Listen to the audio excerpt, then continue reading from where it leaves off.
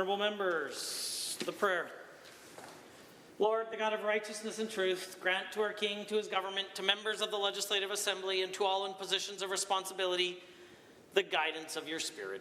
May they never lead the province wrongly through love of power, desire to please, or unworthy ideas, but laying aside all private interest and prejudice, keep in mind their responsibility to seek to improve the condition of all. Amen. Amen. Please be seated.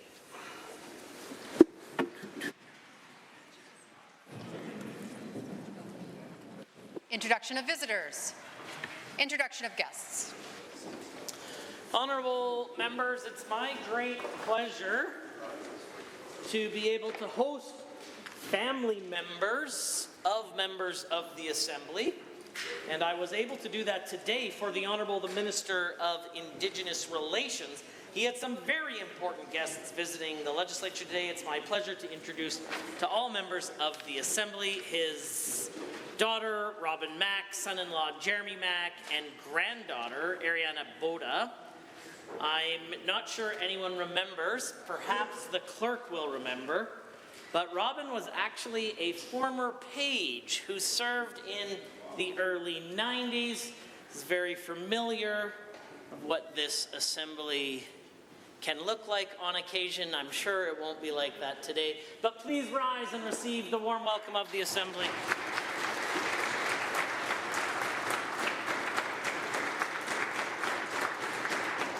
I would like to introduce two members of the Assembly, community members that were here today as part of World Book Day to celebrate the Book Publishers Association of Alberta hosted an event in the lower rotunda today that I know many of you were able to participate in.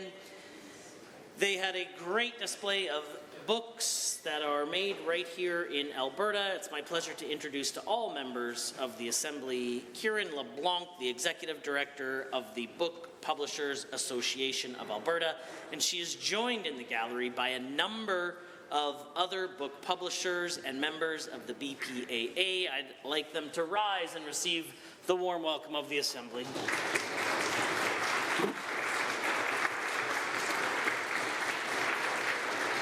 The Honourable Member for Edmonton Decore has a school group. Mr. Speaker, it's my honor to introduce you and through you to the members of the Assembly, grade 6 students from Glengarry Elementary School, the first Arabic bilingual public school in the province. I ask the students and their teachers, Wafa Abbas and Lubna Farhat, and I say Ahlan wa Sahlan and ask them to rise and receive the traditional welcome of the Assembly. The Honourable Member for Sherwood Park has an introduction.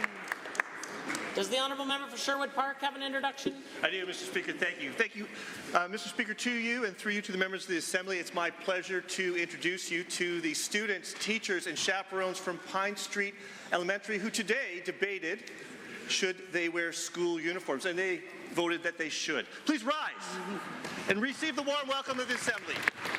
Adriana. The Honourable the Minister of Health has an introduction. Speaker, it's an honour to rise and introduce through you and to you and to all members of the Assembly, Dr. Ritash Ram, family physician and rural generalist, president and founder of the Riverside Medical Clinic, and president of the AMA section of rural medicine. Thank you for being such a strong advocate for rural health. Please rise and receive the warm welcome of the Assembly. The Honourable the Minister of Arts and Culture. Rise today to introduce to you and through you to all members of the Legislative Assembly some of the amazing publishers here for Alberta Book Day: Macon Bishop, Justin Pitt, McKinley Darlington, Kyle Flemmer, Christine Kohler, Meredith Thompson, Caroline Ortiz, Tom Lohr, Kay Rollins, Wendy Perk, and Elisha Snyder. Please rise and receive the warm welcome of this Assembly. The Honourable Member for Edmonton, Highlands, Norwood. Rise and welcome so many transgender Albertans and their allies in the gallery today, including Rowan Morris, a 23-year-old transgender Albertan and founder of Trans Rights YAG, and Bradley LaFortune, Executive Director of Public Interest Alberta. Please all rise and let's give Rowan, Brad, and all these guests a very warm welcome. The Honourable Member for Banff, Kananaskis. Thank you, Mr. Speaker. To you and through through you, it is my pleasure today to rise and introduce community leaders and builders and people who exhibit inclusivity in sport every single day. From the Bow Valley Pride community, Ren Laverne, Rachel O'Reilly, Mish Lam, Finn St. Denis, Kai Lyle, and Carly Moore, please rise and receive the warm welcome of the Assembly. The honourable member for Edmonton Whitemud. To introduce to you and through you and to all members of the Assembly, Sunny Kakkar and Raj Malhotra, who are the founders of Safarish Network, which connects professionals in the South Asian community across Edmonton and Calgary, and they're joined today with their significant others, Mandeep Kakkar and Archana Malhotra. I'd ask them to please rise and receive the warm welcome of this Assembly. The honourable member for Leduc Beaumont. Mr. Speaker, I would like to introduce Ms. Emily Kellendorfer from Killam, right next door to my hometown of Forsberg. Emily is an ambitious political science student at the University of Alberta, and as a fellow political science graduate myself, I would certainly encourage her to seek public office, but only as a last resort. Emily, please rise and enjoy the warm welcome of the House. The honourable member for Edmonton Rutherford. It's an honor to introduce to you and through you into the Assembly my beautiful relatives, my trans relative who come out so young to his supportive parents. I love you, I believe you, I support you. Please receive the warm welcome from all of us here in the Assembly. The honourable member for Edmonton Glenora. Thank you very much, Mr. Speaker. Later today, I'll be tabling tens of thousands of signatures on a petition, and some of the folks to help gather them here to save the Royal Alberta Museum original site are Stuart, David, Don, Daryl, Marianne, and Sherry. There are others here as well, but I ask that anyone who's part of that please rise and receive the warm welcome of our assembly. The honourable member for Edmonton Southwest. Mr. Speaker, it's my pleasure to introduce to you and through you Louis Balargian, a constituent of Edmonton Southwest and an advocate for the preservation of the former Royal Alberta Museum. Please rise and receive the warm welcome of this Assembly, Louis. The honourable member for Edmonton West, Henday. Thank you, Mr. Speaker. I rise today to you and through you to introduce you to the wonderful, amazing folks from Pride Corner on White in Edmonton. Here, a staple for our community, Claire Piran, Erica Postoraro, and Tess Chappelle. Please rise and receive the warm welcome of this Assembly. Are there others? The Honourable, the Leader of the Official Opposition. Thank you very much, Mr. Speaker. It's my honour to rise to introduce Chris Galloway, Mitchell Pollock from Friends of Medicare, Deanna Ogle from Canadian Labour Congress. Please rise to receive the warm welcome of this Assembly. The Honourable Member for Edmonton, McClung. Mr. Speaker, I'm pleased to rise today to introduce a very determined octogenarian plus, June Acorn, an advocate and petition organizer who's organizing people all over the province to stand up and save the former Ram from destruction by the UCP government as it was a gift. Please rise and accept a warm welcome of the Assembly. Are there others? The Honourable Member for Lloydminster. Mr. Speaker, I'm happy to introduce to you and through you to all members of the Assembly the Canadian Association of Medical Radiation Technologists, who spoke to us today about how they fit in to the medical system. Please rise and receive the warm welcome of this Assembly. The clerk, please. Good. Ministerial statements. Member statements. The Honourable Member for Edmonton Rutherford has a statement to make. Mr. Speaker, it was a brisk fall in 2013 when a leader stood before her party and asked them to endorse her leadership. This leader told them that she had learned the lessons of the past year and promised to do better. She promised she would stand up for the rights of all Albertans, including the 2S LGBTQ+A community. She promised she had listened to Albertans and no longer believed in gambling away their retirements with the Alberta Pension Plan or wasting money with an Alberta Provincial Police Force. She promised that she now believed in climate change, and she promised that she would stand up against corruption with the current sitting Conservative government. But 14 months later, after she had her membership endorsement, she betrayed them and crossed the floor. Things change, Mr. Speaker, but none of them have changed as much as this Premier has. This weekend, we saw the Premier campaign and vote against so much of what she once believed in, what she once staked as the principles she wanted to bring to the government. Her government is now attacking 2S LGBTQ+A Albertans and their rights. Her government is still out to grab and gamble the pensions of hardworking Albertans. Her government now praises carbon dioxide rather than to reduce emissions. She does all of this while her ministers accept luxury box seat hockey tickets while ignoring the cost of living challenges Albertans are facing.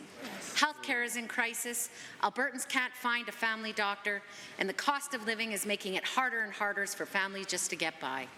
Albertans are struggling, looking for more, looking for a government focused on them, not leadership reviews. They won't get that from the UCP, but in 2027, they will get it from the head Nenshi and the Alberta NDP.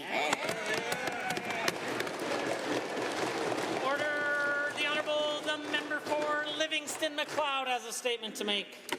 Thank you, Mr. Speaker. Today, our government announced a $42 million investment into strengthening primary health care across Alberta. This significant funding commitment is part of our ongoing efforts to ensure that all Albertans can access the care they need when and where they need it. Albertans have made it clear that timely, reliable access to primary care is a top priority, and we are responding with our focused approach to enhance services that are vital to our healthcare system. The funding announced today includes $30 million over 2 years to expand services at 4 community health centres: the Alex Community Health Centre, CUPS Calgary Society, Jasper Place Wellness Centre, and Radius Community Health and Healing. These centres will broaden their range of essential services, providing team-based primary care for Indigenous and marginalized groups, mental health services, walking care, outreach, and additional supports like housing navigation, recovery support, and food access programs. Additionally, as part of this comprehensive $42 million investment, we are dedicating $12 million over the next 2 years through the Rural Health Action Plan. This funding will support rural health by helping communities recruit more providers and expand team-based services in local clinics. Mr. Speaker, strengthening primary health care is one of the many ways we are working to improve access to services for all Albertans. Recently, we also announced plans to expand cardiac care in southern Alberta with the addition of a cardiac catheterization lab at Chinook Regional Hospital in Lethbridge. Currently, patients from southern Alberta needing cardiac care must travel to Calgary, placing strain on families and increasing pressure on Calgary facilities. This new lab will serve an additional 1,500 patients each year in southern Alberta, bringing vital care closer to home. As we move forward with these healthcare improvements, our government remains committed to supporting the health of all Albertans in a way that reflects the growth and evolving needs of our communities. Thank you, Mr. Speaker. The honourable member for Calgary-Klein has a statement to make. The first weekend after session provided a stark contrast between the UCP and Alberta's NDP. There were 2 big gatherings. So one was a room voting to hurt human rights, obsessed with chemtrails and resistance to evidence. And the other featured thousands of voices, the Alberta NDP included, joined in the collective roar of love and resistance, fighting for each other, fighting for all of us, fighting for what this Premier used to say she stood for: freedom. Freedom should mean living a life of dignity, to be active participants in schools, sport, society, and at large. Freedom from the government meddling in our medical decisions, and the freedom for parents to make decisions in careful and thoughtful collaboration with medical professionals. This weekend at Calgary City Hall and the Alberta Legislature, Queer Citizens United and Skipping Stone rallied along with others, community members, allies from all walks of life.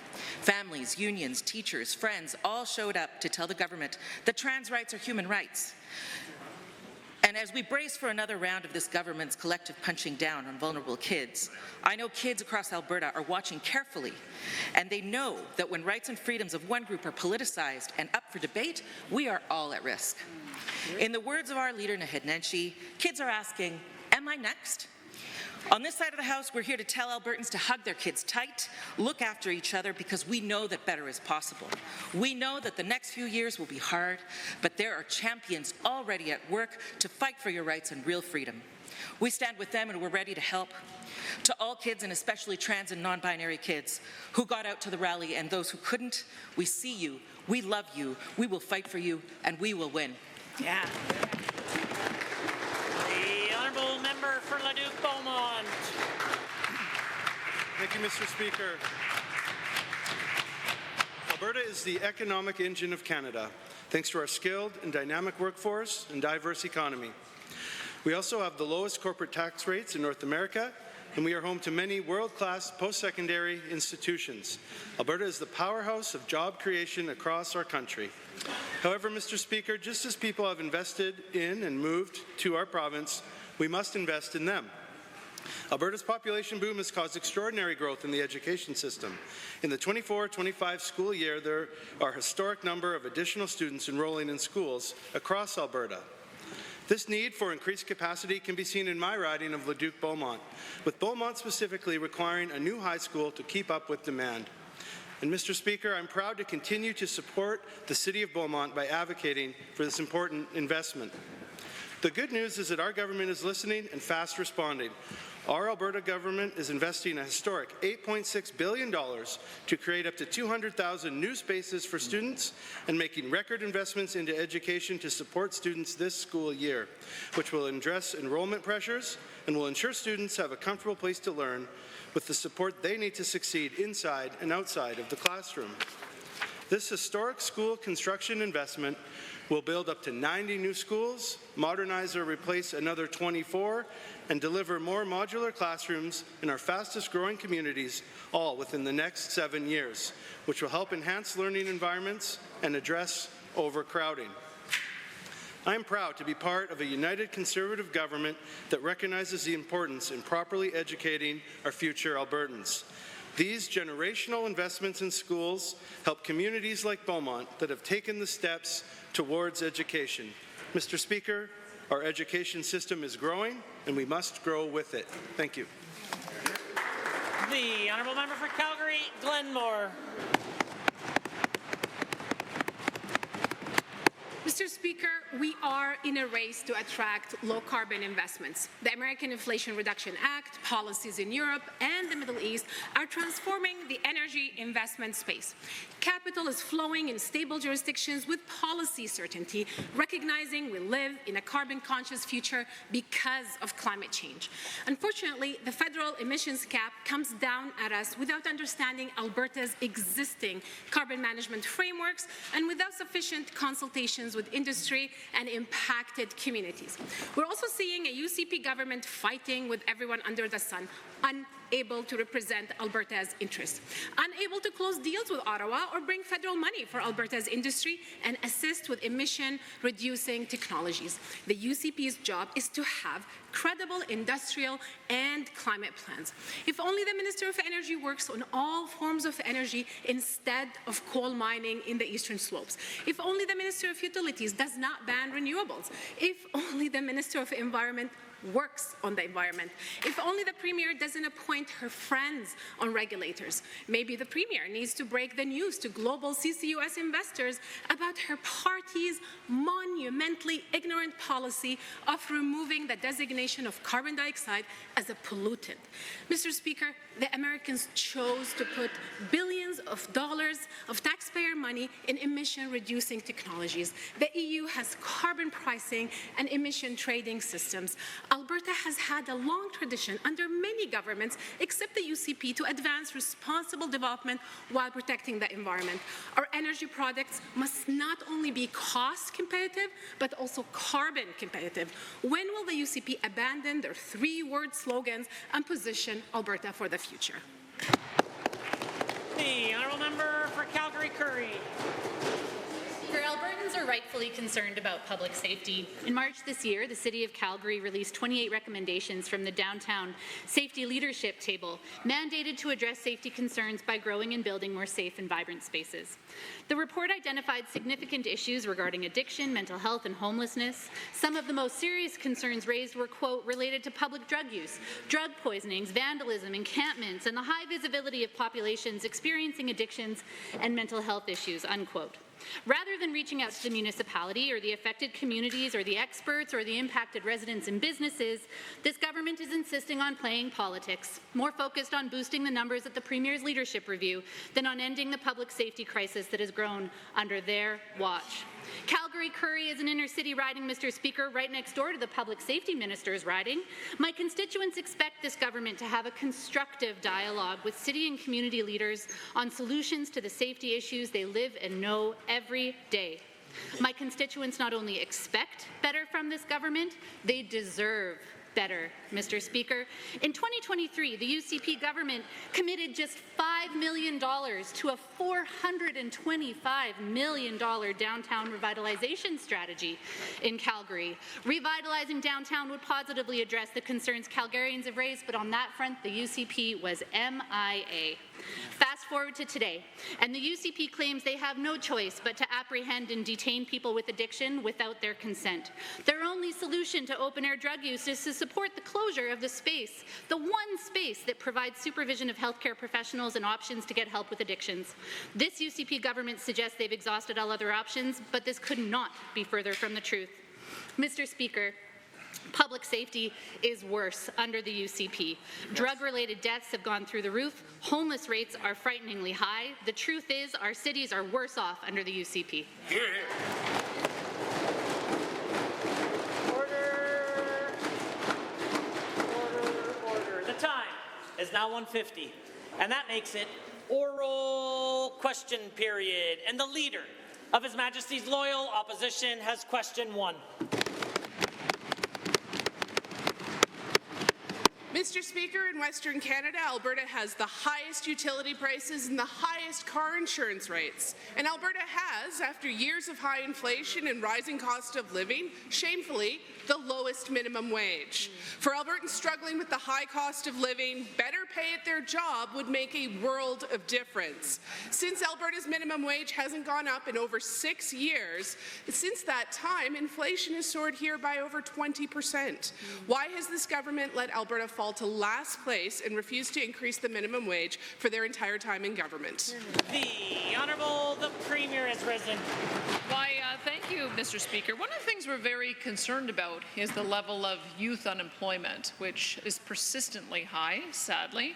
We may have a 7% unemployment rate in our big cities. Lots of people are coming here. Many of them are able to find jobs within a few months, and yet the youth unemployment rate is almost double that. I would encourage the members opposite to look at the minimum wage as the entry-level wage so that individuals are able to get that first job, first toehold into the market, so that they can develop their skills and be able to expand it. That's what we're looking at. And as soon as we start seeing those youth unemployment rates go down, we know that we won't have an impact if we raise it. The Honourable Leader of the Opposition. Mr. Speaker, the Premier doesn't understand who our minimum wage workers are. 65% of them are not students, and with inflation soaring by more than 20%, worker buying power is eroded.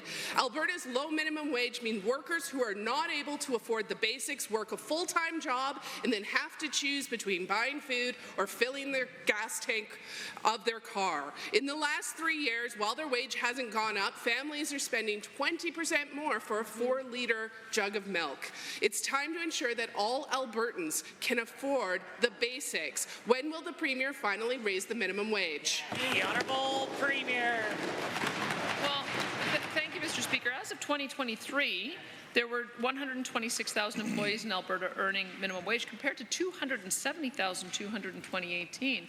What happens, Mr. Speaker, is if an individual can get that first job and prove themselves on the job, they very quickly get promoted. They get promoted into a higher wage category. But if they can't get that first job, then they end up with persistent unemployment. 14.3% is the youth unemployment rate in Alberta due to national economic pressures as well as making sure that we have opportunities for them. The Honourable Leader of the Opposition. Lowest minimum wage in the country, our high youth unemployment, isn't because of that. Albertans want a stable economy and they want wages that keep up with the high cost of living, but this Premier has instead focused on her conspiracies like chemtrails instead of working on the basics that make a difference for families. Instead of hanging out with the wealthiest people in skyboxes, the Premier needs to spend a day with working families struggling to pay the bills. So will Albertans see an increase to the minimum wage under this Premier, or will they have to wait for a new government in 2027? The Honourable Premier. Well, Mr. Speaker, I can tell you what we won't do. We won't do what the NDP did, which is have a massive increase in the minimum wage when they first came in, which resulted in a massive decrease in the amount of jobs that were given to youth. The people most impacted by that huge increase were those in rural Alberta and those aged 16 to 24. Missing out on that opportunity to get a toehold into the market. We're monitoring our youth unemployment rate, and we're using that as a bit of a gauge about whether or not the minimum wage can go up. As soon as we have some comfort that those young folks are being able to get a job, we can have a discussion about that. The Honourable Leader of the Opposition for a second set of questions. This Premier is monitoring Albertans falling further and further behind and doing nothing. Just like in our school system, Alberta ranks last for per capita education spending in the entire country. For such a wealthy province, this Premier and her government have never made education a priority. What this means, Mr. Speaker, is students don't get the classroom supports that they need. Why? Why does this UCP government choose to spend the least in Canada for each precious Alberta student? The Honourable Premier. Thank you, Mr. Speaker. In 2018-19, the NDP education budget was $8.3 billion. In 24-25, the education budget was $9.3 billion. We know we have to invest in K-12 education, and we are. The other thing that we're looking at is how we would be able to support our schools with targeted support. So we did give them additional dollars in order to be able to hire 3,000 more teachers, EAs, and education assistants over the next 3 years. We've committed $1.5 billion to support the specialized learning needs of students, and as we find out more pressure points, we'll do more. Leader of the Opposition. Mr. Speaker, talking about total spend is disingenuous when we are talking about the per capita funding for students. Given the UCP government changed the funding formula, which has led to this problem, Albertans do not want their kids to fall behind. But instead of focusing on the basics, this government chases chemtrail conspiracies. Albertans know their kids' classes are too big. When can parents expect to see this government actually fund education by at least the Canadian average? That would be a great start.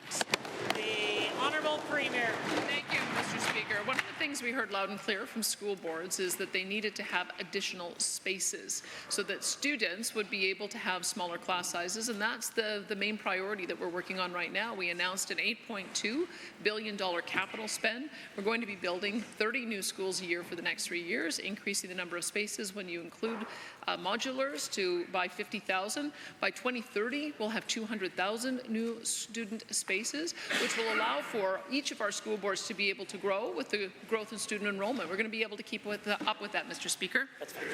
The Honourable Leader of the Opposition. Mr. Speaker, the Premier knows school boards can't afford the teachers. They also can't seem to afford to hire EAs and pay them the salaries they deserve. And that means students who are struggling in classes are not getting the supports they need. A student who's in ESL doesn't get the support that they need. A kid falling behind in math doesn't get the support that they need. And when this government chases conspiracies and chemtrails, our students are not getting the supports that they need. Our future economy depends on a well-educated workforce. Why has this government taken Alberta and put us in last place when it comes to funding? The Premier has the call. Thank you, Mr. Speaker. As I mentioned, we gave $1.2 billion to school authorities to hire more than 3,000 teachers, EAs, and other educational support staff. We trust the judgment of our school boards to be able to decide which educational professionals make the most sense in their environment. On top of this, over the summer, we also injected an additional $125 million into the system, where school authorities can use that to hire up to 1,000 teachers. We also know that we have a serious mental health crisis in our school system, and as a result, we're funding $50 million through the Mental Health in Schools pilot pilot program. We've invested $70 billion in CASA mental health classrooms, so we can give that support too, Mr. Speaker. The honourable member for Edmonton Whitemud has a question to ask. In 2014, the Premier stood right here in this legislature, holding back tears as she shared the stories of kids facing rejection and abuse because of policies forcing parental notification. Policies that outed kids, denied them their privacy, their dignity, and in some cases, their lives. Back then, she said, quote, "This really is a case of life or death for some of them. Some try to kill themselves. Sometimes they succeed and die." So can the Premier tell us why now her political future is worth more to her than the lives of trans kids? The Honourable the Minister of Education. Well, thank you, Mr. Speaker. Parental notification and consent as it relates to changing a student's preferred name or pronoun is an important element that our government is moving forward with. It's important because we want to make sure that parents are involved in these difficult conversations. We know that you get the best possible results for students and for children when you're able to bring parents into the conversation, educators and other professionals that are able to work together. Of course, additional counseling and other supports are available to students should they need them in our education system. The honourable member for Edmonton Whitemud. So now we know those kids are not even worth a response from the Premier. Everyone wants kids to be safe, to have parents actively involved in their lives, and for schools to be places where they can grow with confidence. If James goes by Jamie or Alexandra prefers Alex, their lives shouldn't be upended. But under the UCP's anti-trans policies, that's exactly what will happen. Teachers forced by law to notify parents, parents forced into bureaucratic red tape, children left feeling vulnerable, shamed, and scared. Why is this Premier so determined to undermine children's safety and well-being? Were those 4,200 votes worth it? Yeah. The Honourable the Minister of Education. Mr. Speaker, to suggest that the Premier doesn't care about children or care about Albertans is beneath the member opposite. I would call upon the member opposite to retract and apologize for those comments. The Premier and the entire United Conservative government care deeply about all Albertans and all children. That's precisely why we brought such legislation forward, to make sure that parents are involved in these difficult and challenging moments in a child's upbringing and educational journey. As I mentioned before, we know that when parents, professionals, and educators are working together, we get the best results. The honourable member for Edmonton Whitemud. Well, if the Premier would like to explain why she's changed her mind about the value of trans kids, she's welcome to say something. Affordability, healthcare, jobs, public safety, these are the issues Albertans need addressed. But instead, the Premier is laser focused on stoking fear by denying trans kids healthcare, overriding parental consent, and undermining healthcare professionals with harmful ideological legislation. She's putting kids at risk, violating their rights and their parents' rights, all to pander to a fringe base. When will the Premier stop acting like the Premier of the UCP and start acting like the Premier for all Albertans? Yeah. Honourable Minister of Education has the call. Well, Mr. Speaker, I know that the member opposite actually agrees with our position, because in debate, the member opposite said, and I quote, "The reality is that in terms of brain development, young people, actually their brains aren't fully developed until up to the age of 25, Mr. Speaker." That's precisely what the Premier has mentioned as well, and it is precisely why legislation like this has been brought forward, so that we can ensure that young individuals are not making decisions that might adversely affect and have long-term consequences. Adult decisions of this manner need to be made by individuals who have the opportunity to consider all of the consequences, just as the member opposite agrees with. A point of order is noted at 2:02. The honourable member for Calgary Foothills is next. Mr. Speaker, this government misled Albertans by promising a break on their income taxes of up to 20%. Not only are they failing to deliver their first campaign promise, they are now hiking everyone's taxes through de-indexation, just like they did under Jason Kenney.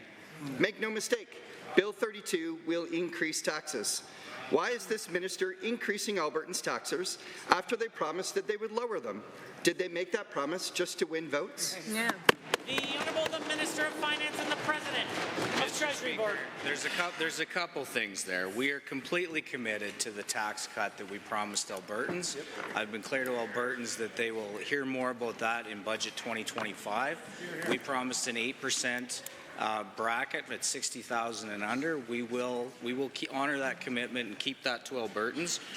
I want to make clear we are not de-indexing. This is about standardization of rates across government. Every year, a choice will be made by Treasury Board. That's about a default setting that's put in place, either 2% or Alberta's CPI, but a decision can be made after. The Honourable Member for Calgary Foothills. Premier Kenney described this tax hike as a bracket creep and an enormous, insidious tax grab. His party dumped him when he hiked Albertans' taxes through de-indexation. So I will ask this government the question that Jason Kenney refused to answer when he was asked. How can the minister justify a tax system which taxes people without their knowledge with this insidious tax grab? The Honourable Minister of Finance. Mr. Speaker, we've been made clear it's 2%. That decision's been made for 2025. It's about a $200 million cost to our programming. And the way the process will work, there will be a default setting to ensure that programs are indexed to the same rate within government. One of the challenges that the Premier saw in our first year and a half in office was that we had different rates and different dates being used across government. And how fair is that to someone in one program that it's being increased at a different rate than another? The Honourable Member for Calgary Foothills.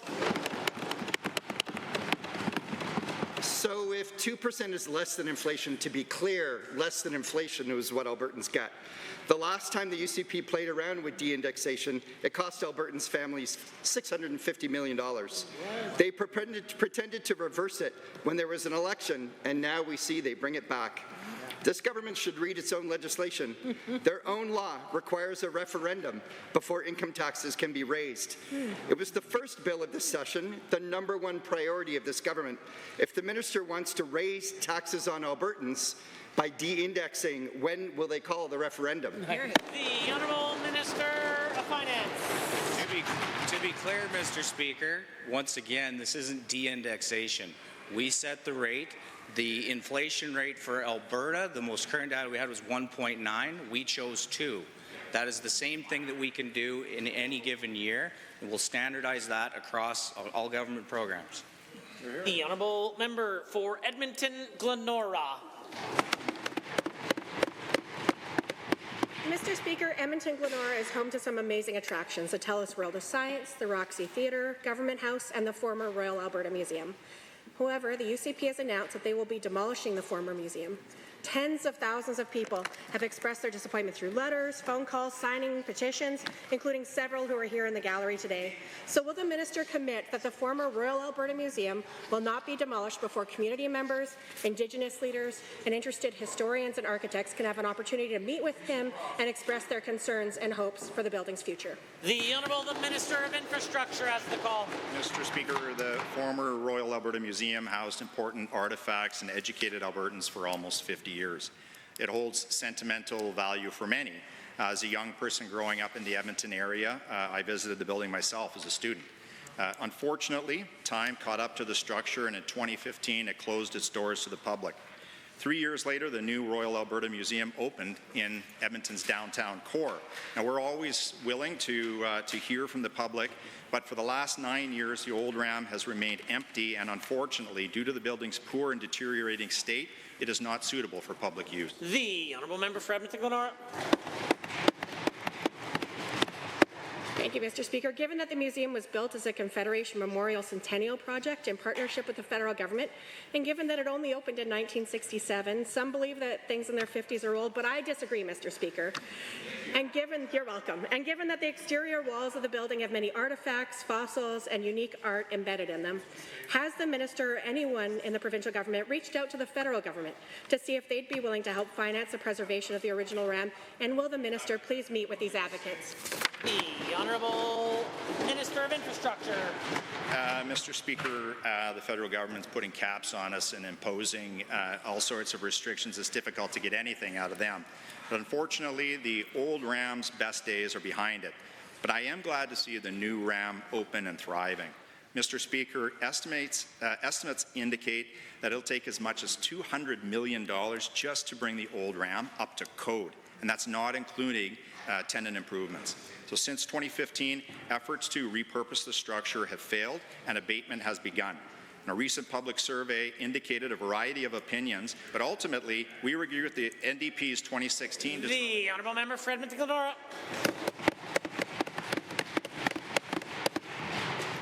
Given that many folks are concerned that this historic building is being demolished just to pave the way for developers to come in and make millions, and given that the minister just referenced a survey, and in that survey 95% of the people who responded said that they want the building saved, and given that the last major historic building overhaul resulted in the Sky Palace, where Jason Kenney and members of his liquor cabinet sipped whiskey, will the minister please assure this House that the land where Government House, the Carriage House, and the former museum reside will not be sold to corporate developers, and that no elected member of the UCP will have a private interest in the matter? The Honourable Minister of Infrastructure. Just to be clear, Government House and Carriage House are the only buildings on site with historic designations. Now that said, we do understand the attachment that the community has to this property, and that's why we are preserving every item of importance from inside the building. We're making plans to save the production of the First Nations petroglyph writing on stone wall that came from the provincial park that's located on that south wall. Now, although no final decisions have been made, it would seem fitting to have this major item become the centerpiece of a future park, letting the museum's legacy continue. The Honourable Member for Cypress, Medicine Hat. Thank you, Mr. Speaker. Recently, Alberta's government announced an important step forward by reducing wait times on water licenses. Water is one of our most precious resources, and as chair of the Water Advisory Committee, I know many Albertans for years have expressed frustration with the long delays in getting these water licenses. To the Minister of Environment and Protected Areas, can you please inform this House how successful we were at reducing wait times for licenses under the Water Act? The Honourable the Minister of Environment and Protected Areas. Thank you very much, Mr. Speaker, and I do want to thank the member for his question, but also for the great work that he's doing chairing our Water Advisory Committee. I am very proud to say that we've reduced wait times for Water Act licenses by 57%, Mr. Speaker. 25% of that has been in the last year alone. This, of course, helps businesses, landowners, and communities manage and grow our economy. On average, this means approvals are now being delivered 253 days sooner. Our government knows that wait times can delay projects, reduce economic growth, and limit water users' ability to adapt to changing conditions. That's why, Mr. Speaker, this is a priority for our government. The Honourable Member for Cypress, Medicine Hat. This is great news for Alberta, Mr. Speaker, and thank you to the Minister for this great step forward. Given water rights are an ongoing topic of conversation in my constituency, and given how important it is for landowners, communities, and businesses in my constituency to acquire the water licenses they need to ensure that they can meet their agriculture and economic prosperity needs, can the same minister please tell this House if her department is establishing mandatory service targets to provide timely reviews, ensuring that we build upon the reduced wait times?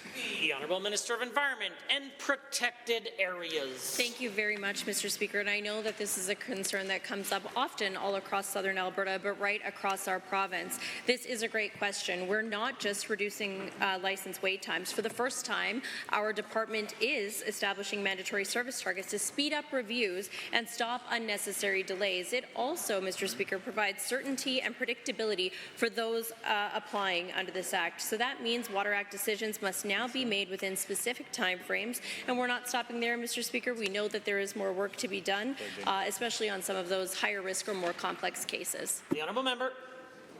Thank you, Mr. Speaker, and to the Minister for her answer.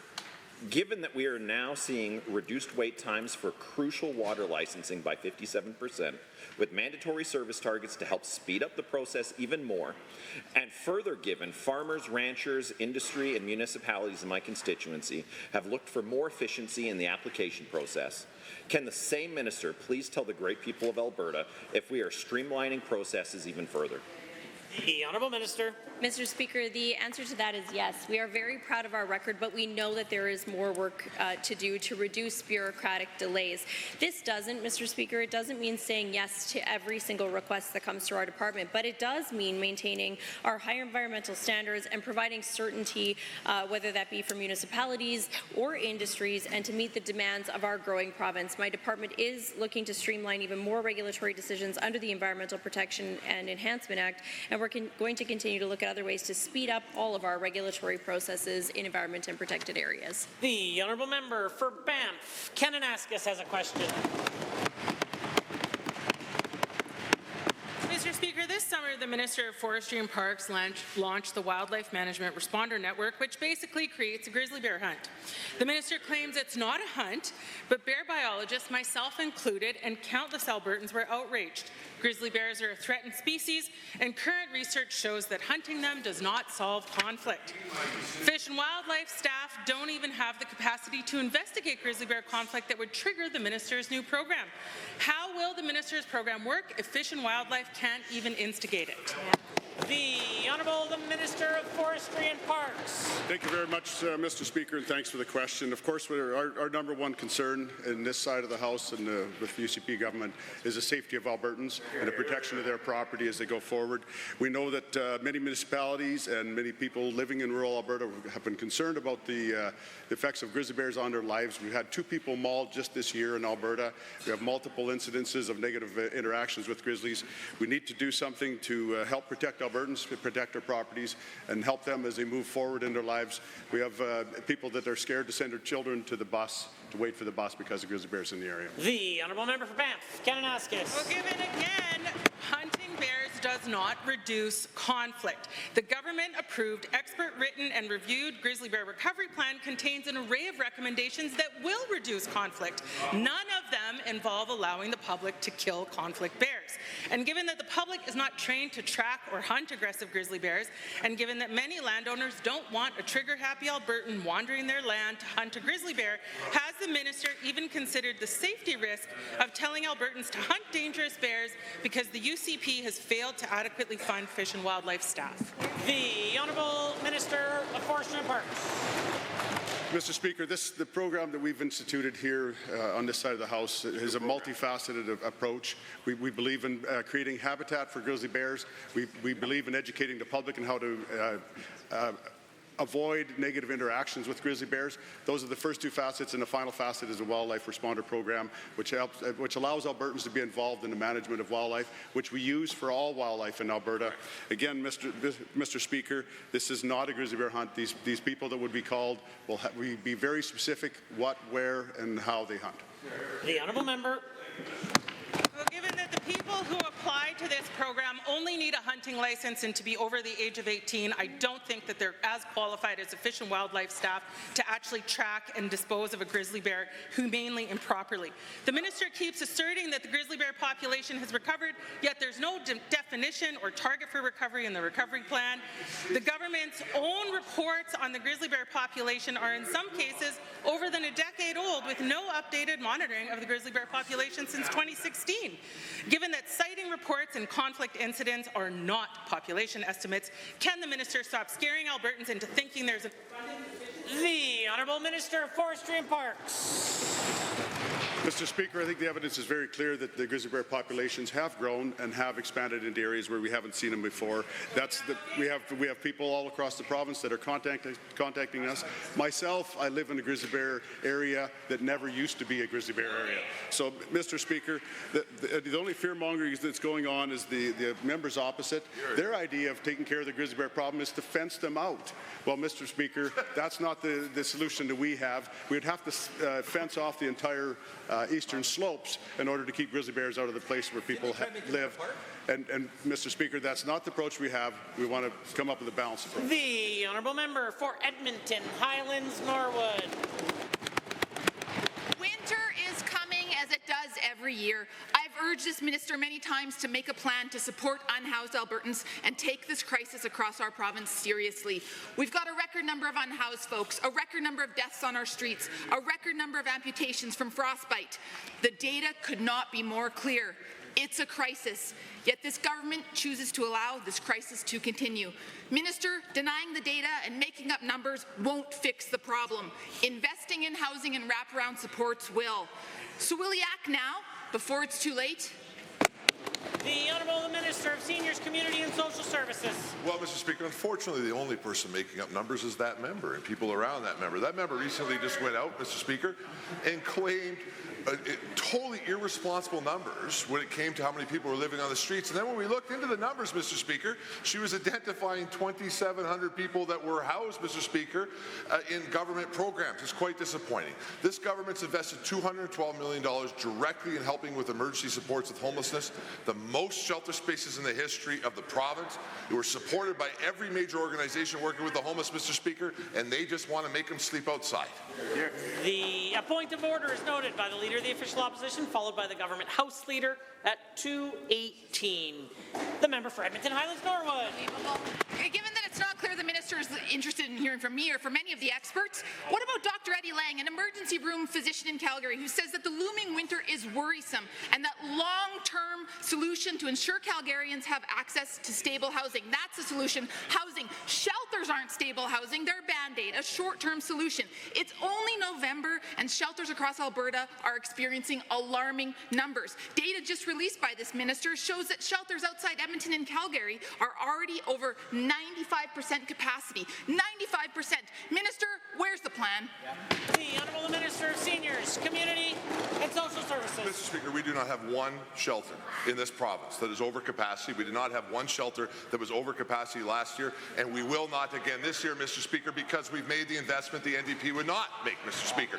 Unfortunately, again, that member wants to continue to stand in this chamber and claim that putting people in tents keeps them safe from frostbite, Mr. Speaker. It is shocking that this is the NDP's approach to caring for the homeless, Mr. Speaker. This is absolutely outrageous, and the average Albertan knows the best plan is to give homeless people a safe place to receive services, not inside freezing conditions, Mr. Speaker, and that's exactly what we're going to do. The Honourable Member for Edmonton Highlands Norwood. Given that the UCP refuses to provide data from Edmonton's Navigation Centre on how many Albertans have been permanently housed, and this minister has claimed that 4,000 people have been connected to housing supports, but these are referrals to a worker and to a wait list, not a home. And given that if you talk to anyone working on the front lines, as I often do very regularly, I don't think this minister ever has, you will hear stories of year-long wait lists, a lack of permanent supportive housing, and a devastating shortage of rental supplements. So to the minister, please, just once, how many Albertans have been permanently housed through the Navigation Centre? The order, the Honourable the Minister of Seniors, Community and Social Services. Mr. Speaker, I'll put my resume for caring for the homeless up against that member any day. I have spent my entire career caring for the homeless. My family started the first homeless shelters in this province, Mr. Speaker, and I can tell you what we know. Forcing people to live on the streets, not providing them care, Mr. Speaker, is absolutely outrageous. That's why this government continues investing and caring for people, Mr. Speaker, and we will never be lectured by the NDP, who continue to try to push forward with plans for palliative care for drug addicts and street people, Mr. Speaker. Shame on that member, and thank you to all those who care for the homeless in our province.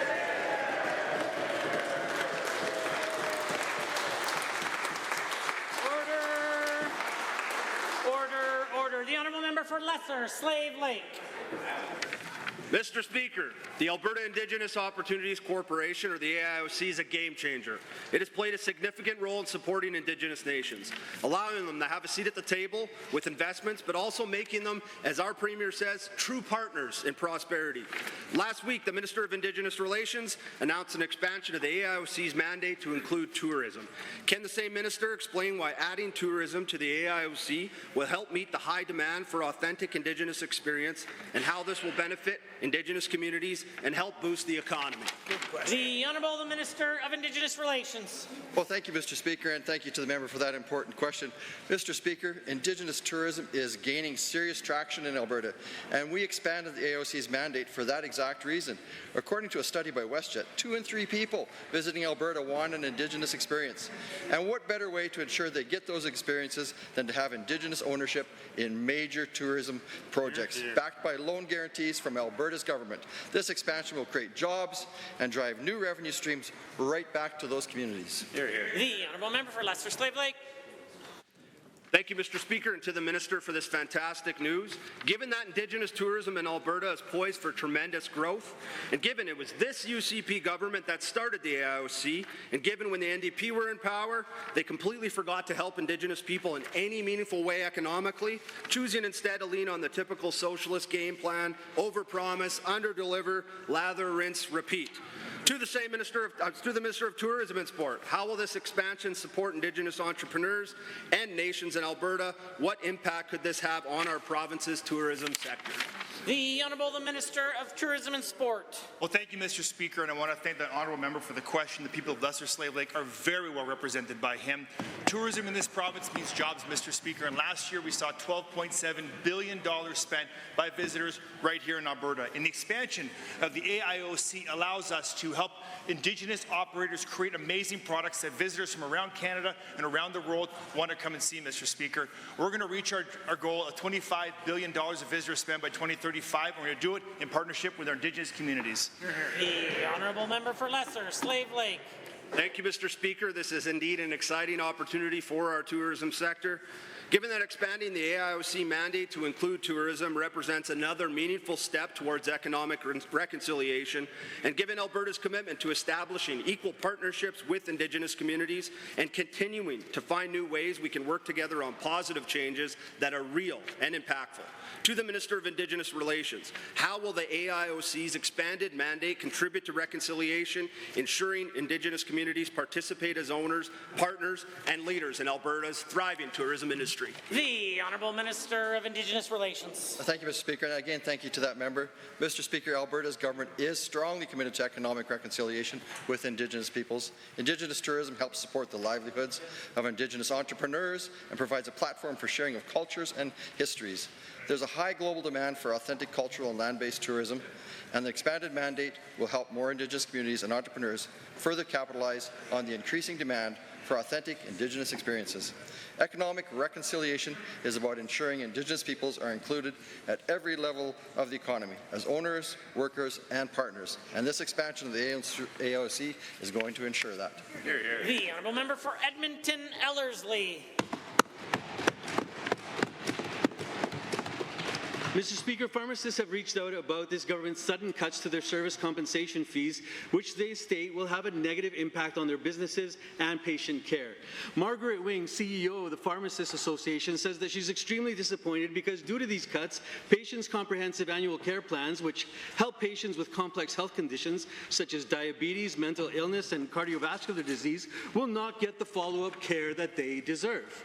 What is the minister's plan to make sure that Albertans will get the care they need after they cut the health supports pharmacists provide?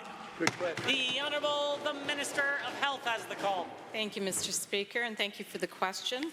In fact, we are not cutting the pharmacy budget. We are, in fact, working within what has been allocated. We have an overall envelope of $670 million. We were due to surpass that.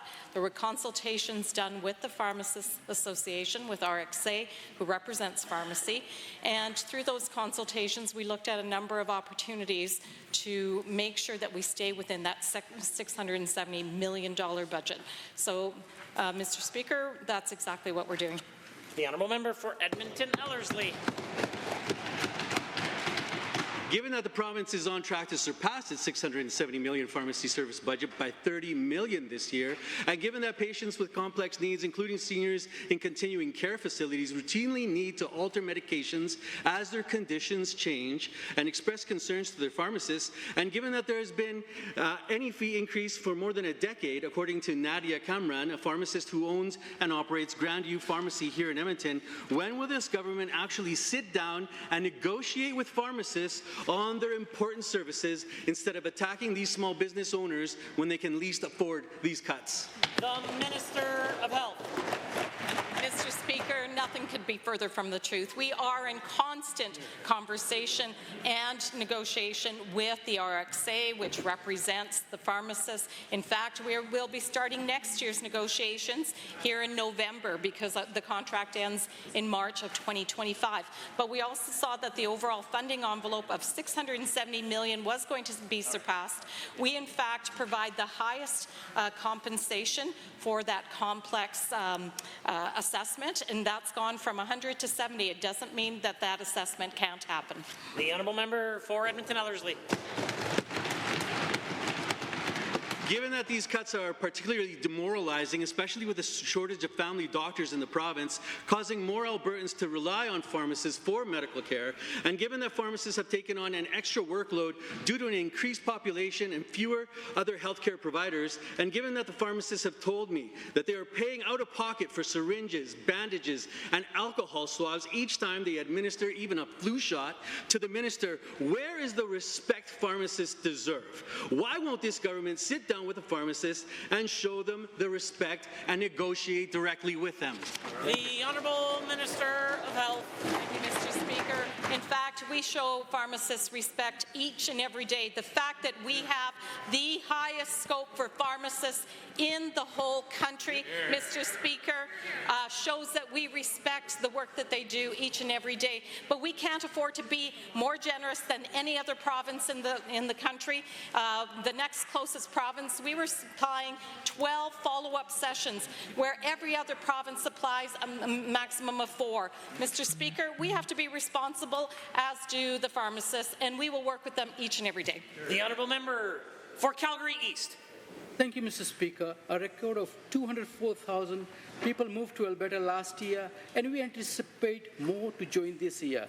We are seeing companies growing their workforce in Alberta, but unfortunately, this growth is not keeping up with our expanding province. The overall slow Canadian economy and a high unemployment rate across the country.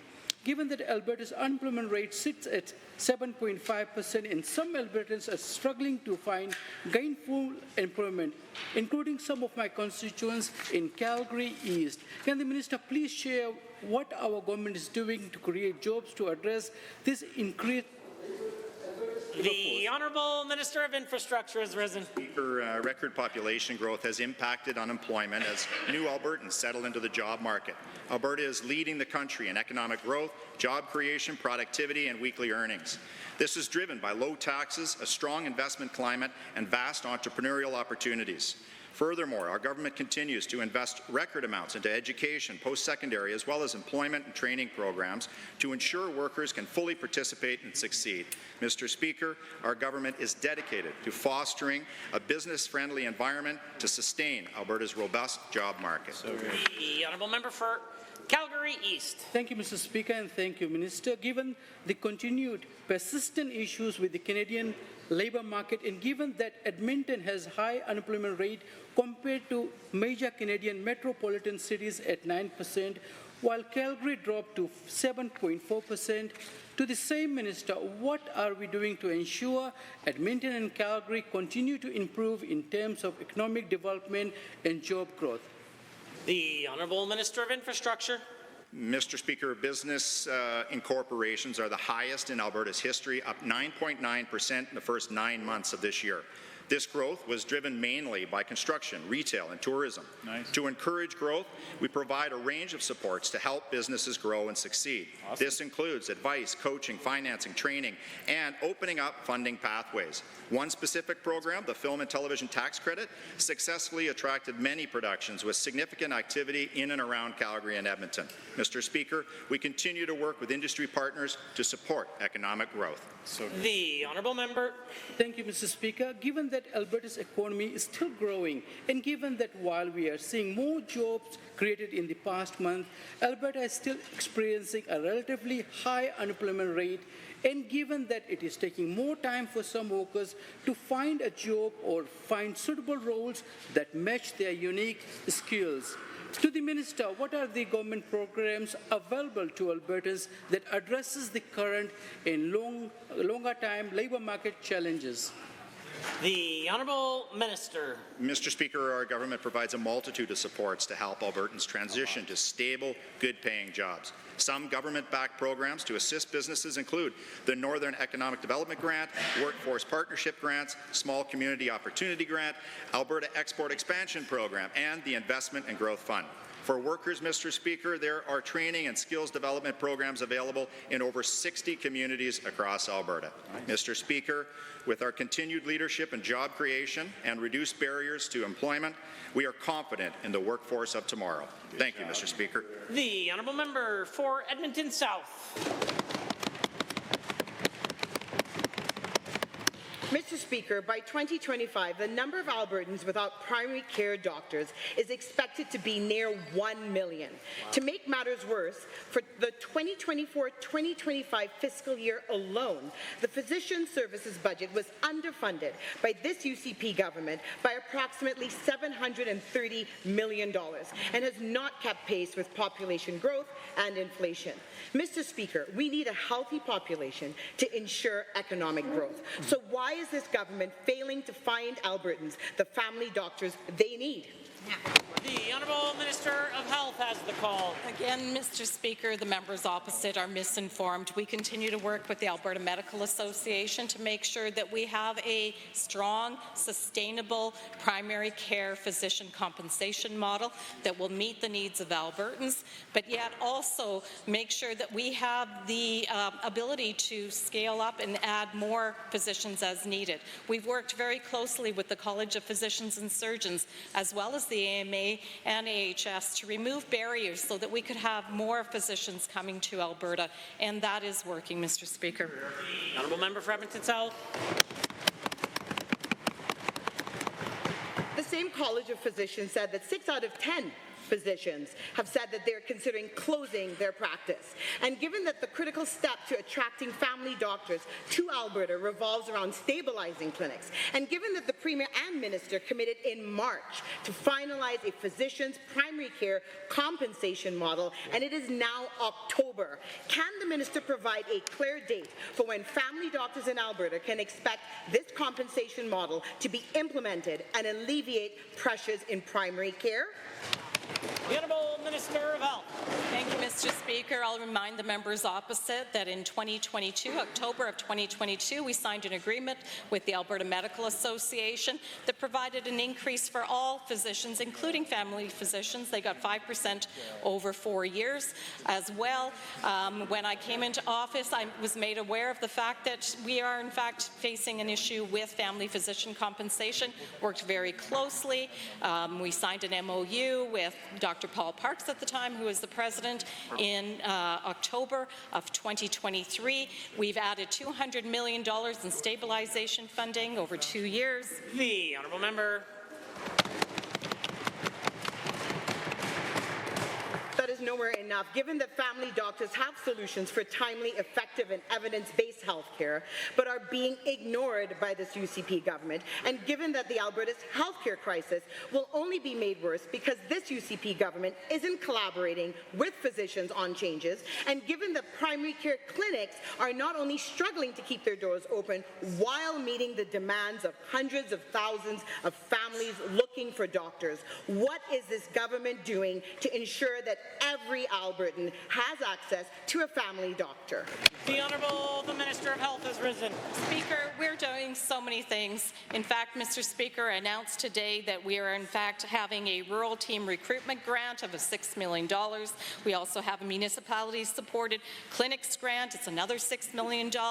We've got a rural health strategy. We've got a nurse practitioner program. Mr. Speaker, I'm going to be happy to share some really great news happening there. We've got the new funding model. We've got $200 million of stabilization, while that new funding model for family practitioners is coming forward.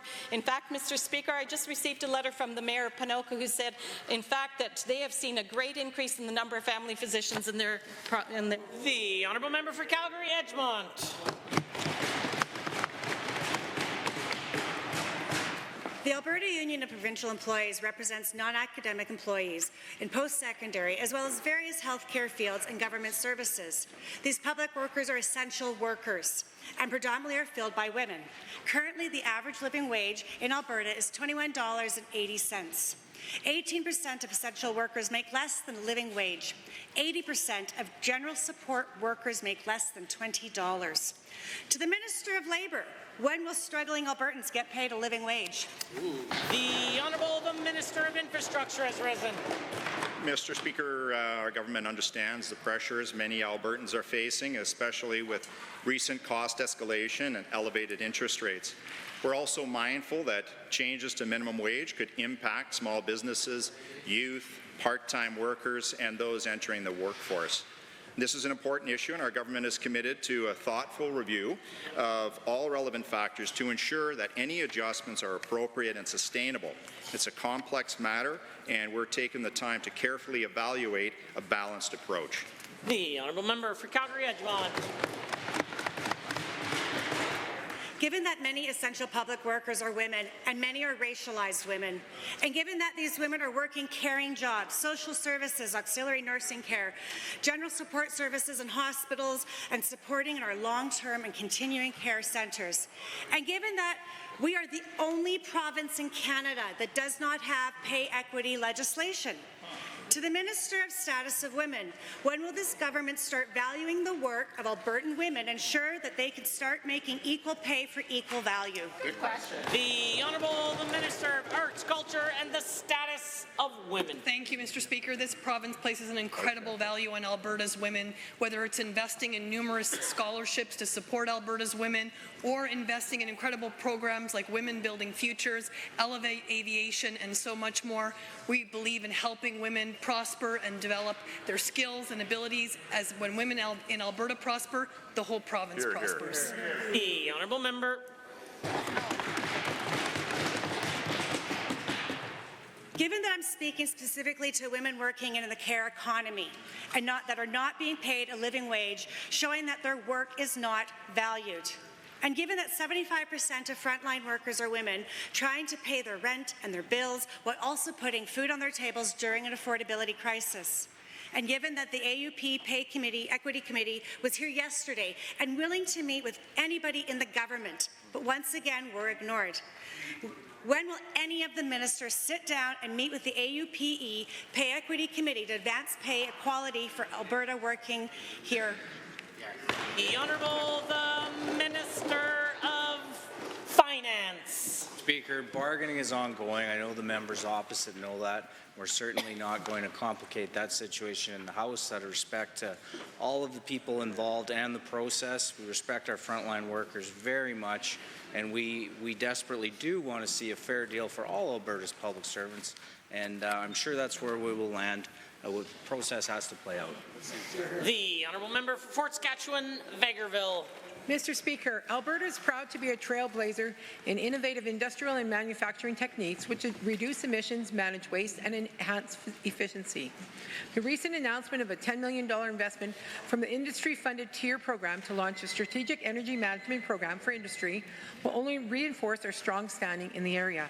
Can the Minister of Environment and Protected Areas provide more details on how this program will support Alberta's industries in managing energy costs while reducing their environmental impact? The Honourable the Minister of Environment and Protected Areas. Thank you very much, Mr. Speaker. With $10 million being invested from the industry-funded TIER program, this will help make our industries more competitive, more efficient, and reduce their energy costs.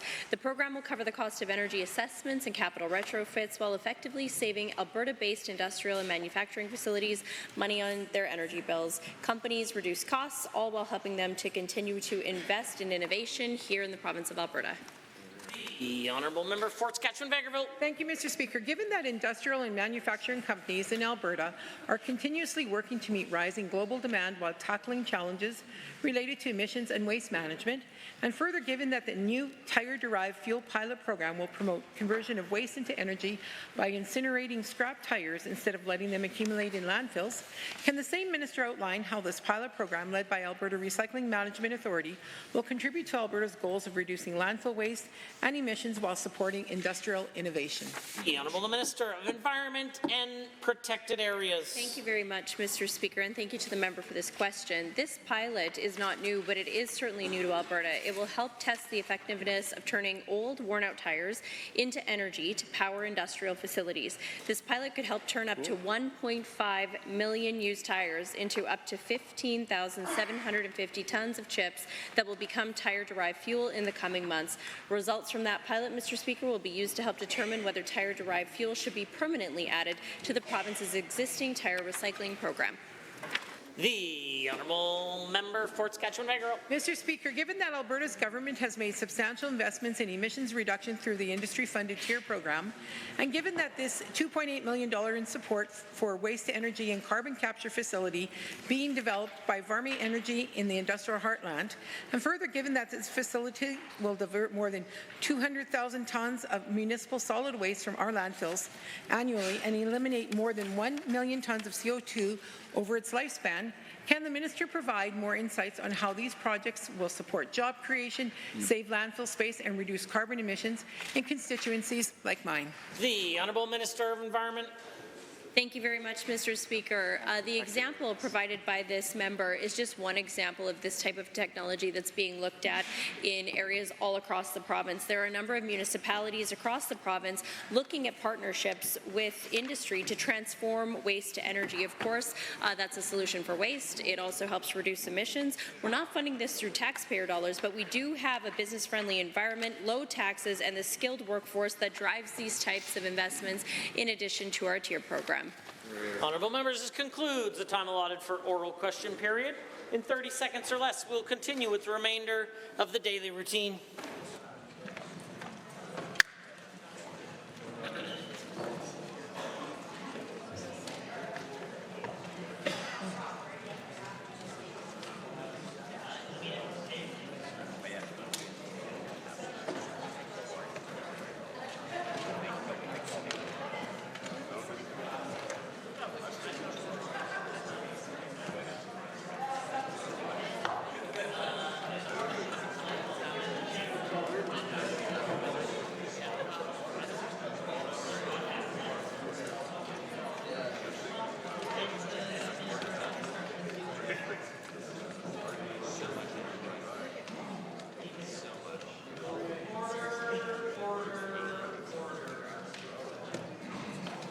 Presenting reports by standing and special committees. Presenting petitions. The Honourable Member for Edmonton, Highlands, Norwood. Thank you, Mr. Speaker. I'd like to table a petition from Skipping Stone and the Transaction Coalition, which reads as follows. To the Legislative Assembly of Alberta in Legislature Assembled. We, the undersigned residents of Alberta, petition the Legislative Assembly to A. Acknowledge that trans and gender diverse youth themselves, as well as their parents and caregivers and healthcare professionals, are the ones in the best position to determine the best course of action for their care to maximize physical and mental well-being. B. Acknowledge that healthcare decisions require a precise and individualized approach for each patient as determined by the patient, their family, and their healthcare provider, free from political interference. And C. Not pass any bill, if introduced, that would restrict, ban, or otherwise increase barriers to accessing gender-affirming care. This petition, Mr. Speaker, has 12,465 signatories from all over Alberta, and I'm so grateful for all of them. Thank you, Mr. Speaker.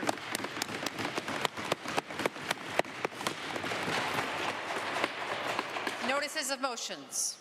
Introduction of bills. The Honourable the Minister of Justice and the Keeper of the Great Seal of Alberta. Well, thank you very much, Mr. Speaker. I'm pleased to rise here this afternoon and move first reading of Bill 31, the Justice Statutes Amendment Act 2024. This bill will make updates to the Electoral Boundaries Commission Act, the Public's Right to Know Act, the Critical Infrastructure Defence Act, and the Alberta Evidence Act. Amendments to the Electoral Boundaries Commission Act would increase the number of electoral divisions in this province from 87 to 89 if passed.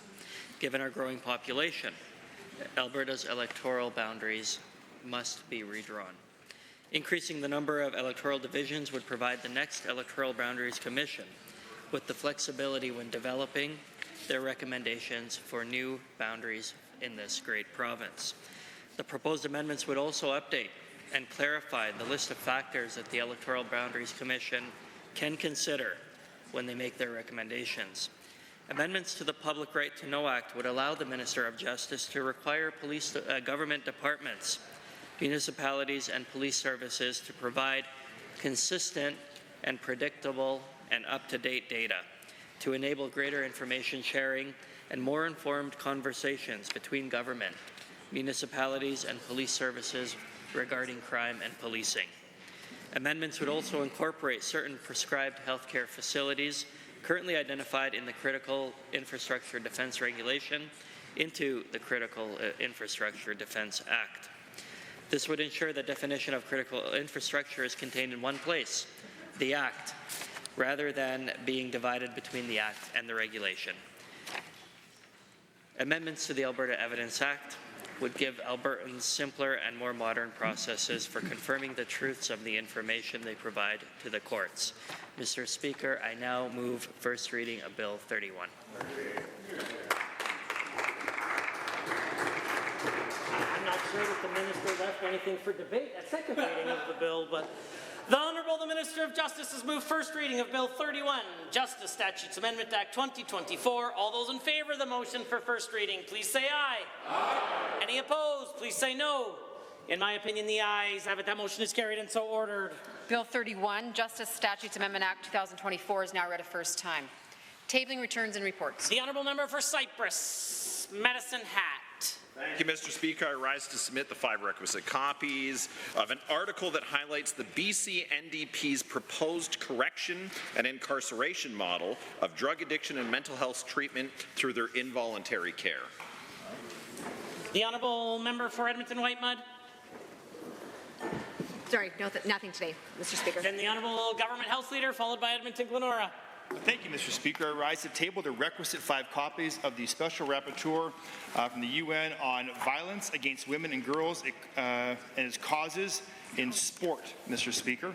It outlines the need for biological female-only divisions. Member for Edmonton Glenora. Mr. Speaker, I'm rising to table a petition that has been gathering tens of thousands of signatures. June Acorn was here earlier today. She started the initial one. There's a second one here, and I encourage all members to look at it. It's about the former Royal Alberta Museum site.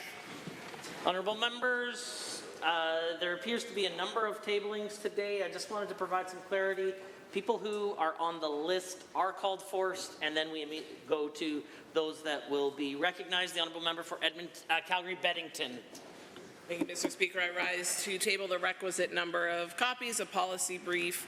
Nice short one for busy folks. Just a one-pager on the harms of opt-out when it comes to sexual health curriculum. The Honourable Member for Edmonton Highlands Norwood has a tabling. Thank you, Mr. Speaker. I'd like to table 5 copies of each of the statements from the Alberta Medical Association section of pediatrics on gender-affirming treatments, and as well a statement from the Alberta Psychiatric Association. Both of these statements are condemning the UCP's proposed anti-trans legislation.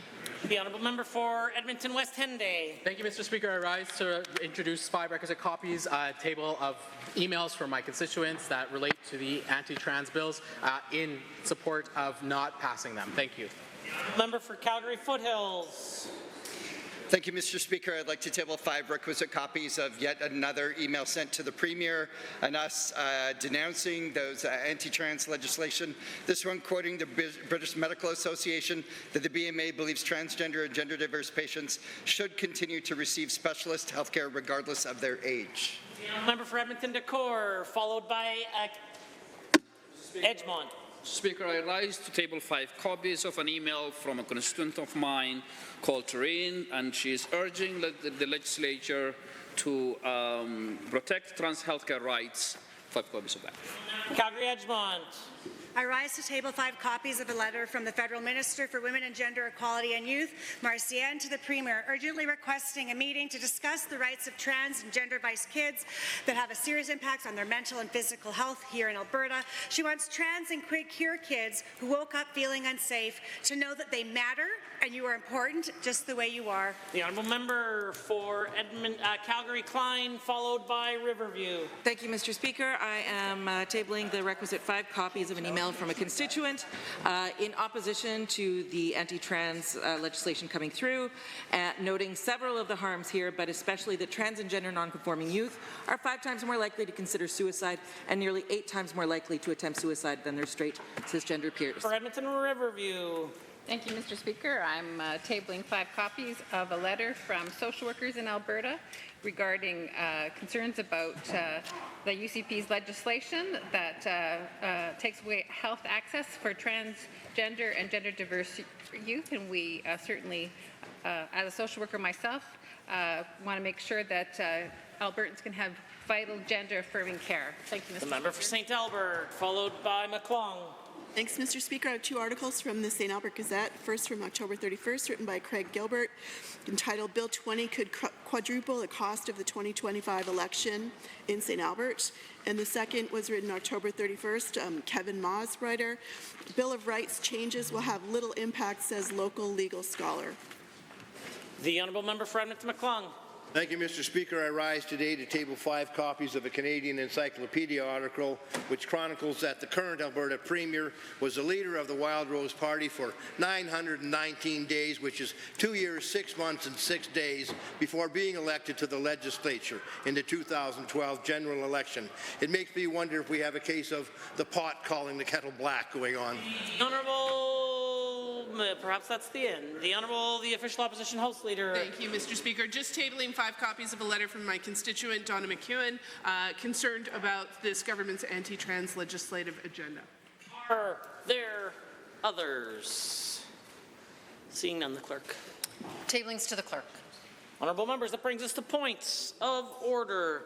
And at 2:02, the official opposition House Leader rose on a point of order. Go ahead. The government House Leader? Yes, Mr. Speaker. At the time noted, actually, before I get into this, I have 2 points of order. I'll withdraw the second one.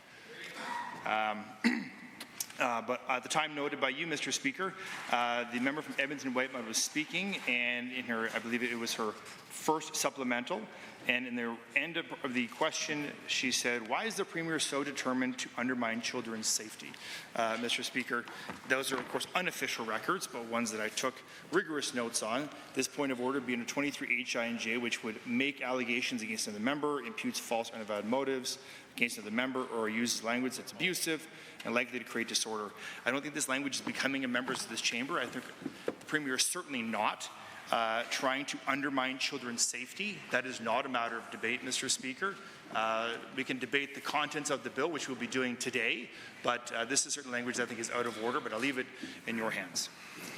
The official opposition House Leader. Thank you very much, Mr. Speaker. Mr. Speaker, I completely disagree. This is absolutely a matter of debate. And for this, I would refer to you April 11th, 2024, Hansard page 1037. Specifically, we have debated in this chamber when things are a matter of debate, when we refer them to a Premier in this case, actions or inactions of an individual member as Premier are not considered a point of order. On that particular day, I will quote from you, Mr. Speaker. You said, quote, the items that were under the debate at that time were, quote, within the purview of the Honourable Premier, of which a point could be made that this is a question about government policy. I don't consider it a point of order, end quote. That was your ruling that day. I submit to you that whether the legislative agenda this government has put forward is undermining kids' safety and well-being is a matter that is under debate here. The Premier is representing that work, and specifically we know that it is undermining kids' safety and well-being because we have just seen a peer-reviewed journal report that anti-transgender laws have a significant and causal impact on suicide risk among transgender and non-binary young people. In this case, the study was across the United States. This is not an accusation. This is not unfactual. This is part of the debate about this government's anti-trans agenda. And again, I submit to you that as on April 11th, 2024, talking about a Premier's record is part of the debate that we need to have in this chamber, Mr. Speaker. I believe this is a matter of debate. Are there others? I do have the benefit of the blues, and I am prepared to rule. Now, I will accept that it's possible that the blues in which I have are not the exact section that the Honourable the Government House Leader refers to, because the Honourable Member for Edmonton Whitemud said, well, if the Premier would like to explain why she changed her mind about the value of trans kids, she's welcome to say something. She goes on to talk about affordability, healthcare, jobs, public safety. These are the issues that care about. And then she goes on to say, the Premier is laser focused on stoking fear by denying trans kids healthcare, overriding parental consent, and undermining healthcare professionals with harmful ideological legislation. And then she continues, well, I have some concerns, and certainly, as I noted on that day, the record of the Premier or the government, of course, is a matter of debate. The challenge that we come up against is when we use direct attacks to a member, not just on their record, but make statements about that individual. And in particularly, when we don't do that through the chair, it often does create disorder. I won't rule that this is a point of order based upon the blues that I have before me, but will provide a general caution with respect to making allegations about a member as we head into what I'm certain will be a contentious period of time before the Assembly. This isn't a point of order. I consider the matter dealt with and concluded. We are, well, in light of the second point of order being withdrawn by the Honourable the Government House Leader, and I was informed earlier that the official opposition House Leader, or the official opposition Leader, and the official opposition House Leader, I suppose, has also withdrawn the point of order that was at 2:18, and so this concludes points of order for today. Orders of the day, orders du jour. Government bills and orders for second reading. Bill 26, Health Statutes Amendment Act 2024, number 2. Honourable Minister LaGrange. The Honourable the Premier.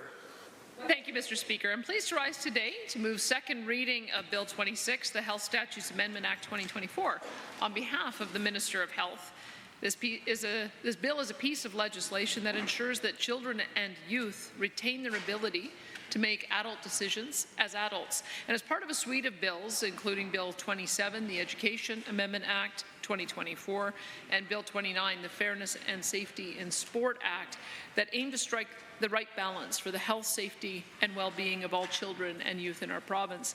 Let me start by saying, Mr. Speaker, there's no place for hate or intolerance in our province, and Alberta's government stands with the LGBTQ+ community and will continue to be an ally of this community. Alberta's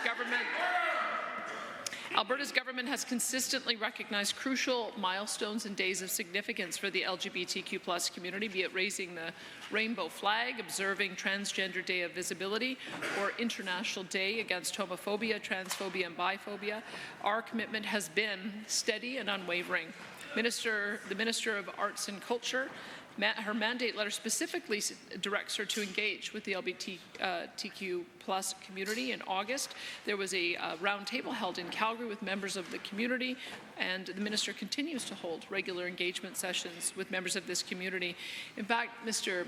Speaker, we have $360,000 in funding that has been provided to Pride organizations and other LGBTQ+ serving organizations by Alberta's government just in the last 2 years.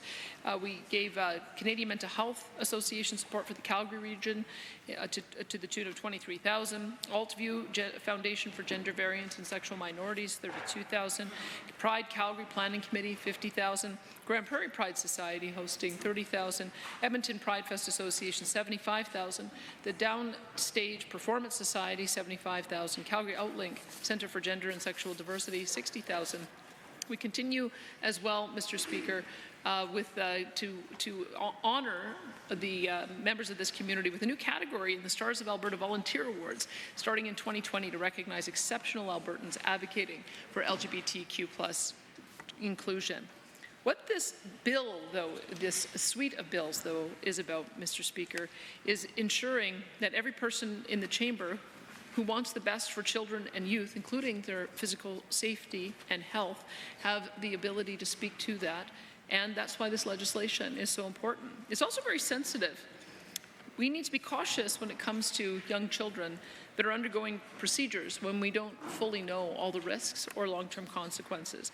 And that's why this policy is designed the way it is, and it's why this legislation is drafted the way it is. It's designed and drafted to help preserve the choices children have before they make serious decisions about their bodies or their ability to have children of their own one day, or to undergo potentially permanent procedures where the benefits and risks are not yet fully understood. Mr. Speaker, more and more people are raising concerns about whether or not children and youth should be beginning treatment or undergoing procedures to change their gender at a young age. We've been paying attention to this research that has been published around the world, and we believe that this is the appropriate method to go forward to make sure that everybody's rights are protected and everybody's choices are protected. At the same time, we're seeing more and more people raise safety concerns related to biological men competing against biological women. The Minister of Tourism and Sport will be sharing more data on this tomorrow when he speaks. Again, through our legislation, we're working to keep Albertans safe while encouraging their participation in sport. After women have spent so much time fighting for recognition, fighting for equality, it is simply unfair to take that away from them by removing their ability to compete fairly against other biological women and to receive credit and congratulations for being the best in their sport. Let me be clear, Mr. Speaker, that I have and will continue to uplift every child who identifies as transgender and who experiences gender dysphoria. That concern and compassion does not end with this legislation. Quite the opposite. That concern and compassion are why I feel so strongly about this legislation. It's why we're also making changes through the Education Amendment Act and why they're also so important. Through that legislation, we're ensuring that everyone, a child, their parents, their teachers, and their peers are all aligned where there are official name and gender changes. When we talk about ensuring the well-being of children and youth who identify as transgender and who experience gender dysphoria, that includes their mental well-being. I can only imagine the impact on the mental health of a child when they have to go by one name and gender at home and then another name and gender at school. You cannot leave parents out as the only ones who don't know what's going on with their children, nor can you expect children and youth to switch back and forth between names and genders depending on where they are and who they're with. That's why this entire suite of legislation is so important. We're unifying policy across different departments, and we're taking into consideration what a reasonable amount of decision-making by minors is. And that's no different than in other areas where we restrict the ability of minors to make decisions so that we can be assured that they are of full capacity to make decisions that will be consequential to them. In short, Mr. Speaker, we are following the science and we are creating balance. I want to make reference to a few international reports that have recently come out, and I will table these tomorrow, Mr. Speaker. The CAS report was released in April of 2022, and it was commissioned, Dr. Hilary Cass was the lead on that. It was commissioned by the National Health Service, NHS, in England in 2022. After 4 years of extensive review of all of the research, they released 32 recommendations ranging from pre- and post-care to data and research to workforce. Following its release, the UK government introduced indefinite restrictions on the prescribing and supply of puberty-suppressing hormones, puberty blockers, to children and people under the age of 18. I'll just quote from the report, Mr. Speaker. Quote, "The rationale for early puberty suppression remains unclear, and with weak evidence regarding the impact on gender dysphoria, mental or psychosocial health. The effects on cognitive and psychosocial development remains unknown." It also goes on to say, because there was other research that it quoted, Mr. Speaker, based on a single Dutch study which suggested that puberty blockers may improve psychological well-being for a narrowly defined group of children with gender incongruence, the practice spread at pace to other countries. Some practitioners abandoned normal clinical approaches to holistic assessment, which has meant that this group of young people have been exceptionalized compared to the other young people with similarly complex presentations. They deserve very much better. It also goes on to say, I've been disappointed by the lack of evidence on the long-term impact of taking hormones from an early age. Research has let us all down. However, we cannot expect you to make life-changing decisions in a vacuum without being able to weigh the risks and benefits now and in the long term. And we have to build the evidence base with good studies going forward. Mr. Speaker, good scientific method involves being very, very careful through study, through clinical assessments, and developing the base of research and evidence before moving forward with these kinds of life-altering treatments. You don't do the research after the fact. That is what the CAS report ended up determining. And this was also paralleled by an earlier report done by Social Styrelsen, which is a Swedish National Board of Health and Welfare. This was released in December of 2022, and it was commissioned by the Swedish government to update their 2015 national guidelines. I'll quote from that as well, Mr. Speaker. National Board of Health and Welfare currently assesses that the risk of puberty blockers and gender-affirming treatment are likely to outweigh the expected benefits of these treatments. And they recommended a number of revisions that take into account efficacy and safety, benefits and risks of treatments that are not proven, uncertainty resulting from the lack of clarity about the causes, that the number of people diagnosed with gender dysphoria has continued to rise, particularly in the 13 to 17 age group, and especially among people whose registered sex at birth is female. Documented prevalence among young adults of medical detransition. Experience-based knowledge of participating experts is less uniform than it was in 2015. But the UK and Sweden aren't the only countries who have updated and further restricted their policies. Finland has also placed tight restrictions on puberty blockers and hormone replacement therapies for minors, as have Denmark, Germany, and Norway. They require multidisciplinary approval for puberty blockers and hormone replacement treatment for use in minors. Now, it seems to me, Mr. Speaker, that the members opposite know just as we do that young children are not able to make the full range of decision-making because their brains are not fully developed. It's been remarkable to us to watch in different debates how they are making the exact arguments that we are making today. The MLA for Calgary-Beddington, for instance, when they were talking about expanding a program to age 24, the rationale that she made was, and I'll quote, our brains aren't finished developing until our mid to late 20s, and the part of the brain that's still cooking in those final years is the prefrontal cortex. That's a really key piece of brain, right? That's the part that is responsible for planning, for prioritizing, for making good decisions. So this is a really critical time in a young person's life when they need supports. She went on to say, prefrontal cortex, right? It's executive function. It's that ability to self-regulate. Some of the things that come along with that are like, how do you delay gratification?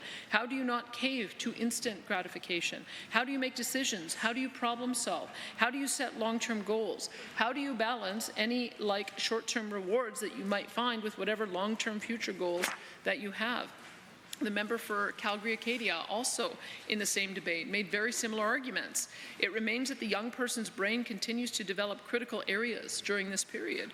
For example, the area of the brain responsible for decision-making, impulse control, and the ability to reason is very slowly maturing during this time. Areas responsible for emotional regulation are restructuring so that you can learn to keep your cool when challenged, and so that you can exist and contribute to society. This whole concept of risk assessment is ongoing during this period. This combination of emotional and cognitive development represents a critical juncture in a young person's life. We know that brain development continues well into the 20s. The same member from Calgary-Acadia, also in a different debate on October the 28th, was discussing a campaign on not doing drugs in this chamber. And here's what she said then. I saw an advertisement the other day where the take-home message was, do not do drugs. Your human brain is not fully developed until the age of 25. So why not wait until you're 25 to try this? I love it. It's evidence-based. It meets adults where they are. It's respectful to their autonomy and decision-making abilities while providing guardrails to keep them safe. It's brilliant and it's the right thing to do. Can we not do the same for the children and youth for whom we are responsible? So, Mr. Speaker, it does seem to me the members opposite are grappling with the very same things that we've been grappling with as we contemplate this legislation. I can tell you So we looked at the international expert, Madam Speaker, and then we also engaged locally. We spoke with researchers, psychologists, we spoke with psychiatrists, psychotherapists, family physicians, urogynecologists, clinical endocrinologists, pediatricians, bioethicists, community organizations, parents, social workers, advocates, universities, professional regulatory bodies, detransitioners, and transgender community members as we charted out a course to take in bringing forward these three pieces of legislation. And I can tell you, one of the endocrinologists we spoke with, Dr. Roy Epen, is an endocrinologist at St. Mary's Hospital in Montreal and assistant professor of medicine at McGill University's Faculty of Medicine. And this is what Dr. Epen had to say. As a physician, I recognize the importance of careful, well-considered approaches to gender-affirming care for minors. These policies provide essential guardrails to ensure that minors have the time, support, and resources needed to make informed decisions as adults and align with the latest systemic reviews in the UK, Finland, Sweden, and other leading jurisdictions. The proposed policies will help protect young individuals during a formative period in their lives, ensuring their choices align with their long-term well-being. Dr. Epen went on to say, there's also questions about height, questions about bone density, and other issues. There's long-term issues about whether or not this is actually affecting brain development. And studies that should have been done for this have not been done. I should also mention, Madam Speaker, that one of the individuals who spoke with us when we unveiled this legislation was Kelly Lynn Peary, who is the founder of Detrans Alliance Canada and a detransitioner. And her story is quite heartbreaking. She was abused as a child and developed severe mental health issues as well as hatred of her body. She thought that transitioning was the right path for her, and she started as an adult, age 37, before detransitioning much later. And her comment was, boy, if I didn't know as an adult that this was the right path for me, how is a young child supposed to know that that's the right path for them?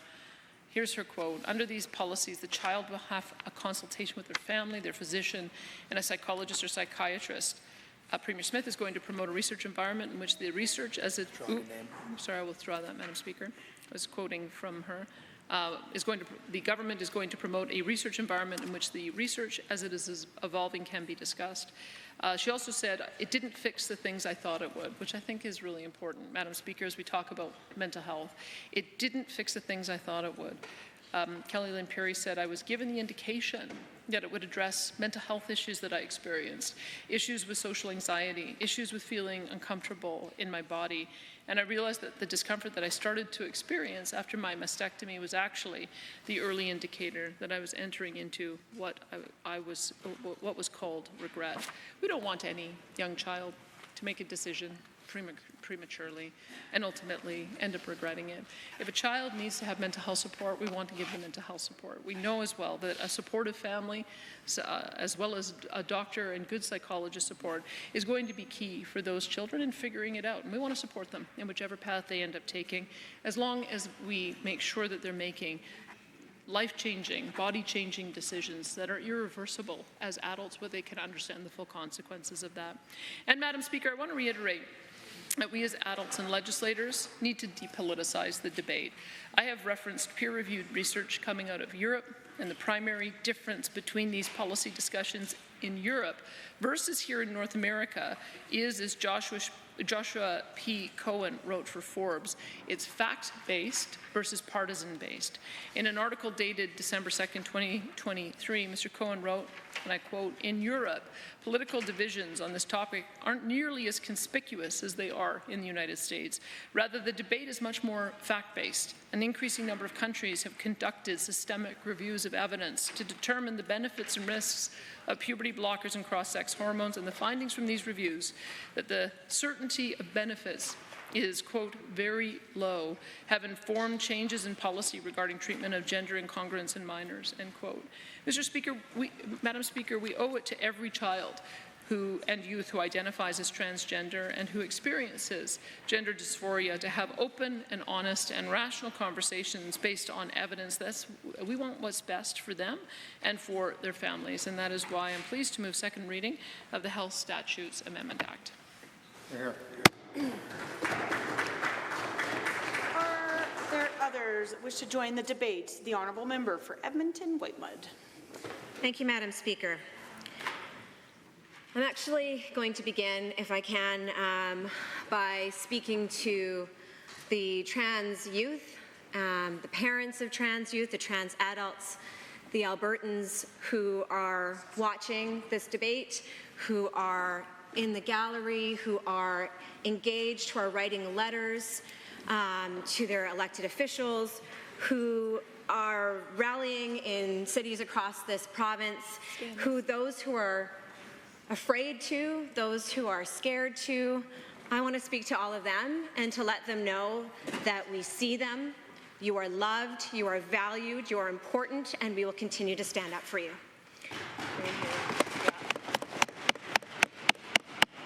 I also want to send a message to parents right now, because I think there is some universals in life in Alberta, in our communities, that across cultures and religions and races and genders, there are many things that unite us as Albertans, and there's a lot of things that unite us as parents. One of those universal values is that we all want our kids to have the freedom to learn, to be themselves, to grow up healthy and supported and safe. But what we're seeing, Madam Speaker, is that the government is not focused on trying to make sure that all children feel loved and safe. They're actually deliberately and intentionally stoking fears among parents, among all Albertans, to put their desire for political power over our children's safety. They have, Madam Speaker, deliberately, there has been misinformation that has been spread, it has been exploited, and it's really, I think, that the lack of familiarity that many Albertans may have with transgendered children and youth and adults has been exploited, because it's a way to distract. Madam Speaker, it's a way to distract from the things that government is responsible for doing, and it is also a way to punch down on the most vulnerable people in an effort to gain political power.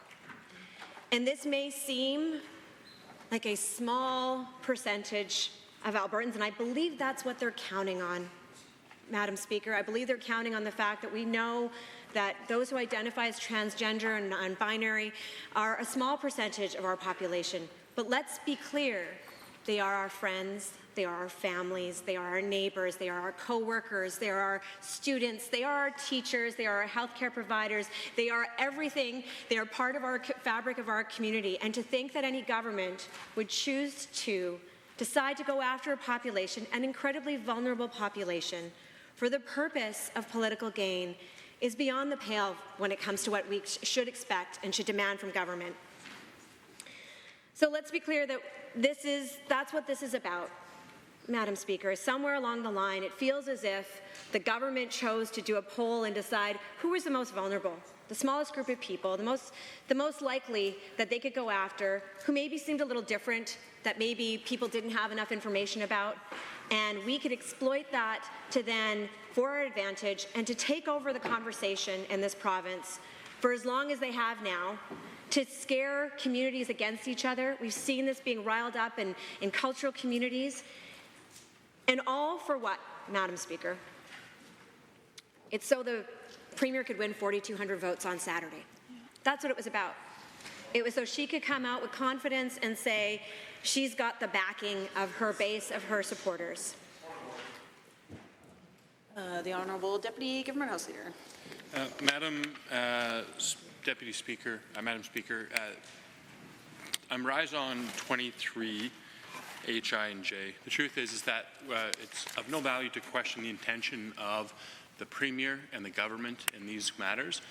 The truth is we can have a substantive debate without needing to devolve to accusations of questioning the intentions, which I believe are beyond reproach of every member in this chamber. We can, of course, have a civil debate about the content of the legislation. We need not be questioning the intention of members and the Premier herself. The Honourable Member for Calgary Mountain View.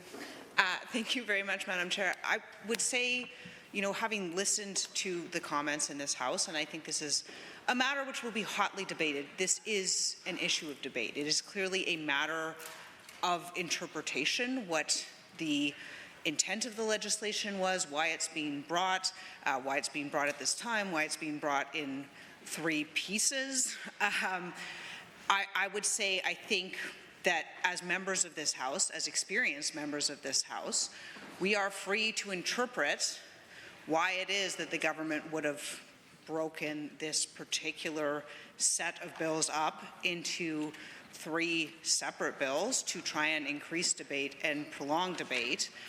We are free to interpret what our view of what that legislation is doing, what its impact on individuals is.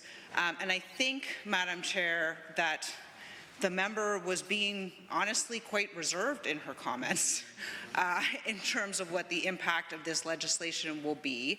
And I think we are free to presume, Madam Speaker, that the government is informed and well aware of what the impact of their legislation will be, and that they made those decisions in an informed and well-aware manner.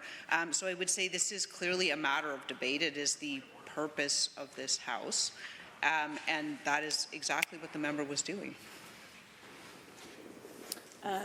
Thank you for comments from both members in this House in regards to the debate before us here today. And I think that I will start by saying, as this is our first point of order in the early stages of, I think, what could be a passionate and lively debate in this House, in which we are going to debate, and there's no out.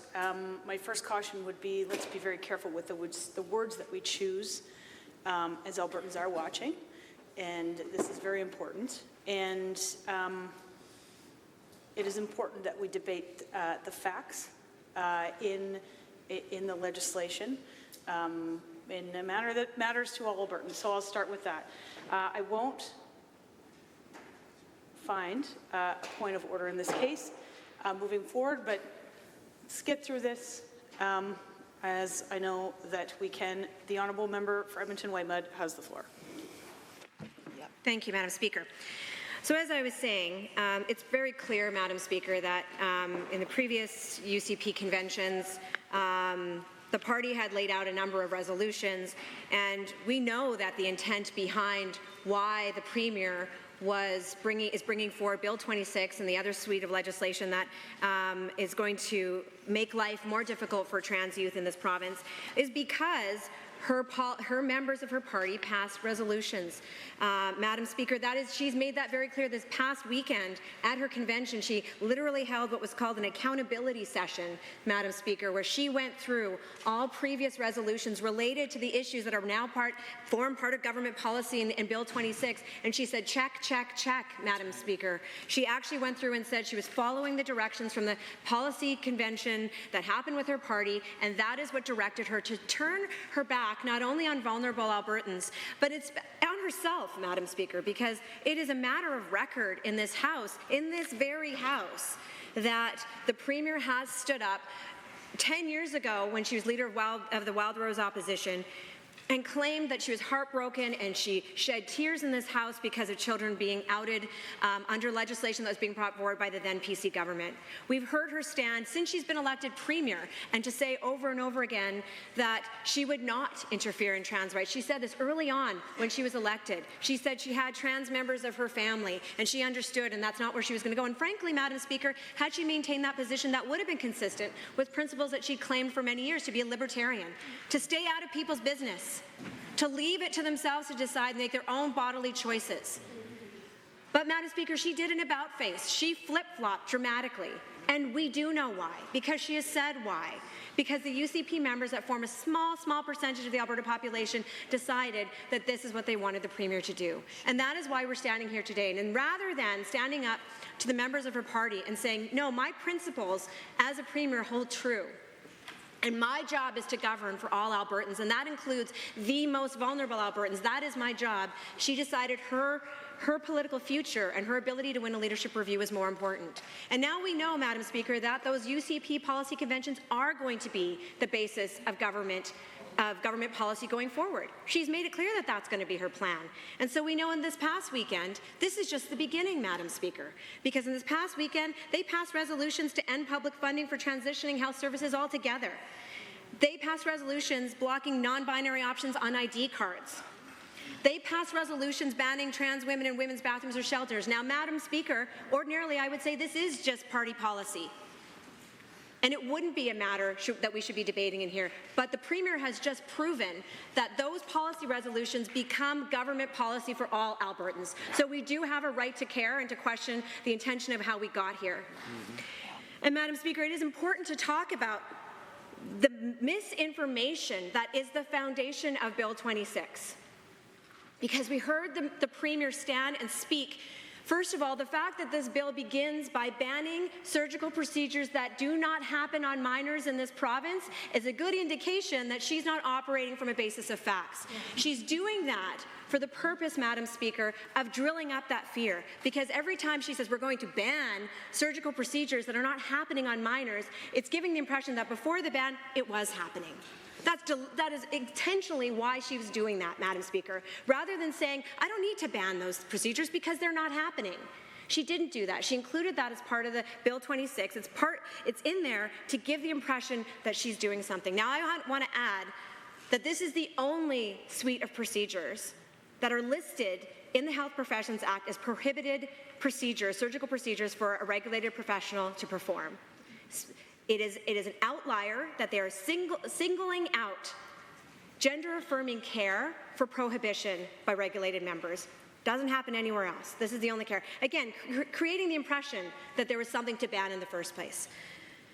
Now let's get back to the other piece of this legislation, where the Premier and the Health Minister have decided that they're going to ban access to puberty blockers and hormone therapy.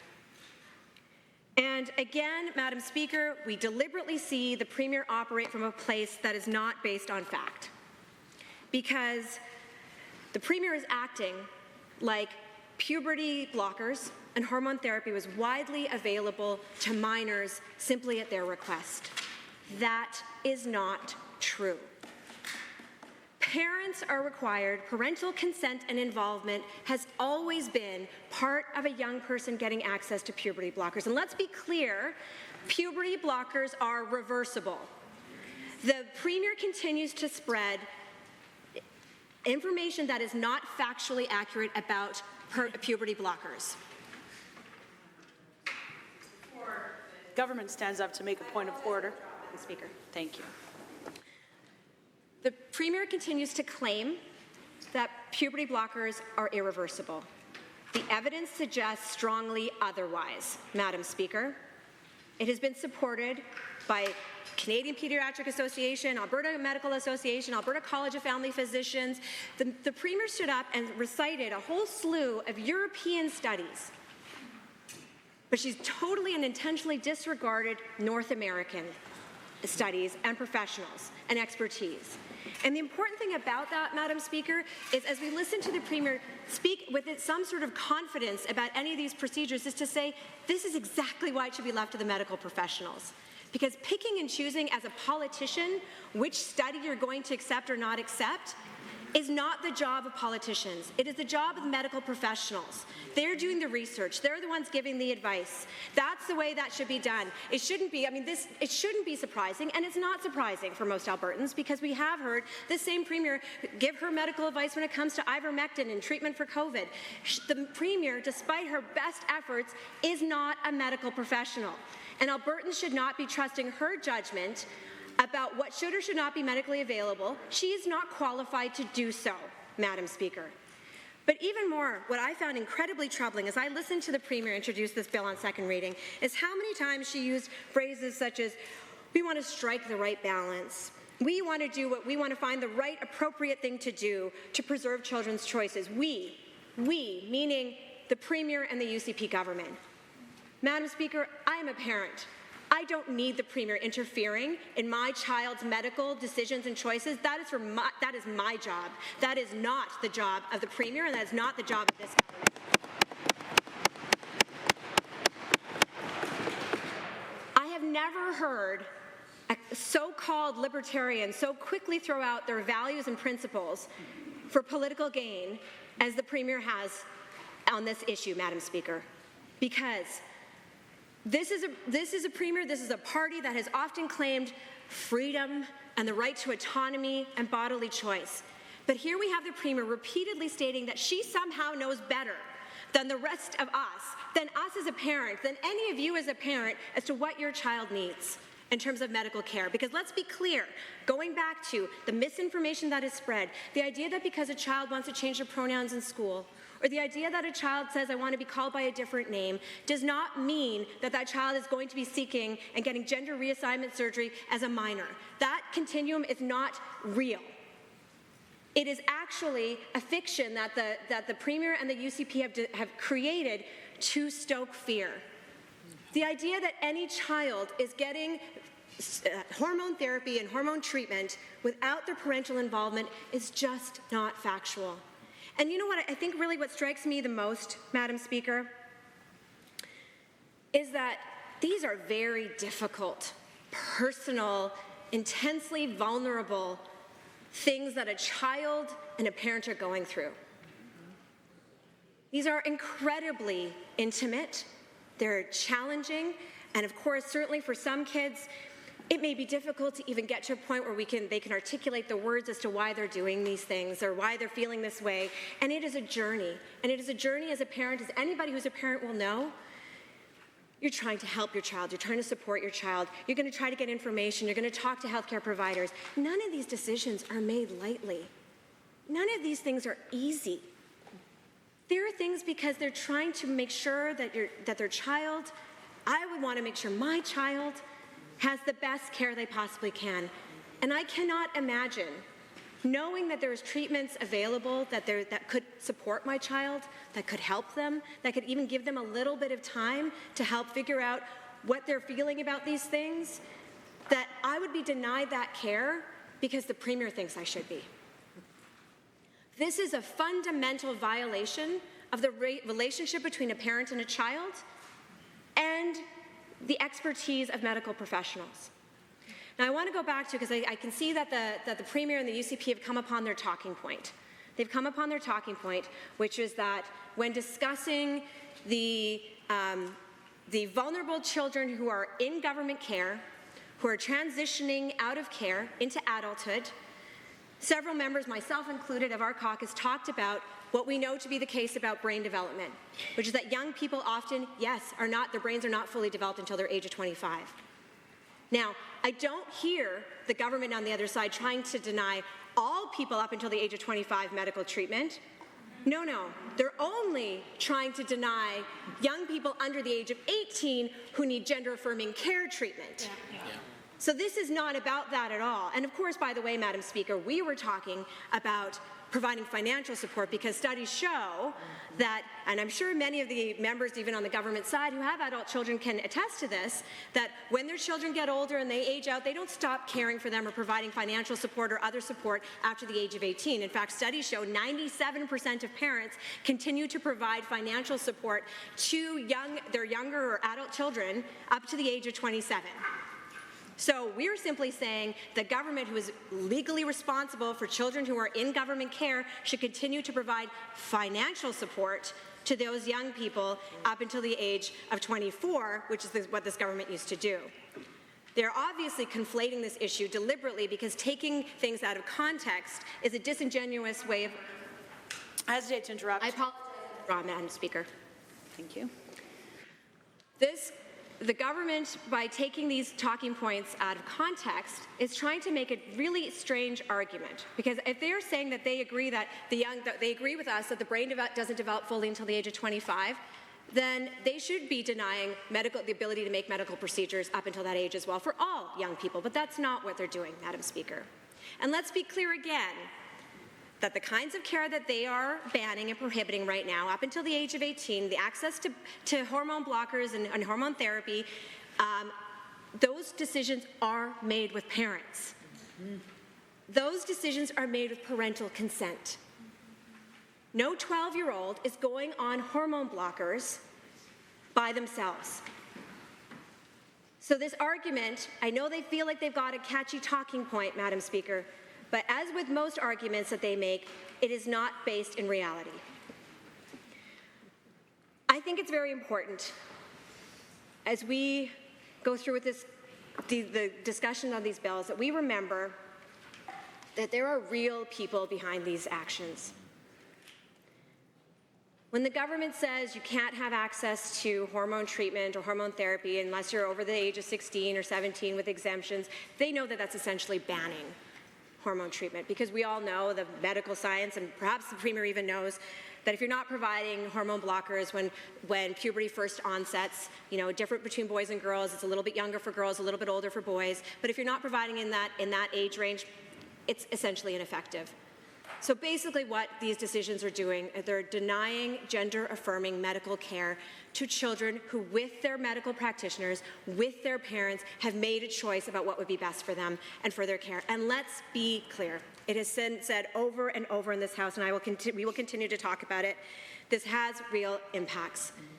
The Premier is following in the footsteps of a number of states in the United States where they have banned all kinds of care as well, and the impact on these young people. Up to 70% of transgender young people in these states are saying they are increased risk for suicide and for depression, and that's going to only increase. So this is an active choice by this government to deny young people gender-affirming care and to say, we're going to put you at greater risk. One of a doctor's fundamental beliefs is do no harm. If you're a parent, your fundamental belief is do good.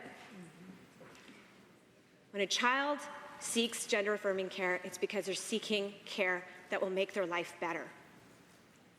It is of no business of government to come in and to say to any individual child and their parent that they know better, because they simply do not, Madam Speaker.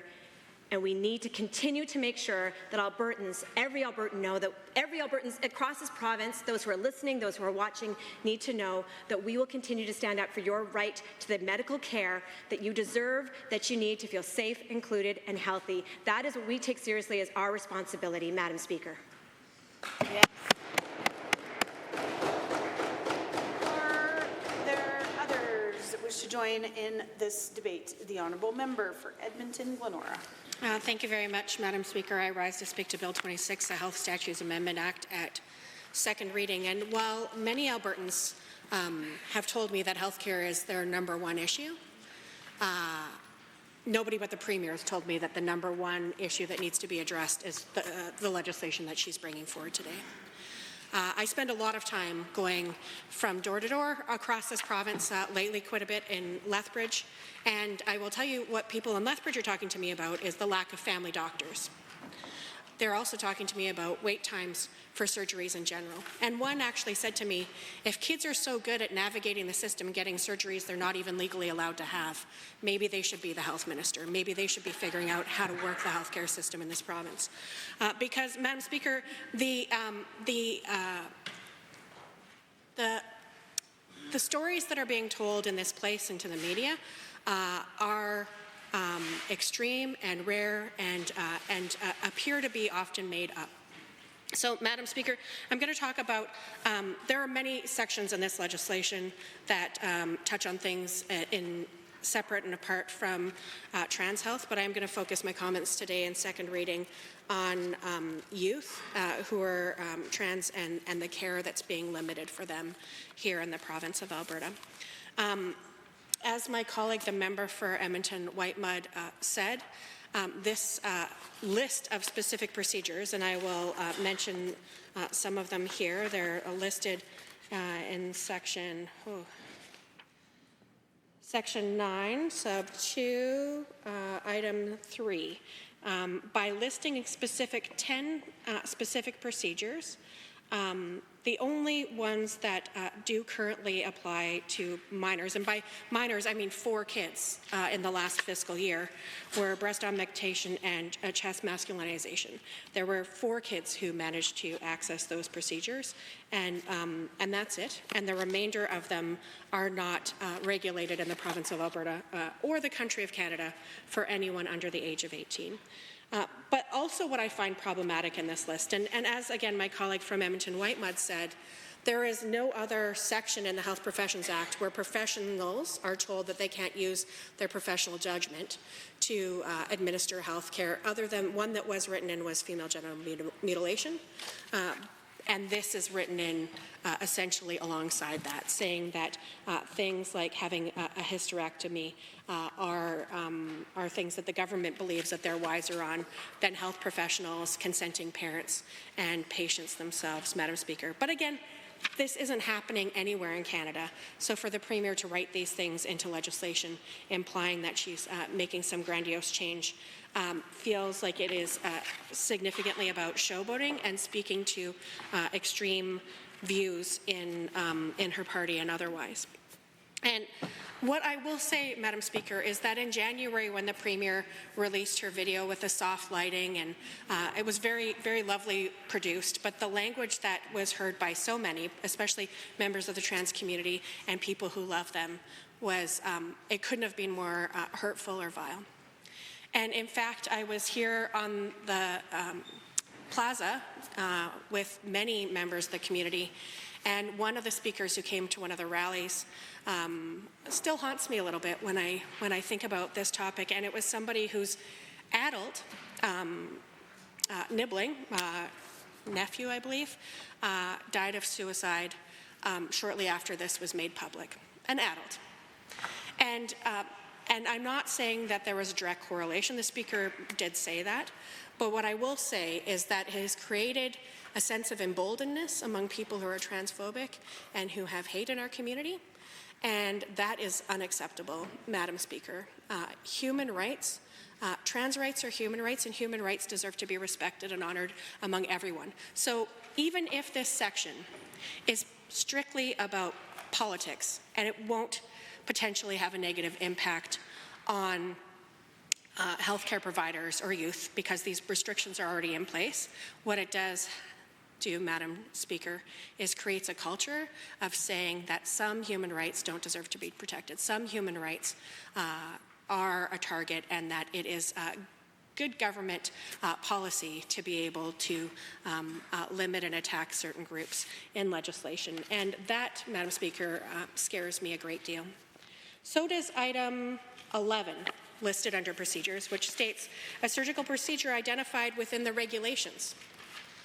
That I find highly problematic because they've taken the time to list out 10, but they're giving Cabinet the authority to be able to add any other procedures to be seen as grounds in conflict with the Health Professions Act.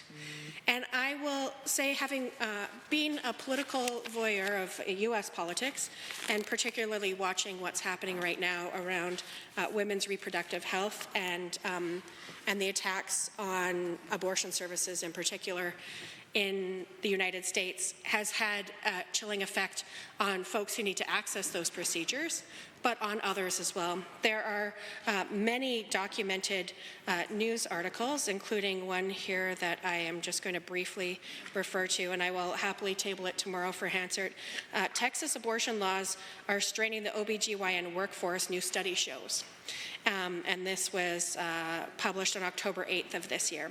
And what it goes on to say is that when health professionals are told that they cannot do certain things that they have been trained to do, and that if they do those things, they will lose their license, it makes them terrified to do things that are even somewhat aligned, adjacent, or otherwise. So, for example, they refer to women who have experienced a miscarriage needing to have a DNC, and OBGYNs being terrified that if they do a DNC, because technically all abortions are DNCs, that they will lose their license, even though the fetus has no heartbeat. And that has led to a chilling effect among obstetricians, and many of these OBGYNs are choosing to practice in other jurisdictions as a result. So we want to talk about a healthcare crisis, and we're telling psychiatrists, endocrinologists, and others who are working specifically in gender-affirming care that they can't operate to their full scope, and that if they do, they could potentially lose their license. It makes them not just worried about when their working with trans youth, which of course is the target of this Premier's legislation, but with all youth, Madam Speaker. And I will say that one of the other arguments I heard for people on the steps of the legislature talking about why this legislation is so cruel, Madam Speaker, is because if you do actually believe some of the nice things that are couched around hate that are coming from government press conferences, and if you do believe that this is about giving children time for their mental health to catch up to their physical health, then let their physical health be preserved and let them pause puberty. Give them time to work on their mental health. Give them time to meet with psychologists, social workers, and other recommended health professionals as navigated by their parents and by their family physician. Give them time so that they don't feel like their bodies are changing without any control. Puberty is a difficult time for any child. Imagine if you were in a body that you felt didn't align with your gender identity and watching this happen to you and not having any sense of control to be able to pause things and to be able to take the time to get mental support and to work with professionals to make sure that you're ready when your brain is fully developed to make the decisions that are going to be in the best interest of you, Madam Speaker. I also want to touch on some of the language in this bill. I believe is intended to inflame. The Premier says we've got to take the politics down, but the language in this bill is intended to inflame. So, for example, when we talk about sex reassignment surgeries rather than using the technical terms of the surgeries, or whether talking about gender affirmation or gender confirmation, you are specifically speaking with a dog whistle trying to inflame the argument. When you talk about gender dysphoria and gender incongruence, again, a big dog whistle intended to speak to certain segments of the population, and something that kids have picked up on as a problematic way. I also want to say that we have seen governments in this place and other governments, other orders of government within Alberta, act in an attack on the 2S LGBTQ plus community in the past, and it did not go well, both for those youth who were attacked, nor for those politicians who chose to focus their energy on taking down vulnerable kids. We probably all, or hopefully all, remember the Lake of Fire and what happened when certain candidates talked about children with such disrespect and disdain, and their likely outcome in the afterlife. It did not bode well for those politicians, because I know that so many more Albertans have love in their heart for children, period. I know that we all know somebody who is queer or identifies as being part of the community. And hopefully many of us love those people, because everyone who lives in this province, everyone who on this planet deserves to feel love and to be loved. And we are in a representative democracy where it is our job to assess what the will of our constituents are, and to balance that with our moral compass, and to do right by all Albertans, not do right by a small segment of people who are trying to attack a vulnerable group that I don't need polling to tell me right from wrong. This bill is wrong. This bill is harmful, and it's going to hurt kids. I will say that giving children and medical professionals the space to be able to work together with parents to be able to navigate the best line of care, I think is the responsible thing for any government to do. And I do think that if the current government is interested in addressing the issues that people are talking about in Lethbridge and in other parts of the province, that it would be becoming of them to focus on access to family medicine, including access to a doctor. We know that nearly 1 million Albertans don't have access to a family physician right now at all. specifically in Lethbridge, about 20,000. Can you imagine 1 in 5 people in that city doesn't have a doctor, and the government chooses to bring forward a Health Statutes Amendment Act that will potentially lead to further reduction of services because, as we've learned from places like Texas and from other well-documented research, when you question the validity of health professionals, it definitely isn't good for respect, it isn't good for morale, and it isn't good for the patients that they're seeing. I can tell you that when I've been in the emergency department with a loved one, and I can tell what the mental state is of the person who's there helping us. And if they're having a good day or if they feel like they're really enjoying their job, it's going to be a happier visit for everyone than it is if somebody's exhausted, worked off their feet, and feels disrespected by the people who are supposed to be stewarding the public healthcare system for them and for all of their patients. So, Madam Speaker, as my colleague, the member for Edmonton Whitemud, said, this bill is absolutely intended to be a wedge between parents and children, a wedge between parents and doctors, a wedge between children and doctors. And I'm not interested in invalidating the Premier's latest focus or the government's latest focus on line of attack on these vulnerable kids. I am interested in making sure that everyone can feel safe in our communities. I recently said to somebody that is a prominent trans activist, I'm so glad you're so strong.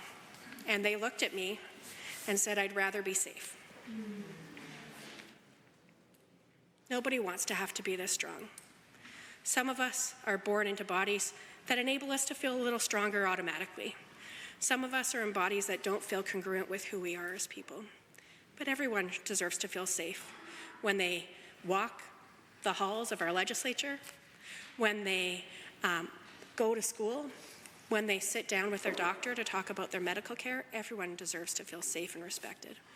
And we have made some progress. I mentioned the Lake of Fire, but I didn't mention in 2012 when I was still a school board trustee, there was a former trustee from Pembina Hills who very publicly said if kids want to feel safer, they could act less gay.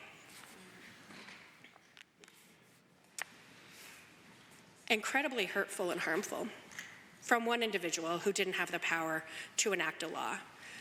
But essentially what's happening in this bill is the government saying act less trans. And I'm not okay with that. And I don't think anyone in this place should be okay with that. I want every single one of us to be able to go home for constituency break with our heads held high, feeling like we're doing things to make everyone in our province and our communities feel safer.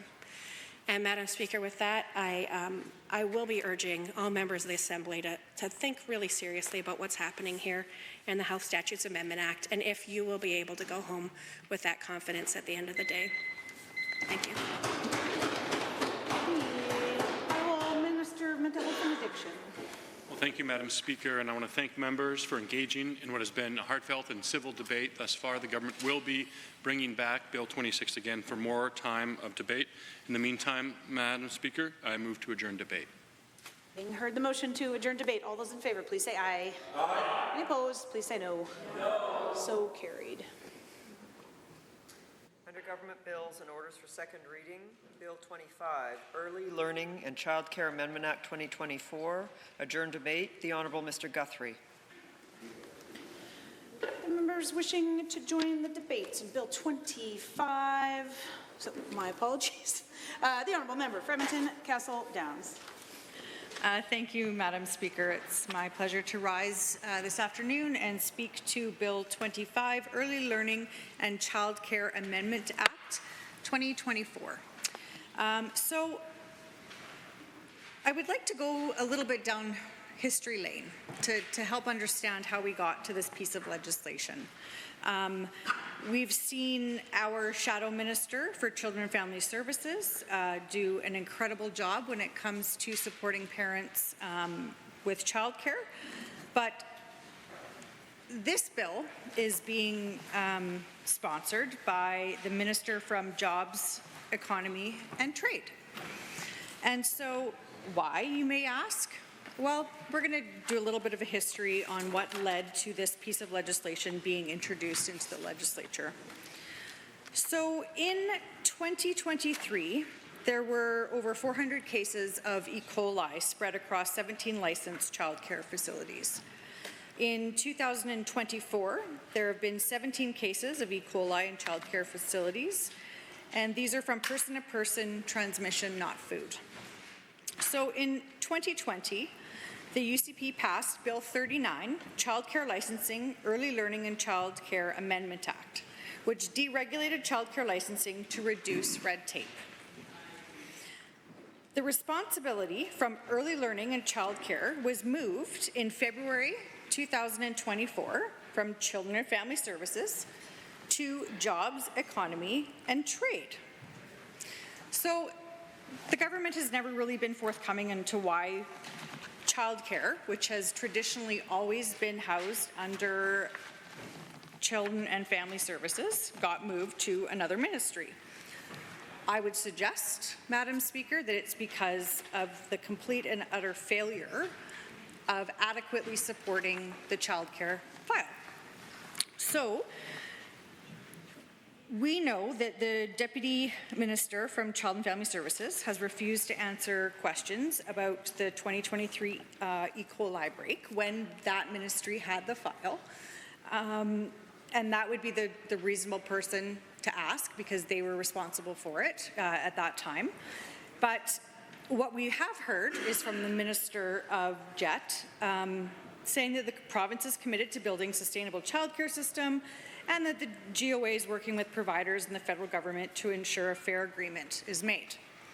Well, I can tell you, Madam Speaker, that an accessible and affordable provincial daycare program is something that we're still waiting to see from this government.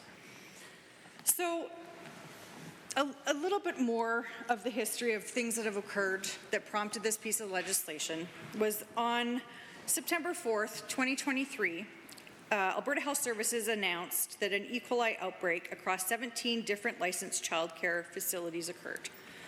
The outbreak concluded after 51 days with nearly 500 confirmed cases and 38 children being hospitalized. This was most likely caused by improperly handled meat that was served at a daycare facility. The kitchen that was linked to the outbreak had health code violations dating back to 2021. There was a smaller outbreak of E. coli in 2022 where 9 cases were confirmed. When the 2023 outbreak happened, the government did not address the outbreak until there was significant public pressure to do so. So it was at that time that the UCP created the Food Safety and Licensed Facility-Based Childcare Review Panel. So the panel released its final report in the summer of 2024. That report has not been made public. So under a FOIP request, we found out that the report laid out over 30 recommendations for the government to implement to avoid another catastrophic outbreak. So what the government is saying is that this piece of legislation, Bill 25, is in response to that report. Only one of these recommendations is being implemented in this legislation. So the report laid out 30. The UCP has introduced this legislation and has only included one of the recommendations. So I can tell you, Madam Speaker, that this legislation does not do anything to establish hygiene policies or guidelines that will effectively prevent further outbreaks from happening. So this was the exact reason that caused the report, yet only one of the recommendations is actually addressed in this piece of legislation. So what we have is a government that is inadequately responding to the needs of children when it comes to having safe early learning and childcare facilities.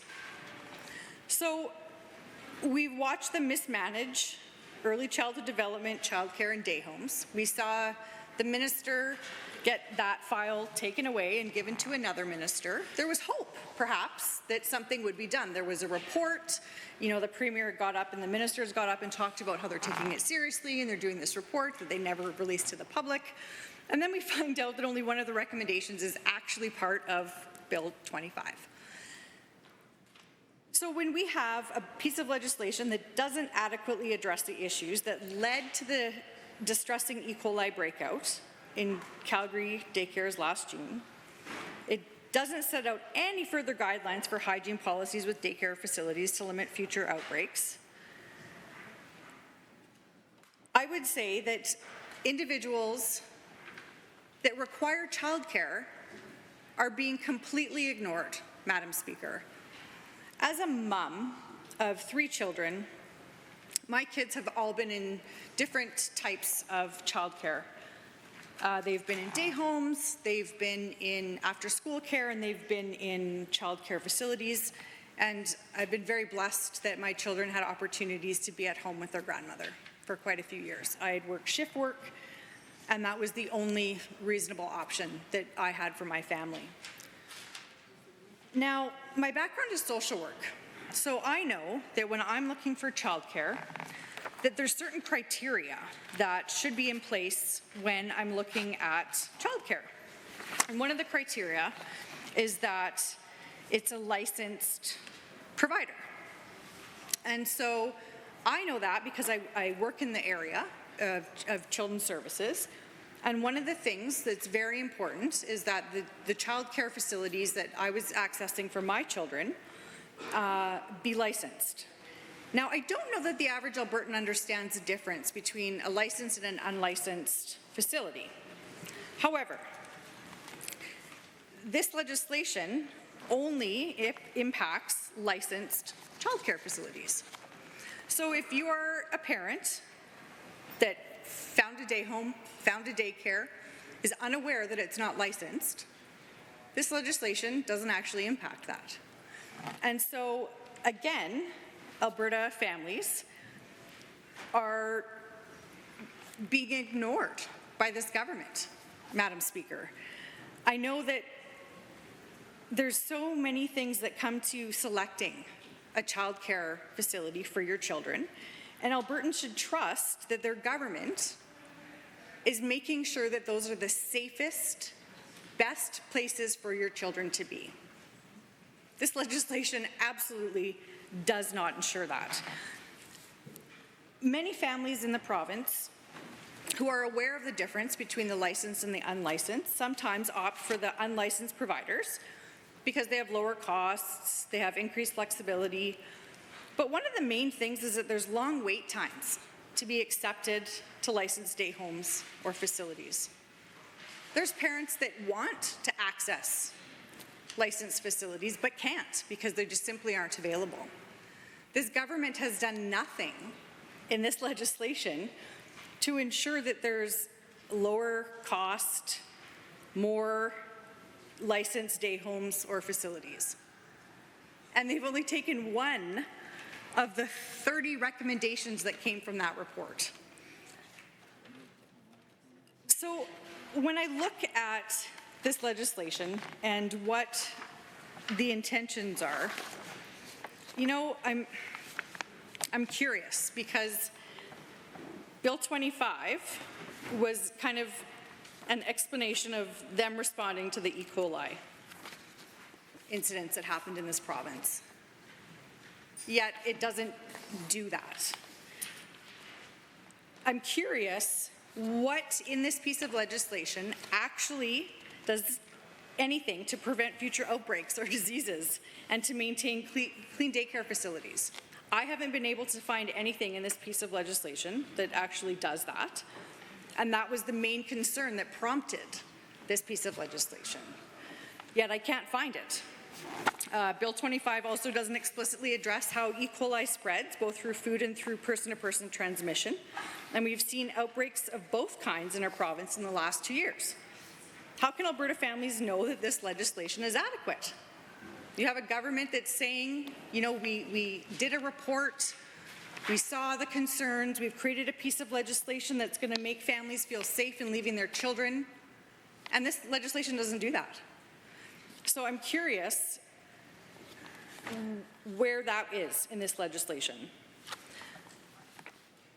The other piece I'm curious about is they took the time to create a panel to come together and create recommendations. And there was 30. I'm curious how it was decided that to bring forward a piece of legislation based on this report and this response, how they decided that only one of those recommendations would be utilized. Who gave that recommendation? Who said out of the 30 that we're presenting, we would like to see this one that is happening be brought forward into Bill 25? I'm curious who they talked to on this, because I've been on panels where we've created recommendations, and the recommendations are very, very thought out, and it's a group of individuals that come up with the best ideas that they want to bring forward to see implemented. And so I would perhaps suggest that there was probably over 30 that they were considering, but decided that 30 was a manageable number and that 30 recommendations would be presented in a hope to have some sort of impact. Yet one of those 30 actually made this piece of legislation. I would like to know if the families that were impacted by this outbreak were part of that consultation. And if they have any insight or comment about 30 recommendations coming from this. It was the government saying, we're listening, we hear you, we take this seriously, did a report, had 30 recommendations, and what the families think about one of those recommendations coming forward for the legislation. Because I can't imagine as a parent that was impacted by that, or as a parent even that had a child in daycare, knowing that that was a possibility, knowing that the government took the time to do a report, who did they talk to get one of the 30 recommendations? And what's the rationale on excluding 29 recommendations and only doing one? How did that become the one that created this piece of legislation? I'm curious, when I read this, how this piece of legislation actually helps the families and children that have already been affected by the E. coli outbreaks. We haven't heard anything that this government is doing to help support those families. We heard that they would do a report, that they would consider the information, but I haven't heard what was done to help support those families. So I mentioned at the beginning of my remarks, Madam Speaker, that this legislation, the incident that prompted it originally sat with a different minister. And our shadow minister for Children and Family Services has maintained the daycare piece of this because that's where it belongs. And so she's followed this and she's provided some comments after talking with individuals, parents, childcare facilities, childcare operators. And she's created some significant insight into this. And ultimately it says that this government is continuing to show negligence in safeguarding vulnerable children in Alberta's daycare system. As a parent, when you're leaving your child with somebody else, you are trusting that you made the best decision with the information that you had to leave your children in a safe place. Now, there was an opportunity for the government to take the report and to enhance the current act to make it even better. Unfortunately, Madam Speaker, this piece of legislation doesn't do that. It's concerning when they took the time to do the report and then didn't release it publicly. there's 29 other recommendations that I'm curious what they're going to do. Are they going to create amendments and add it to this piece of legislation? Are they going to come back in 6 months and go, you know what, we probably should have just implemented that when we had the act open the first time? It's hard to know because the report wasn't made public. And so where's the accountability of that report? Where's the accountability of this government in making sure that children are essentially safe when their parents drop them off at daycare? I think that parents have the right to be concerned about the lack of transparency and the lack of reaction that this government has had when it has come to early learning and childcare. They haven't shown anything that says that they can or should be trusted, Madam Speaker. We have a serious incidents that have happened across the province and an opportunity for government to do the right thing. One recommendation taken out of 30 is absolutely unacceptable. There's absolutely no additional resources or funding for healthcare inspectors. When we've asked the Minister of Jobs, Economy and Trade about this specifically, they couldn't respond because the file originally started with Children and Family Services, and now this piece of the legislation is apparently responsible under Health. So who is actually keeping their eyes on these kids? This government totes around saying how they are cutting red tape and they're doing all of these things to make sure that things are smooth and running smoothly. Well, keeping the file under Child and Family Services, where those that are responsible for licensing and following up with concerns would have made sense. But now we have a former ministry that isn't answering any questions, a current ministry that's saying, you know, that actually falls under a different piece of legislation, a different ministry, and then a report that has never seen the public. It's concerning, and I don't know that this piece of legislation actually does anything to fully support children and parents. They deserve better, Madam Speaker. It's a concern when the significant impact of these E. coli outbreaks happening to children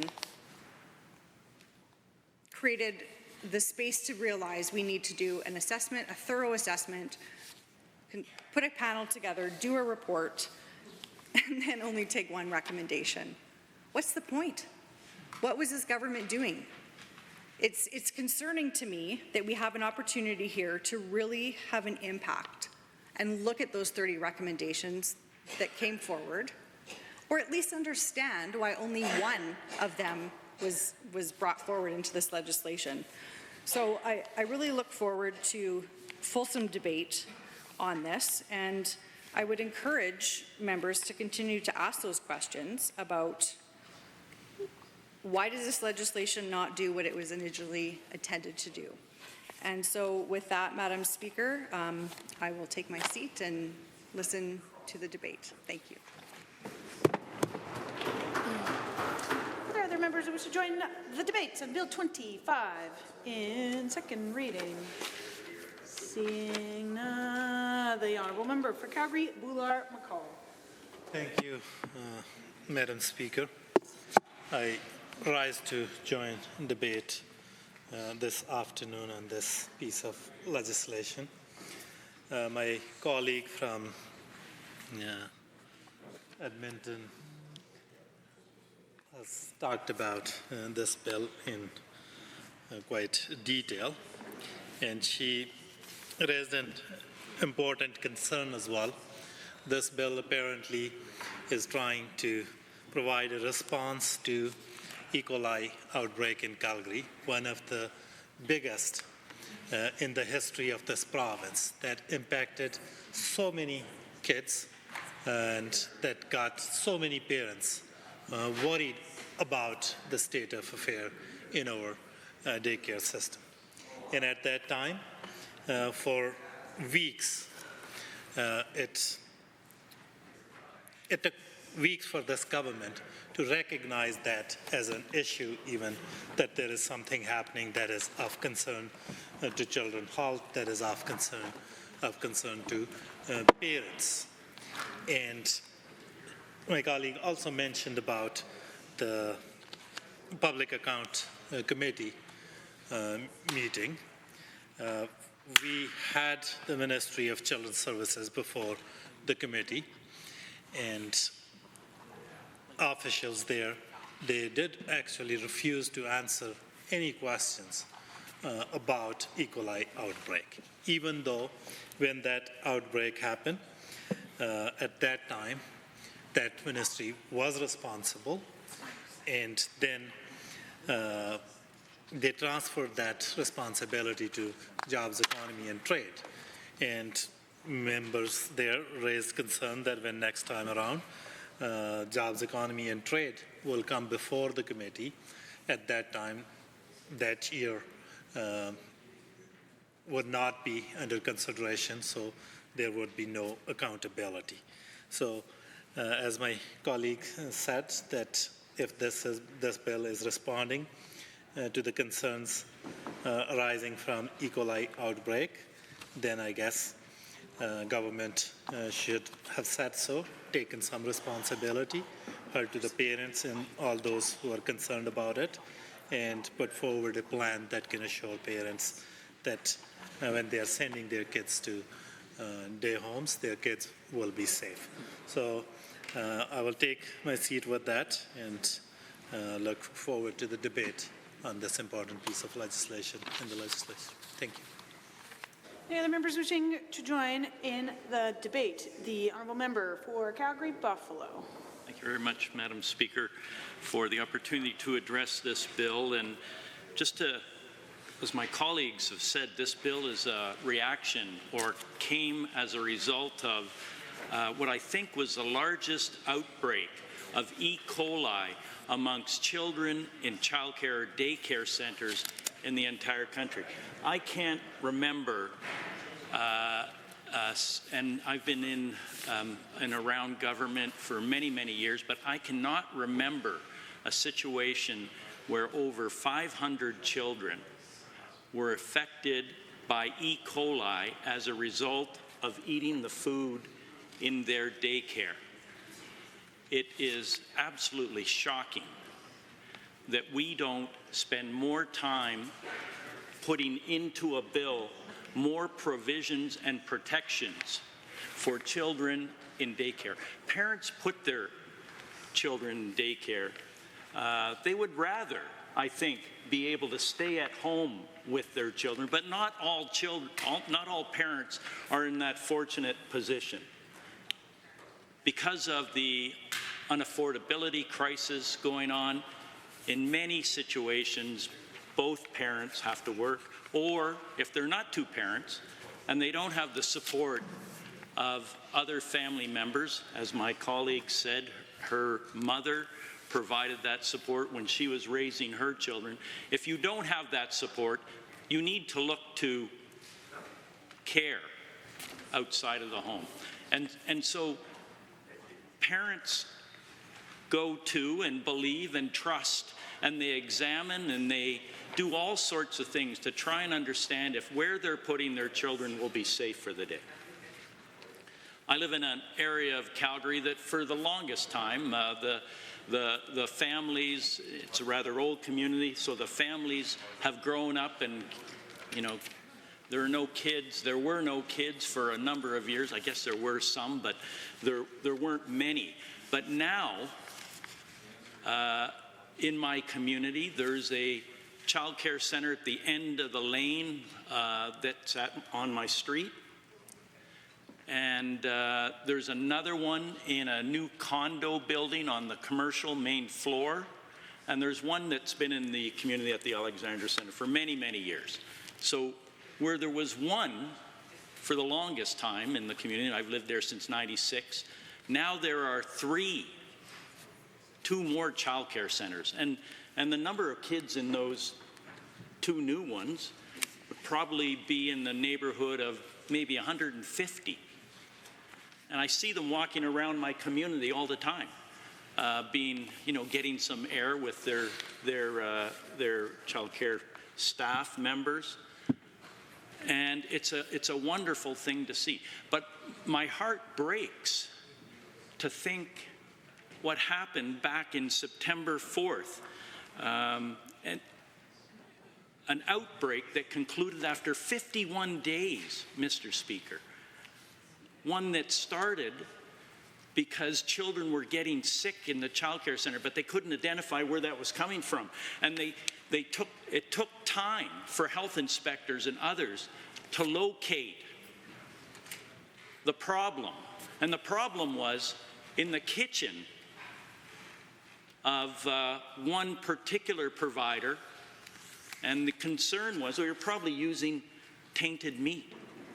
And that food was going out to all their various locations throughout Calgary. And over 500, not all children, but 500 people, because parents were getting sick from their kids. That outbreak took 51 days to stop. And this bill is not the kind of response one would think needs to take place after the significant illness some of those children went through. An illness that could very well change the course and the health outcomes of some of those kids and some of those parents. So when I reviewed the bill and I listened to my colleagues and I listened to the minister, I thought, where is the urgency? Where is the import? Where is the care for Alberta's children? It's not in this bill. You know, just while I'm talking about those children and the families that were impacted, nothing in this bill will address the needs of those already affected by E. coli and the impact on their health. And I know there's probably some, I think they call them class lawsuits, class action.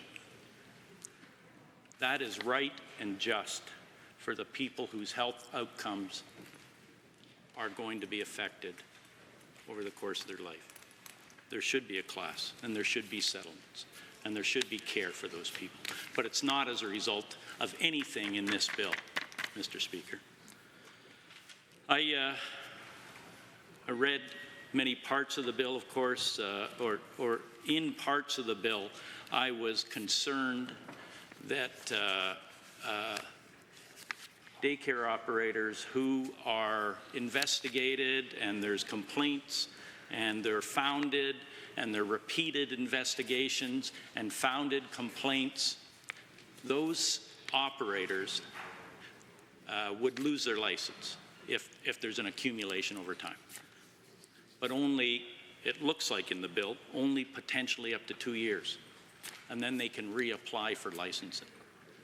Mr. Speaker, that is a toothless approach to regulating the important care that families rely on for their children.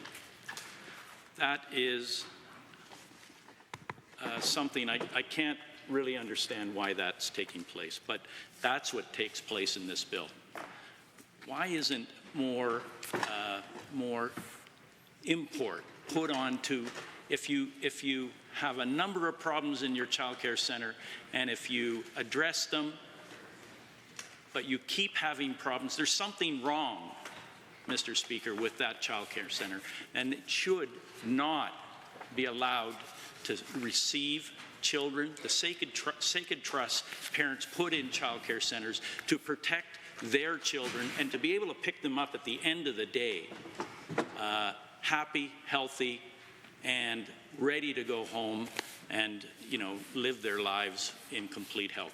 Why just a 2-year suspension before you can reapply? It doesn't make sense to me, and I don't think it makes sense to Albertans. And I wish the minister responsible would step up and do something on behalf of Alberta's children and childcare and the parents who rely on childcare centres.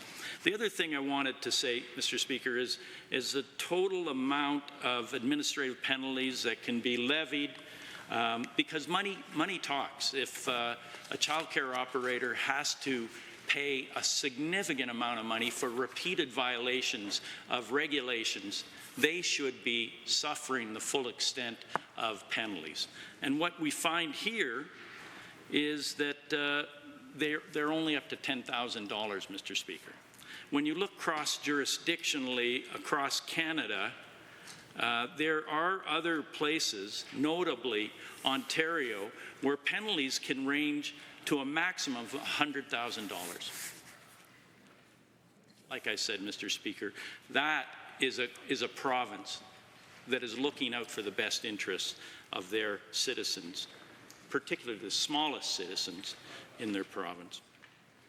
I'm also concerned that there's no change to the number of children that can be looked after in unlicensed childcare centres, by childcare providers. And I've always had a problem with this, because in this province, and I recognize that not all places across the province, and it's different everywhere, of course, but child care providers that are unlicensed can have 2 of their own children in their own home and look after 6 other children.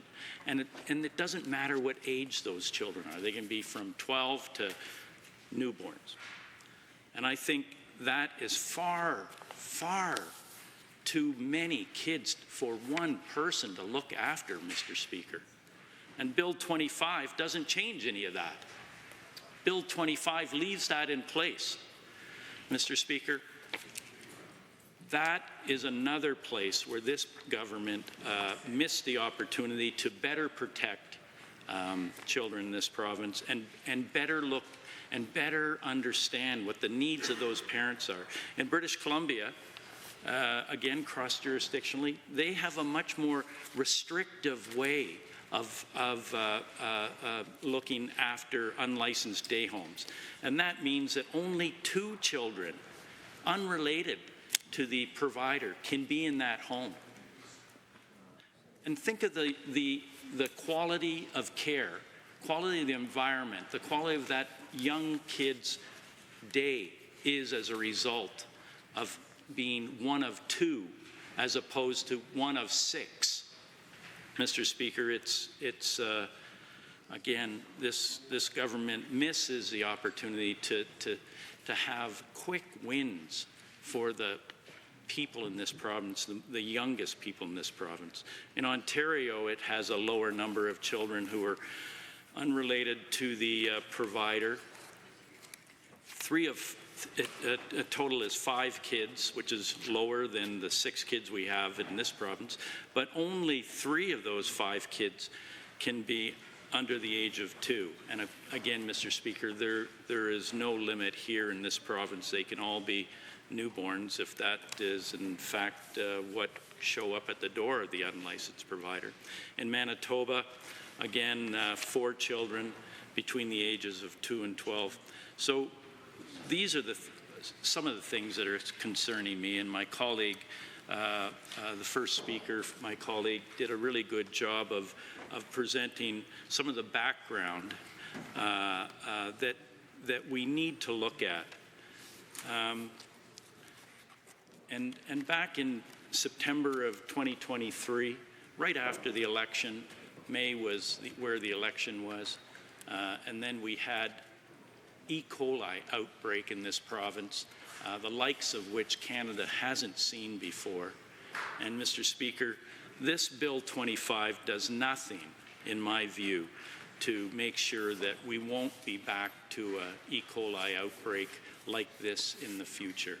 I do know that another bill here, the meat inspections, unregulated meat inspections bill, is a good thing. It might be under a Health Statutes Act.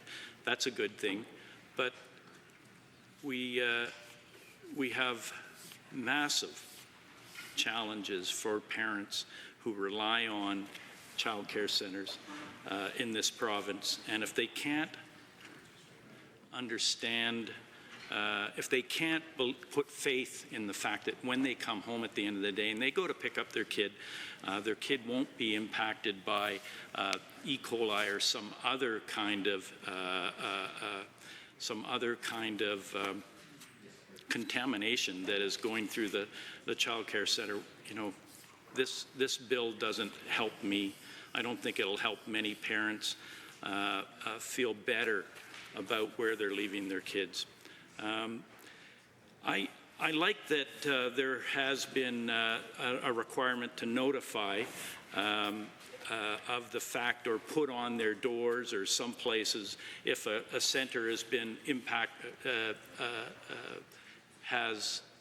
if a center has contravened some sort of safety, they have to display that they're under disciplinary action, and disciplinary action should be enforced more rigorously is what I'm trying to say.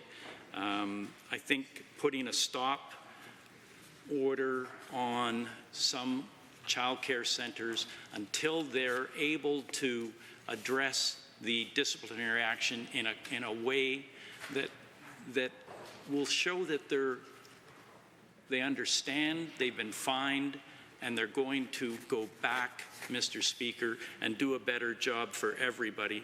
That's what we really need in this province. Mr. Speaker, I think Bill 25 misses the mark, and I won't be supporting it. Honourable members, second reading of Bill 25, the Early Learning and Child Care Amendment Act 2024. The Honourable, if you care to do so, the Honourable Member for Edmonton-Decore.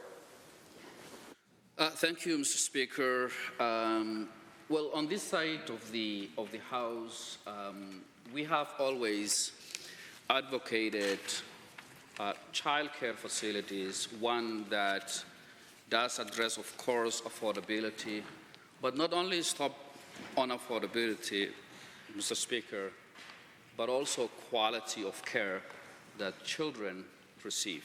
And a key to quality of care that children receive in daycares include safety. That is what instills confidence in parents in the morning when they are dropping their children in the daycare. Mr. Speaker, my wife worked in daycare in her first years in the country. I have managed a daycare when I was the executive director of the Africa Center, and thanks to this side of the House for starting the first $25 a day daycare programs, which did not compromise the quality of services that children ought to receive in the daycare. Mr. Speaker, we do kind of understand and advocate that daycares are opportunities that provides employment, but also we do recognize that if the trust of the public is compromised, it has a significant impact on the daycares across the province. And this brings me back to the bill because in 2023 alone, there were 400 cases of E. coli spread across 17 licensed childcare facilities in the province. This is stuff that will hit the news all the time. And the moment that this hits in the news, it impacts parents' confidence, it impacts parents' trust and it impacts the quality of services provided to those young children. This year, for the year, we're still within the year, but 17 cases of E. coli in childcare facilities. These are from person-to-person transmission and not food. This impacts, Mr. Speaker, in terms of the public trust in the institutions that the government subsidizes and funds. And not only that, but it risks the lives of children. And also, it strains the healthcare system as the system responds to the source of outbreaks that happens in the congregated facilities like daycares or childcare facilities.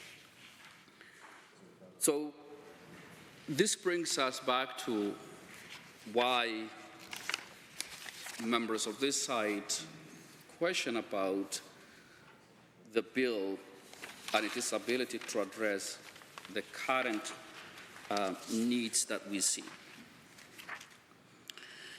Mr. Speaker, Bill 25 emphasizes the existing power of the statutory director to renew, revoke, and cancel caretakers' license as well as, but it kind of comes short to address the bottom line of the issue, which is how does the bill address the E. coli outbreaks that we see on a day-to-day basis now?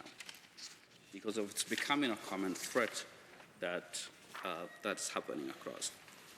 So, Mr. Speaker, the questions that we have when it comes to Bill 25 is, what precautions does the bill take to prevent future outbreaks of diseases and not maintain clean daycare facilities? Because the moment we are only reacting to when outbreaks are reported, when media coverage speak, and when the public reacts to these outbreaks without having a preventative measures that mitigate these outbreaks before they occur, that prevent these outbreaks before they occur, we should be having mechanisms that will address some of these outbreaks prior to its occurrences. So the bill does not explicitly address, as it's written now, it does not explicitly address how E. coli spreads both through food and through person-to-person transmission.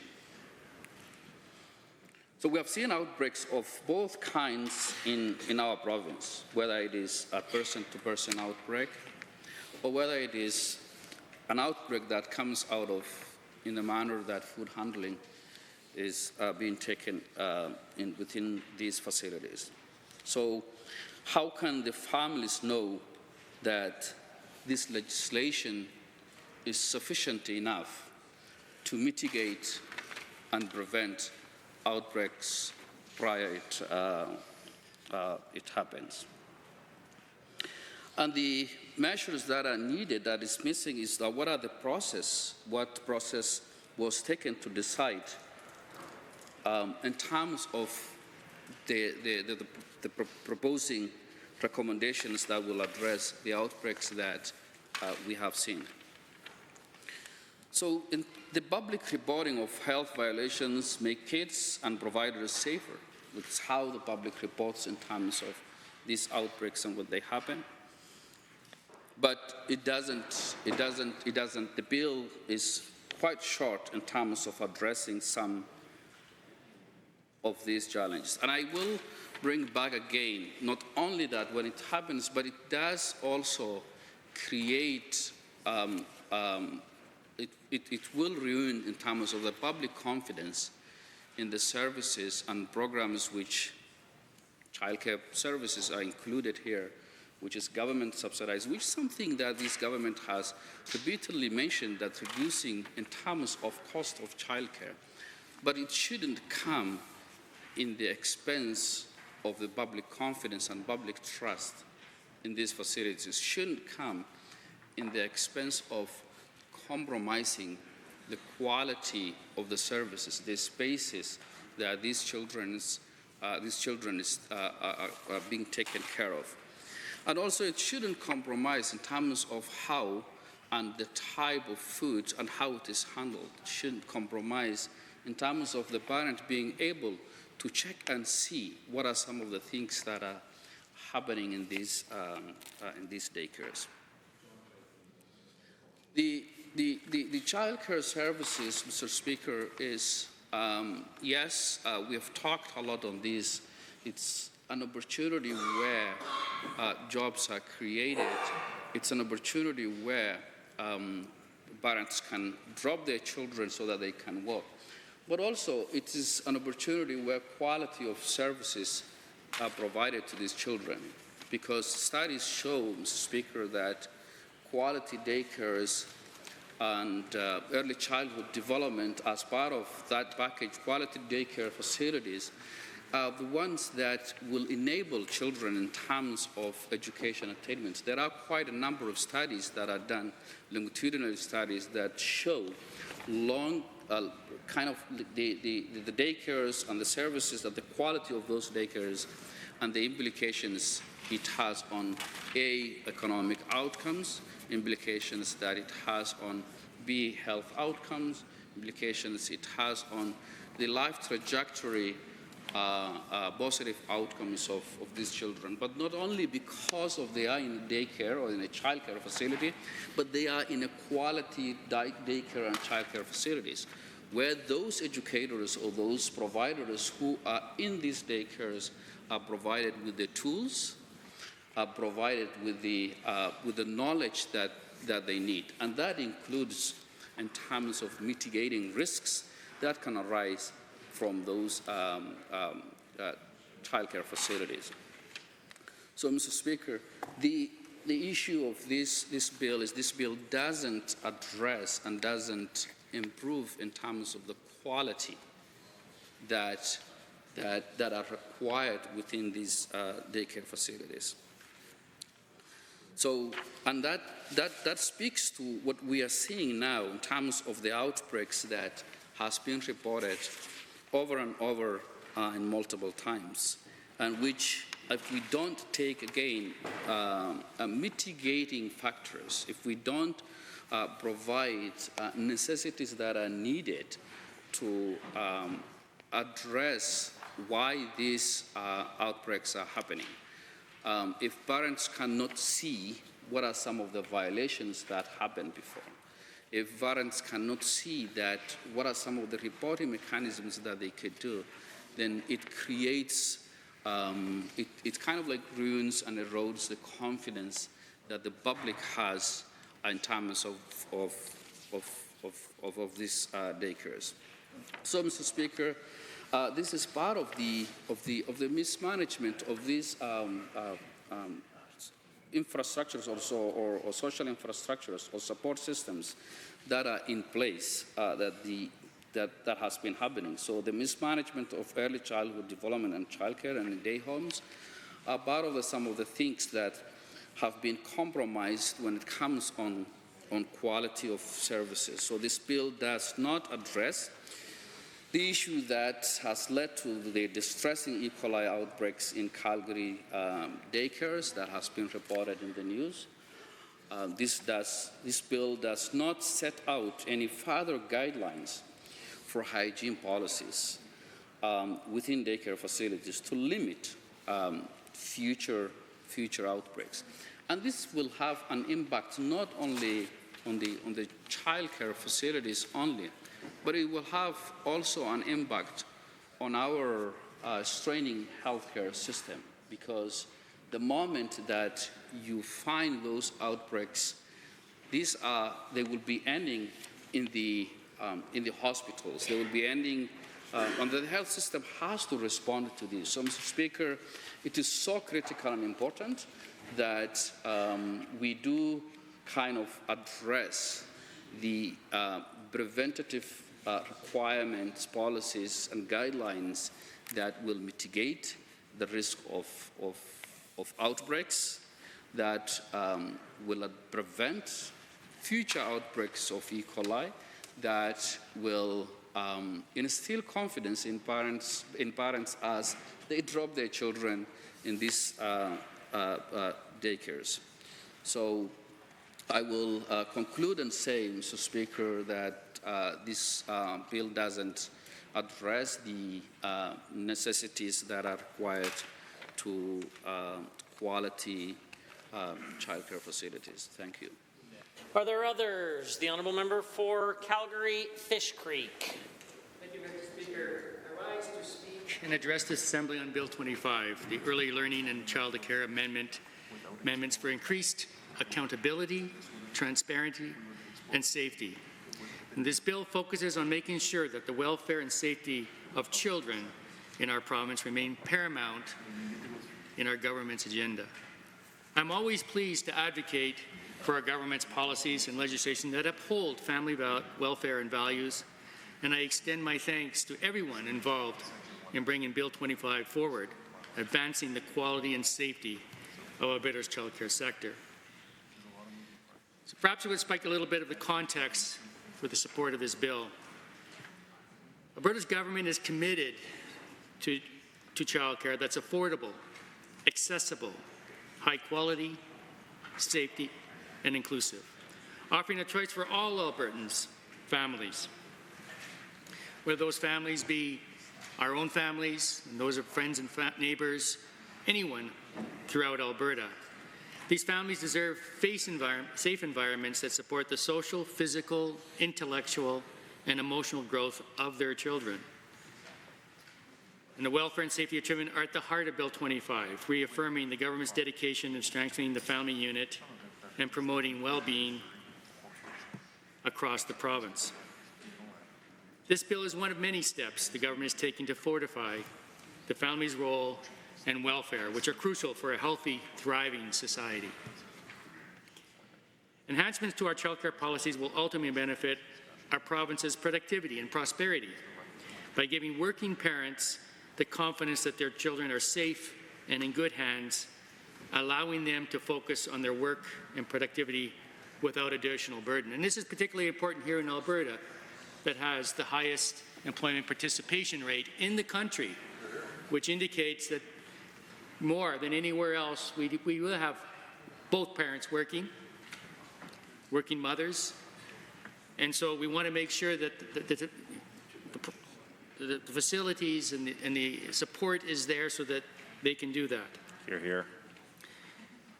I think we all can relate to this. Anybody who is a parent, I certainly recall that time that I have to bring our child for the first time to a daycare center and looking in the process of trying to investigate where it was. We took recommendations from neighbors and other family members as to where would be a good place for our most valuable treasure, our child. And it can be daunting, and we had to spend a lot of time looking around. And it's important to make sure that we have confidence that the government is looking out and providing standards and enforcement for those child care, so those places that we leave our most treasured child is safe, and is nourishing, and provides all the services that we expect. You're here. And whether they are daycares or early learning locations or day homes, which is vitally important, because in this legislation there's a lot more included in terms of dealing with day homes, which is an increasingly important part of the child care. And we have shortages of daycare facilities in this province, and we have to make sure that we provided the legal structures to support not only daycares but day homes, because they represent an increasingly important part of overall daycare in our society. So why do we need these amendments? Well, Alberta's licensed early and child care system is managed under the LCC Act, which authorizes the government to license, inspect, and monitor child care programs. We want to protect trust and safety. These legislative changes to increase oversight, providing information to parents, and enforce meaningful penalties for providers who fail to meet essential safety standards. And I'm going to get back to this earlier, because I heard some criticisms that tell me that some members of the opposition have not actually read the whole bill that's there. And non-compliance concerns. Well, most providers meet these high standards. And unfortunately, as we found out last year, there's a small percentage who will do things that pose risk to children through non-compliance with these safety standards. And we need to make sure that those safety requirements are enforced and complied with. So what are the key areas for this amendment? It's enhancing accountability and transparency, strengthening the licensing and inspection protocols to ensure all programs align with provincial safety standards. And to be more clear, more accessible information for parents on provider compliance, certification status, and safety records, and to enforce those quality and safety standards. We have provided new tools to allow temporary closures of specific areas within a facility to resolve compliance issues without impacting necessarily the entire program. So it's a little bit more focused than what we had before. And fair penalties for providers that fail to meet Alberta's standards for safe and quality care. Member opposite talked briefly, Mr. Speaker, about the fact that it was only $10,000 fines. It's $10,000 per day, or suspension or closure. That's a difference. So that's a little bit significant difference. There are very strong penalties for those facilities that do not comply. Big difference. And so, let's keep this in mind. We want to support child development and family welfare. The legislation ensures children receive the care and safety and healthy environments that foster the social, physical, intellectual, and emotional growth. Hear, hear. And it reinforces support for the family unit, acknowledging the strong families are foundational to our prosperous province. Hear, hear. What can we anticipate to be the benefits to Albertans? Public trust. Enhanced transparency strengthens the parents' trust in Alberta's child care system. Providing peace of mind for working parents. As with my own family, this was key. We wanted to be able to put our child in a place that we felt we could have peace of mind that they were being taken care of and taken care of safely. Hear, hear. So we can focus on our work, support productivity and prosperity in our province, as I talked earlier, and to strengthen child development and family support. Safe, nurturing environments that help children thrive and build a solid foundation for future learning, supporting the welfare of both children and families in Alberta. Now, as I mentioned earlier, there's some concerns about increased penalties for providers. Well, as I indicated before, though we have increased significantly the penalties for providers, they will pay big fines, or they will be suspended, or they will be closed, depending on the circumstances. And these changes ensure safety, not burdening providers who already meet the standards. The penalties were fair and focused on serious non-compliance. Absolutely. This bill maintains the family choice, ensuring options are safe, inclusive, and quality-driven, without restricting family choices. And I alluded earlier to the fact that day homes are now a bigger part of this legislation and requirements for them. So in conclusion, this is a call to action. Strengthening the care for Albertans. Bill 25 demonstrates Alberta's commitment to safe, affordable, and high-quality child care. This bill reinforces that the welfare of children, the role of families, and confidence in childcare are integral to a thriving Alberta. And I honestly believe that this bill should receive unanimous support from all members.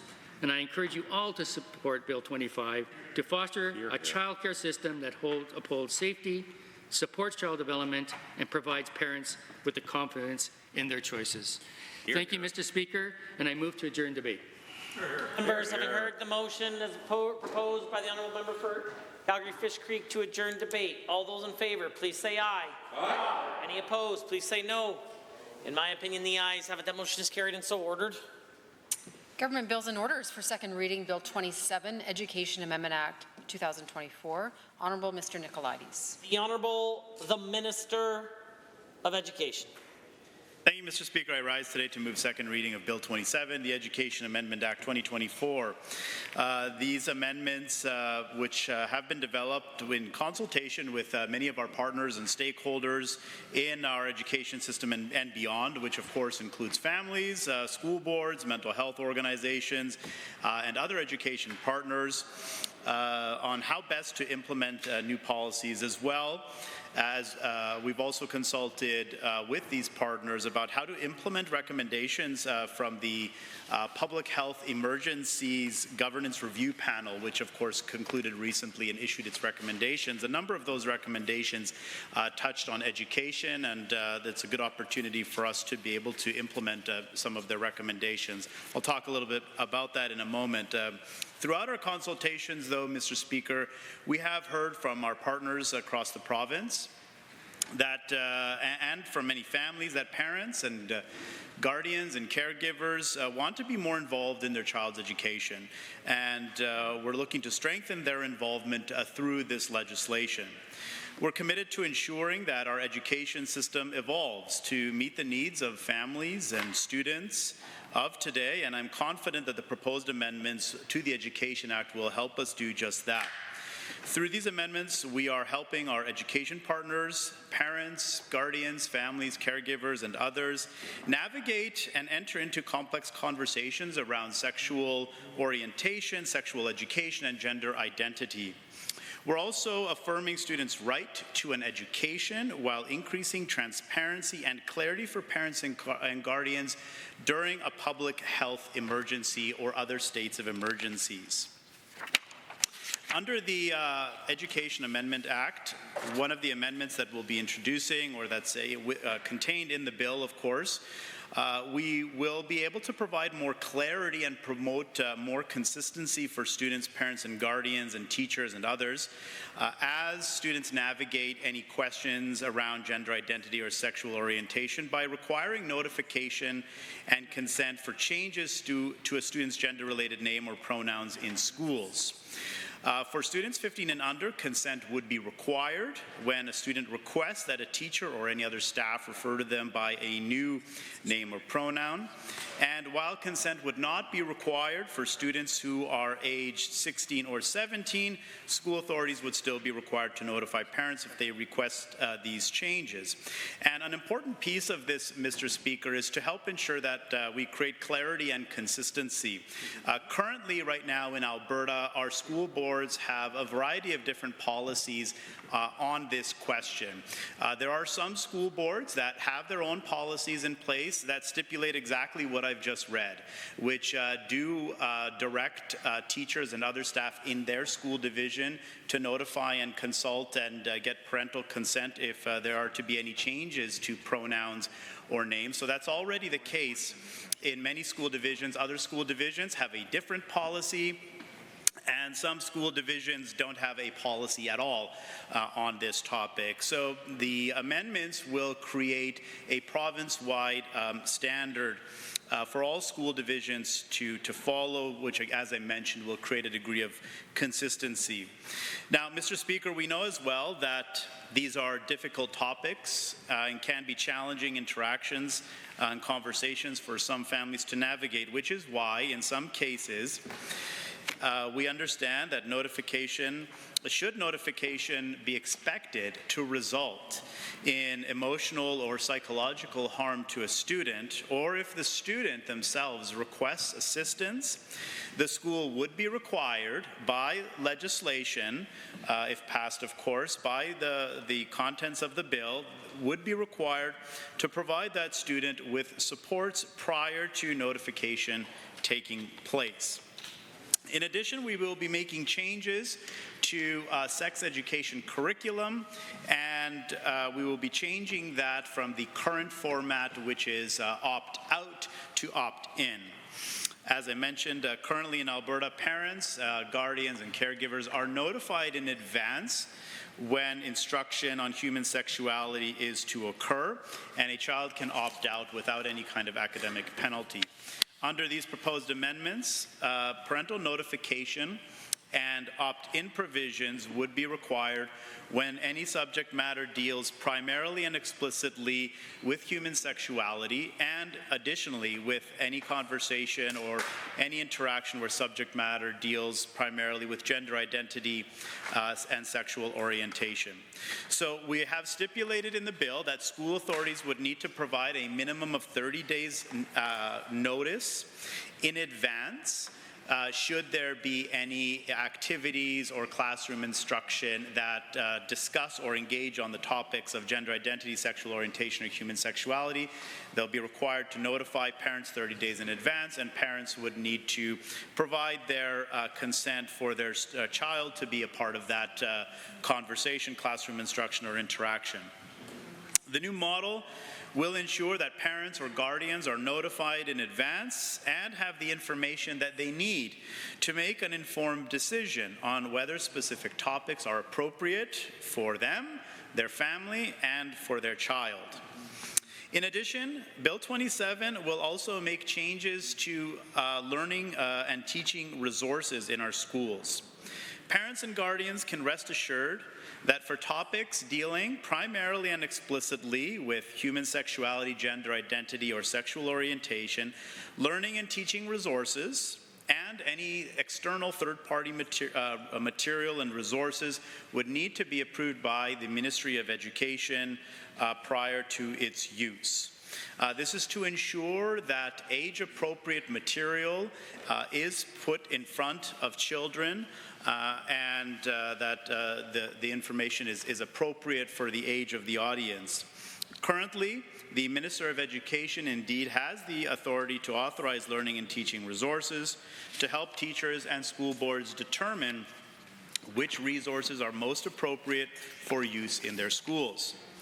One of the proposed amendments would provide the minister with the authority to approve learning and teaching resources that are primarily and explicitly related to those topics being used in Alberta classrooms. Teachers would be required to use only approved learning and teaching resources for these topics.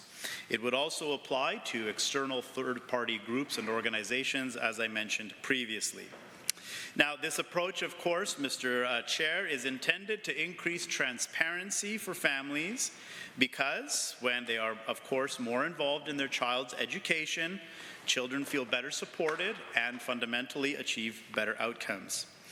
And I want to reiterate that these changes will ensure that students and families have the right supports in place, have the right degree of clarity and transparency over curriculum, content, and resources and other material that is being used in schools. And I know that this is a topic that many parents, guardians, and caregivers have questions and concerns about. Indeed, a number of people over the course of the past few months have contacted my office with concerns about material that exists in our schools, primarily through third-party groups and through other material and teaching resources. And so these amendments will help ensure that there is greater transparency over what material is being used.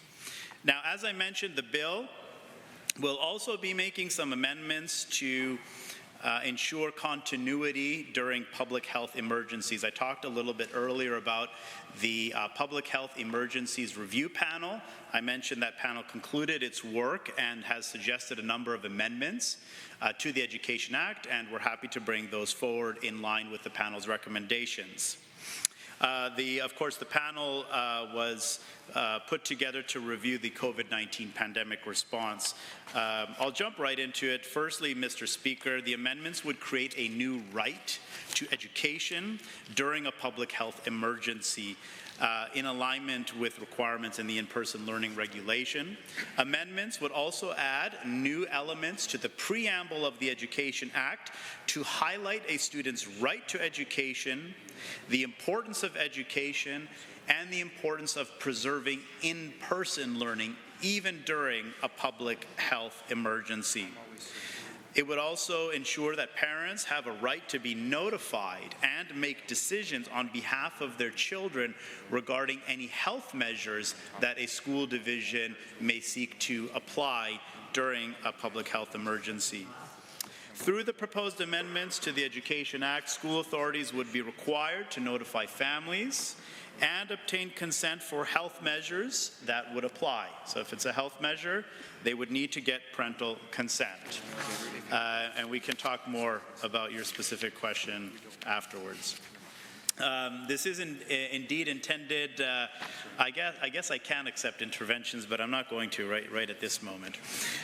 This is intended to capture individual health measures, but I don't think the member's offering to intervene anyway. But nonetheless, it's intended to capture health measures that would not be seen as routine and that would not apply to regular personal hygiene practices or routine school cleaning practices. So these are health measures that a school division may seek to apply during a public health emergency.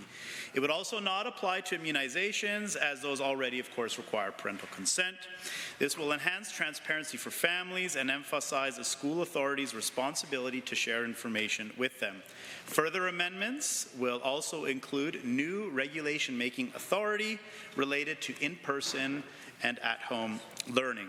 If these amendments are passed, amendments to other regulations, of course, would follow, as is the natural consequence and course. These regulatory amendments that would follow would provide school administrators with more clarity and more guidance on expectations for in-person learning during public health emergencies. Changes, Mr. Speaker, would also require school authorities to develop publicly available policies for temporary shifts to at-home learning, including options to accommodate students, the criteria for deciding to temporarily move to at-home learning, and how learning will continue. Mr. Speaker, this will help ensure a smoother transition when and if there is a temporary shift to at-home or online learning. Further, the amendments would introduce a new requirement around the reasons for a school to be temporarily exempt from in-person learning and time limits for these shifts to at-home learning. This would mean that shifts of 3 or fewer school days would no longer require a ministerial order during an emergency, but any shifts longer than 3 days, even during an emergency, continue to require a ministerial order to ensure government oversight. Regardless of the length of time, all shifts to at-home learning, also known as online learning, would need to be reported to the ministry. These changes are responsive to both the panel's recommendations to set clear criteria and to limit shifts to at-home learning, as well as stakeholder feedback on challenges with the current process. If passed, the legislation and regulatory amendments for education continuity during public health and other states of emergencies would be expected to come into force January 1st, 2025, except the sections relating to school authority policies, which would come into effect on September 1st, 2025. All other amendments to the Education Act would come into force on proclamation, which is anticipated for September 1st, 2025. The objective of this timeline, of course, Mr. Speaker, is to ensure that school boards have adequate time to develop policies. As I mentioned, apart from the legislation and the regulations, school boards will need to develop their own policies regarding in-person learning, online learning, and other elements. So we want to ensure that they have ample time to be able to do that, consult with their community and other partners as they wish in the pursuit of the development of those policies. And so, Mr. Speaker, I'm not sure how much time I have left. Probably a few minutes, 5 minutes, 6 minutes.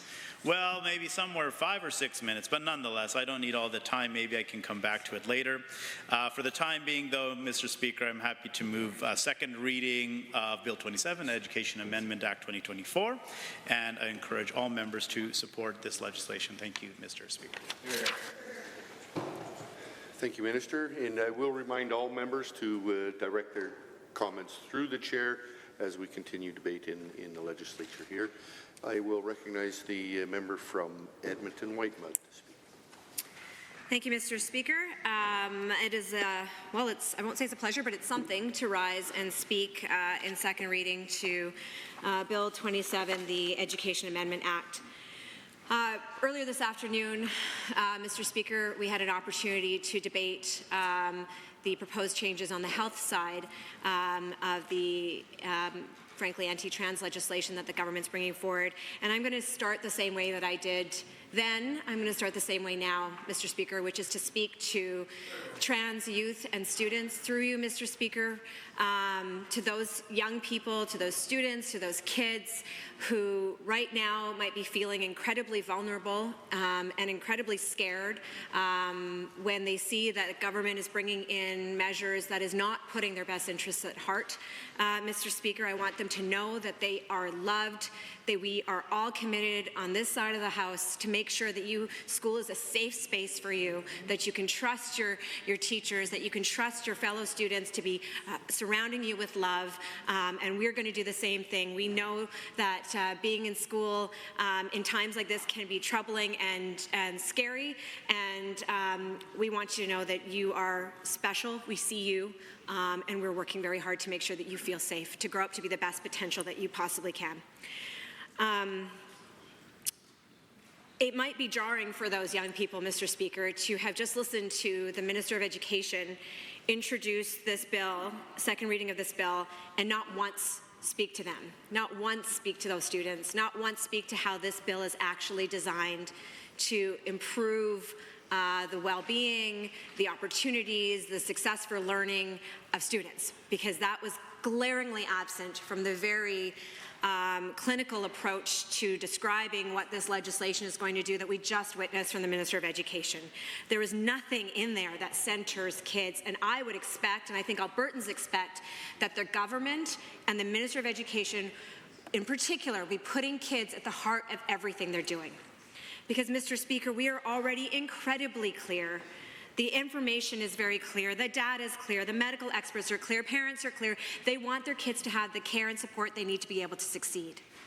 And what we're talking about right now is, again, a deliberate attempt by the government to take advantage of misinformation and to sometimes amplify misinformation for the purpose of creating division rather than creating better unity and understanding and compassion between people. Because, Mr. Speaker, I'll admit, I am a parent, and I have been shocked by what I've heard is circulating in some communities around what is being taught in schools. And the perception of what's being taught by teachers and what resources are being used. There's a lot of misinformation being spread right now in many communities, and what the government has chosen to do right now is to validate that misinformation. Because they had a choice, Mr. Speaker, and this is a conversation that I had a number of times with the Minister of Education, with school boards, when I had the honor to be the critic of education for a period of time. I said, we are aware this information is out there. What are we doing to bring parents and schools and teachers and students together to dispel these rumors and this misinformation? Because if you talk to parents who are hearing these things, and there's, we know that there's WhatsApp chats and there's email chains that go on and there's videos and links that are shared. We know that there is a whole other world of really weird material out there, Mr. Speaker, that seems to be the main source of information for the government and the Premier and the Minister. But it's not real, because when they cite the examples of the things that are supposedly being taught in schools, none of those actually happen in Alberta. We've all heard these strange rumors about litter boxes or something, and none of that happened here, if it even happened at all. And in fact, where there have been incidences, yes, where maybe something has been brought to a school by a third party or maybe a teacher crossed the line, there are mechanisms by which to deal with that, Mr. Speaker. So rather than take advantage of the fact that, let's be clear, too many Alberta parents right now are exhausted. They are tired. They do not have the ability to sometimes, whether it be for cultural reasons, time reasons, resource reasons, language reasons, to be able to spend a lot of time to understand what's truly happening in classrooms. So if that misinformation is out there, the onus is on government to bring people together to better understand what's happening. Instead, they validated that misinformation by saying, we're going to bring in all these rules now to perpetrate this idea that teachers are doing something insidious. This is all about dividing parents and teachers, although let's be clear, many parents are teachers and many teachers are parents. But this is meant to create this suspicion, the way that we all look at each other. rather than bringing people together. When I would talk to school boards, I'd say, okay, so if there's communities in your area that you represent who are not sure about what's being taught, let's work hard to make sure that those parents are special, let's make sure that it's accessible, that it's in languages they understand. Let's bring them together to understand what's really being taught in schools. That this is about human rights, that every child, regardless of their race, their religion, their gender identity, their sexual orientation, have protected rights. And we want to make sure that, yes, teachers and materials meet standards, of course, and there are mechanisms to make sure that if that's not happening, it can take place. But rather than bringing people together to dispel those rumors, this government brings in this bill. And I go back to the idea that every parent wants to understand more about what's happening in their kids' classrooms. They would love to hear more about, I'm a pretty educated parent when it comes to the education system, but even I haven't been able to sit down all the time to go through in detail the curriculum and the programs of study that my kids are learning. If I'm not doing that, we know there's many parents who can't. So how do we make it more accessible, more understandable what's happening? That would be, if this government was truly about improving parents' involvement in their kids' education, first of all, they'd address some of the issues that Albertans are facing, such as healthcare and cost of living and affordability. They would address those things, but they would really try to bring parents together with teachers, but that's not what they've chosen to do. And I want to just take a moment to say again, all professions, there may be situations, like I'm a member of a regulated profession, I'm a lawyer, we know that if things are not going, if a lawyer steps out of line, there are processes to deal with that. The government made a decision 2 years ago to take over responsibility for addressing teacher conduct. So if there were complaints about specific teachers doing something, they could handle it that way. But they didn't do that, Mr. Speaker. Well, they did do it, but they actually haven't been able to handle any of those complaints. They've had that system for 2 years and not one single hearing has been taken place. So they're not interested in actually addressing if there are bad actors, dealing with those bad actors. They've developed a flawed system that's not working, and they've decided to fester that division between parents and teachers even more. Now I want to talk about the piece that talks about parental notification. Again, I come back to, Mr. Speaker, not 10 years ago, the Premier stood in this House and shed tears at the idea that schools would out children. She shed tears. She spoke, her words were to talk about the impact that this would have on kids, that it would lead to suicide, that it would lead to death. That was the Premier. 10 years later, she has absolutely no problem outing kids. Absolutely no problem. And one might question what the difference is. Well, I think we all know, we talked about it earlier, it's because she needed to keep her job. So who was the first to be sacrificed for the Premier's climb to power and to maintain her power, Mr. Speaker? Appears to be she's fine with outing kids all of a sudden, because that's exactly what's going to be happening. I apologize and withdraw, Mr. Speaker. Thank you. So this legislation... Just continue on with comments. Careful to not cross the boundaries. Thank you, Mr. Speaker. I'll be careful not to cross boundaries. So let me be clear. This legislation, this bill, proposed legislation, says that children who are under the age of 16 they require parental consent before they can change their pronouns or their preferred name for the purpose of gender identity. I was about to say, well, I'm not a lawyer, but actually I am a lawyer. So let me just add, Mr. Speaker, that seems pretty ripe for some pretty clear human rights complaints, because the only children being singled out for who cannot change their names and their pronouns are those who are doing so for the purpose of gender identity. Might I remind this government that is a protected ground under the Human Rights Act, and it has been read into the Charter of Rights and Freedoms as well. So it is singling out those students. If they want to change their name for any other reason, that's fine, but if it's for gender identity, then all of a sudden their parents need consent. Now let's be clear, they're saying they won't require consent, just notification if the child is over the age of 16. Well, what happens if you send notification, Mr. Speaker, and a parent is upset about that and they don't give their consent? It's the same thing, and it's really putting vulnerable kids in a tough situation. I really take issue, Mr. Speaker, with I have to say, somewhat pathetic attempts in this bill to try to address the very real reality that kids who are in this position are going to be made incredibly vulnerable by being outed against their will to their parents, by including a provision that says If the board believes that a child may or a student is reasonably expected to suffer emotional or psychological harm, or the student requests, the board has to ensure students are provided with counseling or other assistance before notifying the parent. So let's work through that a little bit, Mr. Speaker, because here's the thing that means. First of all, so now suddenly the UCP is okay with the idea that a student, can be provided counseling without the parental consent. They have no problem with that piece of it, because they're saying parents won't be notified, there'll be no notification, but somehow they'll be providing counseling and other assistance to this child. Now, when we heard about this bill was introduced, they were saying suddenly that Counseling Alberta was going to be the answer for all these kids who are in severe vulnerability and distress are now going to get access to Counseling Alberta. If you're outside of Calgary, Counseling Alberta is an online counseling service. But by the way, there's also a cost associated with it, and apparently now 12-year-olds can sign up for Counseling Alberta services without their parents' consent, and I don't know how they're going to pay for it, but that's going to be what the school board's going to be provided. I mean, I personally would love, Mr. Speaker, if there was counseling services right in every school in this province. I would love it if there was mental health supports available to every single student in this province, but there isn't. And it is laughable, and it's frankly distressing to hear that this government's answer to acknowledging the very real mental and emotional distress they're going to cause to kids by outing them to their parents without their consent is that they'll make something available, something that kids desperately across this province need access to mental health supports in schools and do not have access to, but suddenly school boards are now responsible for providing it. It's a miracle that apparently now there's going to be mental health support services provided for every student who needs it. I want to talk a little bit about the opt-in for sex ed.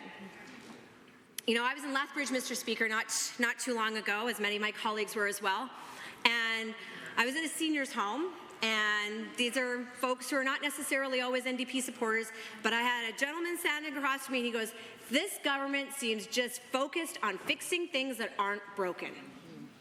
That's the only thing they want to do." I was like, that's 100% true. And I actually think the Minister of Education might agree with that, because I had an opportunity on Friday to do an interview on the radio about these issues about opt-in for sex ed. Just prior to, about 45 minutes before I did my interview, the Minister of Education was on the same radio channel doing a same interview about the same questions about opt-in. And I listened to the Minister of Education struggle repeatedly after being asked over and over again by the interviewer, why are they suddenly moving to opt-in for sex ed? He was trying to find an explanation because he was saying, yeah, we know the vast majority of parents actually do want their kids to receive, when they have very few actually exercise their ability to opt out. Most parents are okay with getting sex ed for their kids. So what was the problem they were trying to address? This is what the interviewer kept asking the Minister of Education, and he simply could not answer. He stumbled and stumbled through it, because this is not a problem that needs to be fixed. We know that good, strong sexual health education is an important part of every curriculum. It's part of the previous curriculums, it's been part of every curriculum, including the new one, because we know how important it is. It's not just important because we want kids to, by the way, we know that studies show that access to good sexual health education delays a young person's first sexual encounter. Of course, it reduces the chances of STIs. It reduces the chances of unplanned pregnancies. We know all those things. I don't know why we're trying to revert back to decades before where we're acting like sex ed is a bad thing.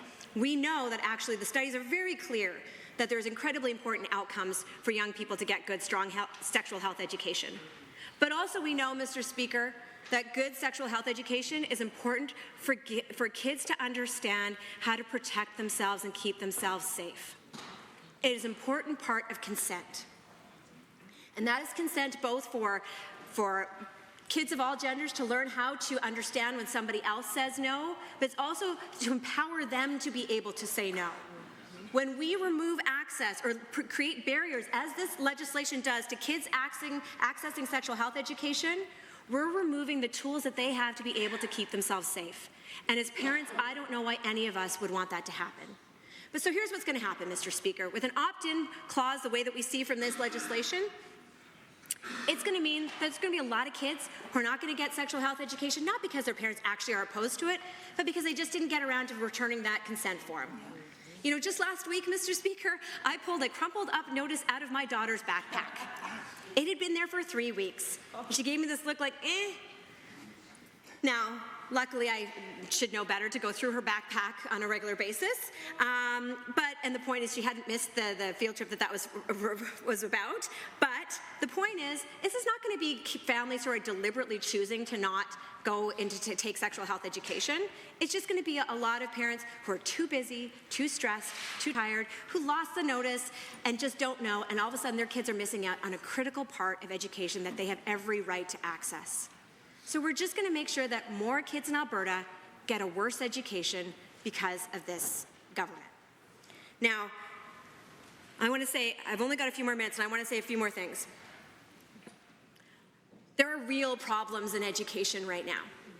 There are very real problems. We have the lowest per student education funding in the country, and that was intentional by this government. It was intentional by this government by adopting a funding model that constantly funds on previous year's enrollment, not current year's enrollment, while at the same time running an active campaign to recruit more people to come to Alberta. They chose to implement a funding model that would refuse to fund every single student that walked through a door of a school.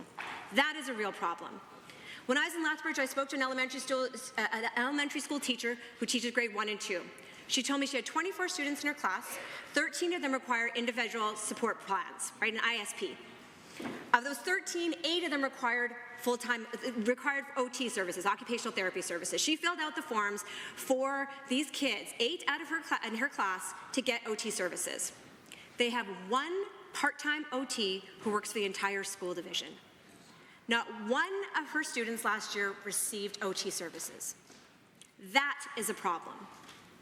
In the junior high in my riding, Mr. Speaker, there are over 40 kids in every single class. That is a problem. And that's a choice by this government. For 3 years in a row, they had 3 budgets in a row where they did not fund a single school for Edmonton Public School Board, one of the fastest growing school boards in the country. And they chose to do that. These are real problems in education. We have teachers who are burnt out and feel disrespected. We have EAs who are underpaid, but almost below poverty wages. We have kids who have more complex needs than ever. We have kids with more English language learning needs more than ever. These are the real priorities of Alberta students. It is not what is being introduced here. Lastly, I feel compelled to talk about this because I sometimes feel like this government is living in an alternate reality.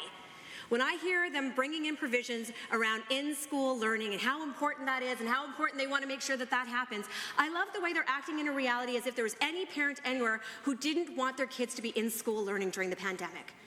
I remember rallying with parents. I remember standing with my colleagues in this legislature demanding that the UCP do things to make sure that schools were safe for kids.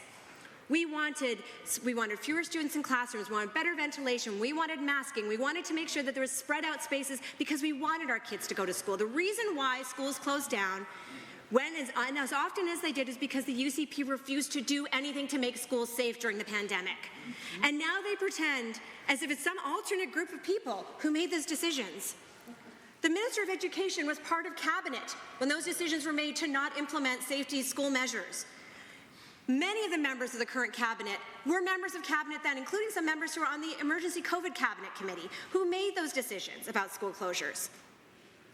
They're fighting with themselves. Meanwhile, there are real issues that are happening for kids and teachers and EAs and parents in schools right now. And this legislation does nothing to help any of them. All it does is target vulnerable kids. And I want to go back to the courage and strength it takes for kids to come out or to ask of their teachers that they go by a different pronoun or by a different name. It takes a lot for a child to get there. And yeah, it's true, sometimes they may not go to their parents first. I have to deal with that as a parent too, knowing that my kids have a very safe environment, I feel I'm a very supportive parent, but they still may choose to do something, to tell their friends something or their teachers something before they tell me. I know in time they will come and tell me because that's the relationship we have. But I also need to trust, I need to know that I'm not alone raising a child. We are a part of a village. And when a child goes to a trusted adult, I know that that teacher, this is the policy of school boards, this is the policy of Edmonton Public Schools. They want to work with that child to make sure they can bring their parents in on the conversations. They are not at odds with parents. They want to make sure that kid is safe and welcome. It is a tough thing. It takes courage for those kids to do that. The last thing we should be doing is shaming them or making them feel scared or vulnerable because they've taken that step. It is our job, it is all of our jobs, to stand up and be there for Alberta students, and that is what we're going to continue to do every single day. I will recognize the member from Livingston-McLeod to speak. Thank you, Mr. Speaker. Today I rise to speak in favour of Government Bill 27, the Education Amendment Act 2024. Mr. Speaker, today we continue to make good on our commitment to ensuring that our education system not only survives crises, but emerges stronger than ever. The COVID-19 pandemic left us with many lessons, especially regarding education. Our experience has taught us that in times of uncertainty, the well-being of our students and the active involvement of parents are paramount to their success. Following the recommendations of the Public Health Emergency Government's Review Panel, our government tabled amendments to the Education Act and regulations under the Act. These affirm students' rights to their education and increase transparency, consistency, and clarity in schools for teachers, parents, and guardians during public health and states of emergencies. As we continue our discussions today, we have the opportunity to support legislative amendments that will ensure our education system is equipped to respond to future challenges while safeguarding the rights of our families. The pandemic served as a wake-up call, revealing the vulnerabilities within our education system. Students, including my own child, face significant learning loss, emotional challenges, and disruption to their social development. We owe it to our children to create an education system that is prepared for public health emergencies, one that puts their needs first and respects the vital role of parents as the primary caregiver. The proposed amendments to the Education Act are a crucial step in this direction, reinforcing our dedication to maintaining access to quality education, regardless of the circumstances. The emotional toll of the pandemic cannot be overstated. Many students experienced isolation and anxiety due to prolonged periods of remote learning. This experience highlighted the need for in-person interactions and the importance of a structured educational environment. By prioritizing in-person learning during emergencies, we can mitigate these adverse effects and support our children's mental health and developmental needs. The amendments we're discussing today are also designed to provide clarity and support for both parents and teachers. By reinforcing the importance of education, we send a powerful message. Education is vital and must be prioritized. This legislation creates a framework that outlines the responsibilities of school authorities to maintain that in-person learning remains accessible whenever possible, safeguarding our children's educational journey, even in emergencies. Parents across Alberta have also been vocal about wanting to be more involved in their children's education. If passed, the amendments contained in Bill 27 will provide parents and guardians with more transparency. This includes transparency for parents regarding health measures in their children's school during emergencies and schools' plans to continue providing education if there's an unavoidable shift to at-home learning. The proposed amendments would also provide our partners in education with more clarity and guidance on various matters. These include expectations for learning during emergencies, when shifts to at-home learning are allowed, and government reporting requirements. The Government of Alberta has indicated it will continue to work closely with school authorities and provide support as they implement the new changes. In addition to maintaining access to in-person learning, the legislation places a strong emphasis on preserving children's choice as they grow into responsible adults. The proposed amendments also ensure that parents and guardians remain informed and involved in the education process. For students aged 15 and younger, schools will be required to obtain parental consent before using a gender-related preferred name or pronoun. For students ages 16 or 17, parents must be notified, but consent is not required. The proposed amendments also ensure that parental rights are factored into the learning process through a shift to opt-in rather than opt-out model for subject matter dealing primarily or explicitly with human sexuality, gender identity, or sexual orientation. The legislation requires schools to provide notice at least 30 days in advance for these subjects. This change from an opt-out to an opt-in process for sexual education ensures that parents are aware of what's being taught to their children on these sensitive topics. It empowers families to make informed decisions about their children's education.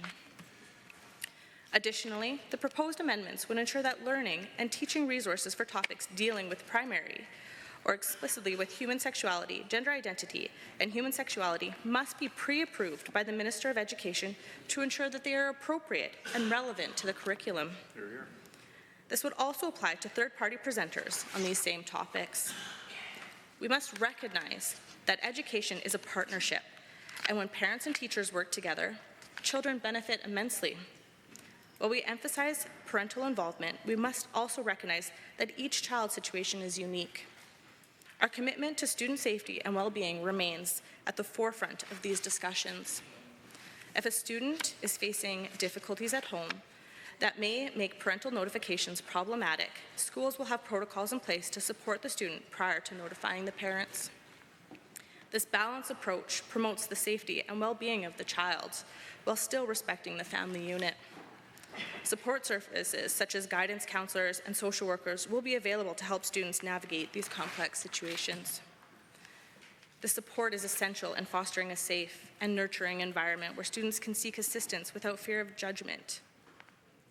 By taking these meaningful steps, our government is working to preserve the choice of children as they mature into responsible adults, while also ensuring that everyone's safety and rights are fully protected. I encourage all members of this Assembly to support the amendments proposed in Bill 27, the Education Amendment Act. Thank you, Mr. Speaker. Recognize the member from Calgary-Beddington to speak. Thanks so much, Mr. Speaker. I rise to speak to Bill 27 with a rather distinct lack of pleasure. Bill 27 amends the Education Act in 3 ways. The first change requires that parents are notified and consent to their child's preferred name, and changes their child may want to make to their pronoun. For students 15 or younger, consent is required. For students 16 or 17, parental consent is not required, but notification still is. The second change is to move sexual health education from an opt-out to an opt-in model. Purportedly, this will allow for more clarity, transparency, and awareness. In addition, all learning and teaching resources will need to be approved by the Ministry of Education. And yes, I think we are seeing that famed conservative belief in really, really big government in action here. The third change centers around access to education during public health emergencies to make in-person learning a priority. I know what you're thinking. Isn't that already the case? And yes, it certainly is. Aside from the shift to virtual learning during the early days of the most recent global pandemic, a time when scientists and world leaders were trying to figure out this new virus, how it spread, how many people would die from contracting the virus, which type of people were most likely to die from contracting the virus, which type of people would be most likely to spread the virus to people who would die from the virus. Aside from those few months, can anyone in this chamber recall a time that their school board moved to virtual learning just on a whim? No, because schools only close as a last resort. In addition to making sure that schools remain open even when the plague has come to town, this legislation also restricts the ability of school boards to protect staff and students with simple measures like masking. The government uses a fancy term to confuse people: non-routine health measures. Of course, these are completely routine health measures in many parts of the world.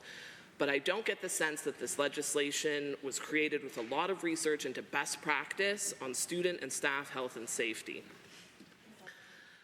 I'm going to spend most of the rest of the time outlining why this legislation gets things very wrong on access to sexual health education, but I saw a clip recently that had me reeling. The member from Edmonton-Whitemud referenced it, and I want to unpack it just a little bit. So that first legislative change, as I mentioned, is related to parental notification and consent around name or pronoun changes, and the government press release stated that, quote, "The top priority of Alberta's government is that every student feels welcomed, cared for, safe, and respected while at school." That's a bold way to introduce legislation that will ensure that trans students do not have the opportunity to feel welcomed, cared for, safe, or respected at school.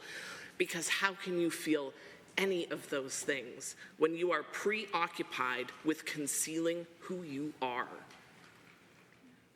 Perhaps, I said to myself, this government simply doesn't understand how destructive their policies are, because I remember a lot of soft lights and a soothing instrumental soundtrack, and after all, these are the people who worry somewhat wrong-headedly about children in government care becoming too dependent on government support.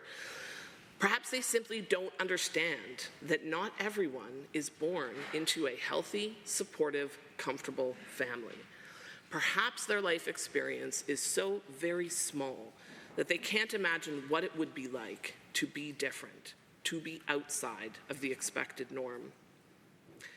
And then I watched a clip of the current premier speaking in this very chamber.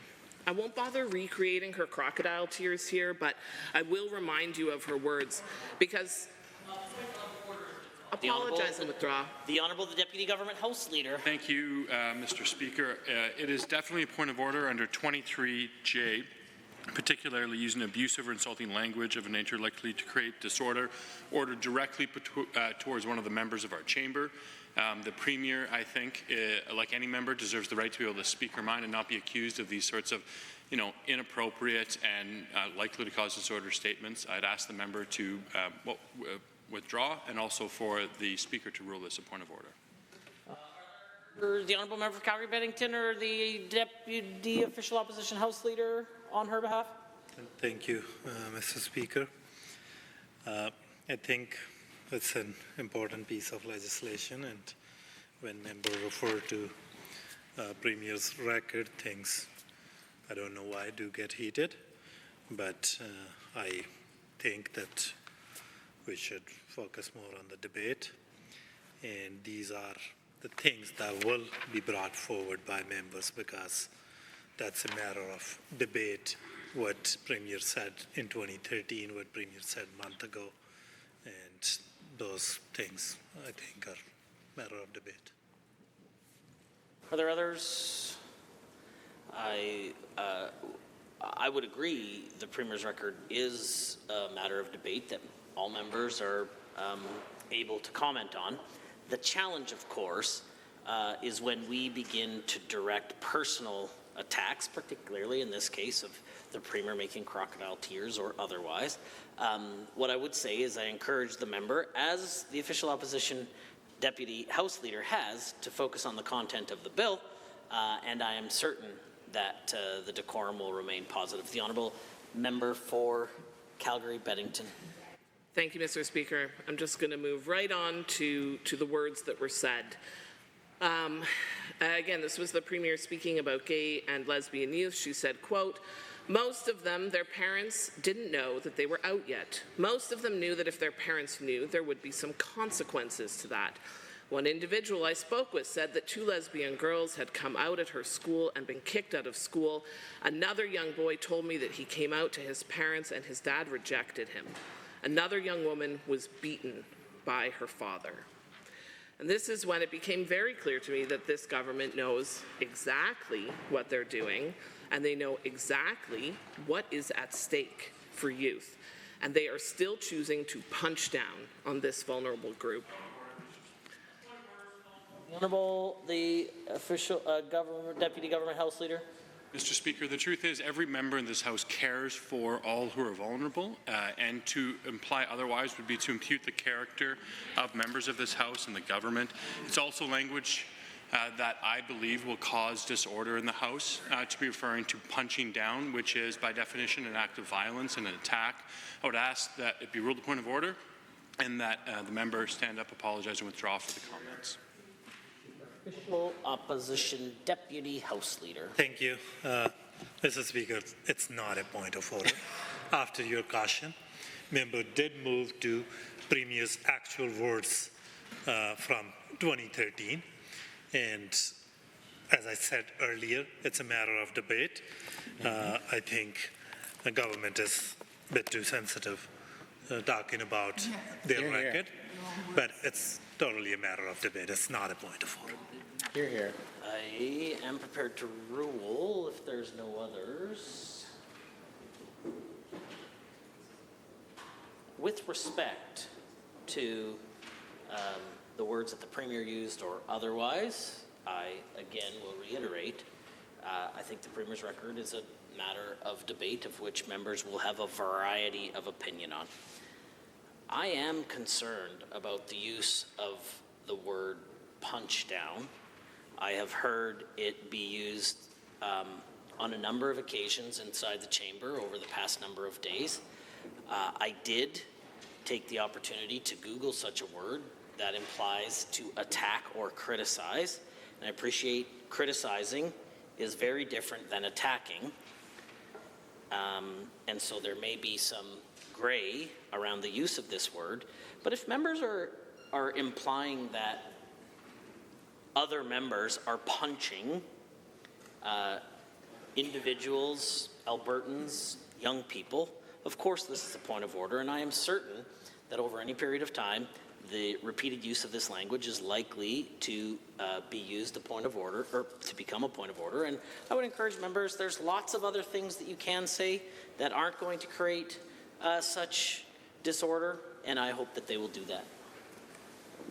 Thank you, Mr. Speaker. I will look for some better colloquialisms. I'm going to change tack here, and I'm just going to move right into the change to opt-in for sexual health information, because that's an area where the UCP knows what they're doing there too, because they're adding a lot of red tape, they're adding barriers between our kids and factual, age-appropriate information about their bodies, consent, safe and unsafe touch, and healthy relationships. Now, if you tuned into the minister on Morning Drive-In shows, you might be led to believe that this change will ensure there's more clarity, transparency, and awareness. But of course, if you listen to the entire interview, you will be quickly disabused of that notion, because the minister simply isn't able to answer the question of how.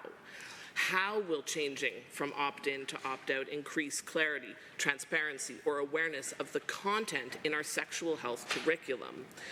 The best the minister was able to offer was that it will be helpful for parents to know when sexual health education is happening. But of course, parents already know that, because the school board sends notifications to all parents when they have the opportunity to opt their child out. Now, the minister was correct in one thing when he said that parents in Alberta have always had the ability to have their child participate in sex education. Edmonton Public School Board made this very clear in the letter they sent the Premier in February of this year, where the board says, quote, "Our factual age-appropriate instruction coupled with transparent parental notification and opt-out offer respects both student well-being and parental input. Requiring parents to opt in does not serve to add any additional parental control. It simply adds administrative red tape to important lessons set out in the Alberta provincial curriculum," end quote. And this is the position of the vast majority of school boards we have consulted with on this issue. So why is this change happening? Who was asking for this change? Now, unfortunately, the minister hasn't been able to answer these questions. When I asked him in question period just last week who was asking for the change, the minister's response was that parents should be integral partners in the education of their children, and I couldn't agree more. The minister went on to say that he wanted to hear from the NDP if they don't believe that parents are partners in education, if they don't believe in the responsibility of parents and families in the education of their children. Well, let me assure the minister that yes, of course, the NDP believes that parents should be partners in education.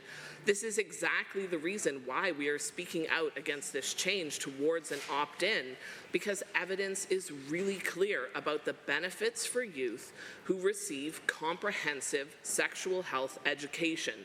Some of the top-line benefits include lower teen pregnancy rates, lower sexually transmitted infection rates, and delayed timing for first sexual encounters. If I want parents to be partners in education, I would want them to understand the benefits of the sexual health curriculum. I would want them to understand that the best way for young people to make informed, safe, and positive choices about their sexuality and sexual health is to receive developmentally appropriate and comprehensive sex education. There is a lot of evidence to support the benefits of comprehensive sexual health education. The American Academy of Pediatrics speaks to the need for comprehensive sexual health education to occur across the developmental spectrum, quote, beginning at early ages and continuing throughout childhood and adolescence. Sex education programs should build an early foundation and scaffold learning with developmentally appropriate content across grade levels, end quote.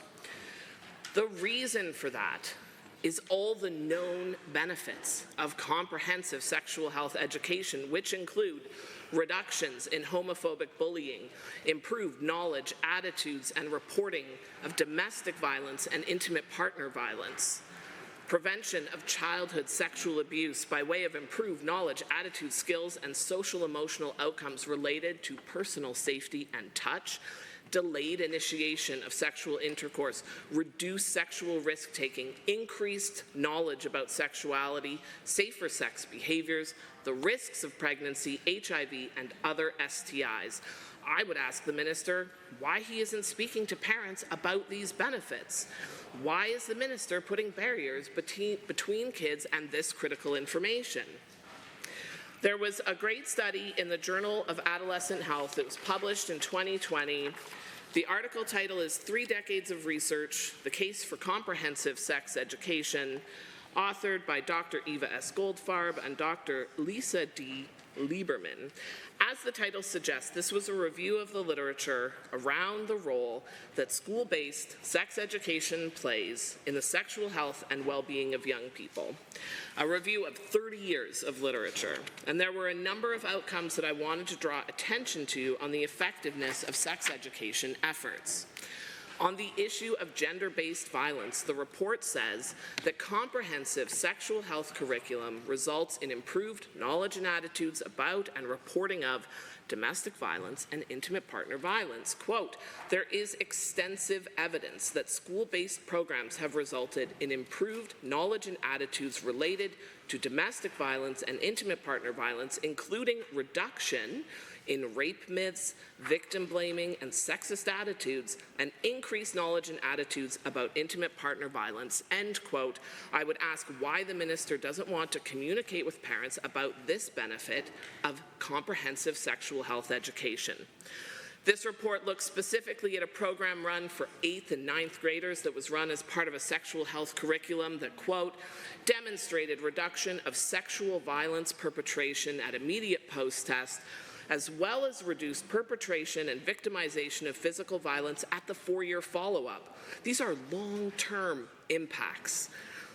Compared with controls, treatment schools reported 25% less psychological abuse perpetration, 60% less sexual violence perpetration, and 60% less physical violence perpetration with a current dating partner.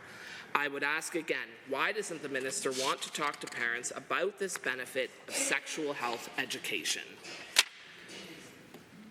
You know, I'm very flattered that the Premier has gone to such great lengths to quote me this week in the House.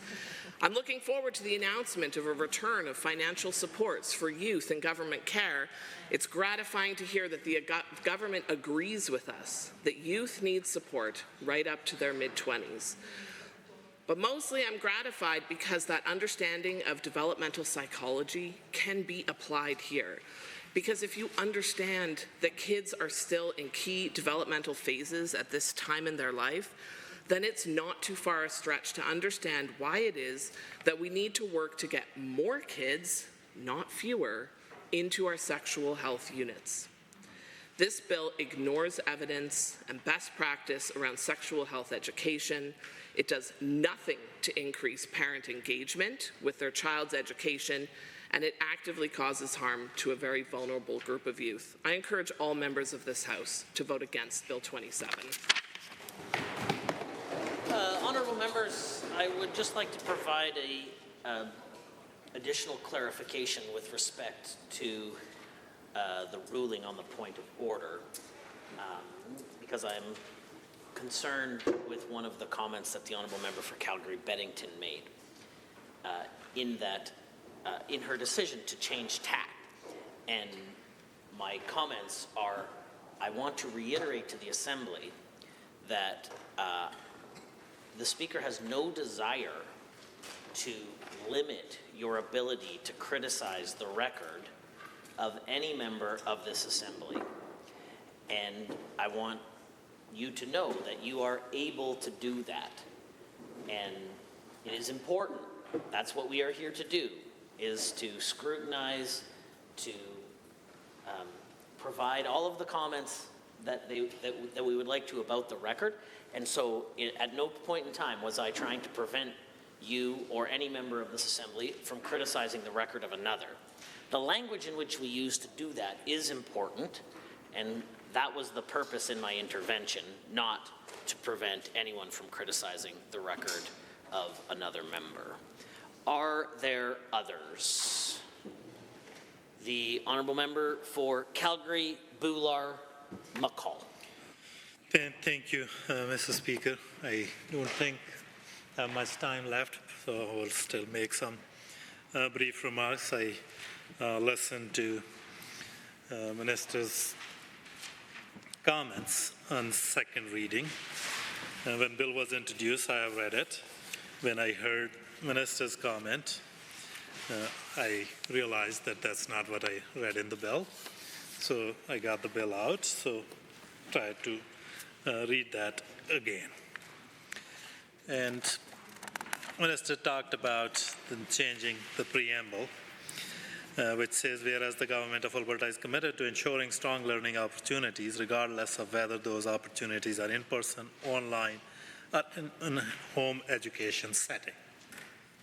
However, Minister, in his remarks, just focused on that how they will ban all kind of education except for in-person learning. Doesn't matter if there is pandemic, there is floods, there are wars. That's the preferred way that they will choose to go, and will reject all kind of safety measures, which may otherwise be seen as health measures, put forward by the school board in their schools. I think a forward-looking government will focus on what lies ahead of us, what challenges lie ahead of us. And this government is still litigating pandemic just to kind of please and rile up their base, whether masks should have been worn or not. There are so many issues that education system is facing. They could have focused on that. Our classrooms are overcrowded. They could have focused on that. Our classrooms are lacking support staff, which they fired during the pandemic. If they want, we can litigate that, whether that was the right thing to do or not. They let go EAs via a tweet during the pandemic. They never got that. School never got those EAs back. There are students who need help with English as second language. They're not getting those supports. There are issues with assessments that are done in school. They are not getting those, parents are not getting those assessments done in a timely manner. We have been asking for mental health supports in our schools. Government is not listening to that. But out of everything, out of all these issues, they decided to relitigate what happened during the pandemic and just signal to the fringe right-wing element here that should next time if something happens like that, we will not close down the schools or something on those lines. That's not what a forward-looking government that is serious about education does. Then they are giving minister a lot of powers through this act, a lot of regulatory power, even in areas where this government lacks expertise. Instead of working with teachers, working with students, working with those who know about. Members, I hesitate to interrupt, but the time for debate on this matter has concluded, and pursuant to Standing Order 3.1, the House stands adjourned until tomorrow at 1:30 p.m.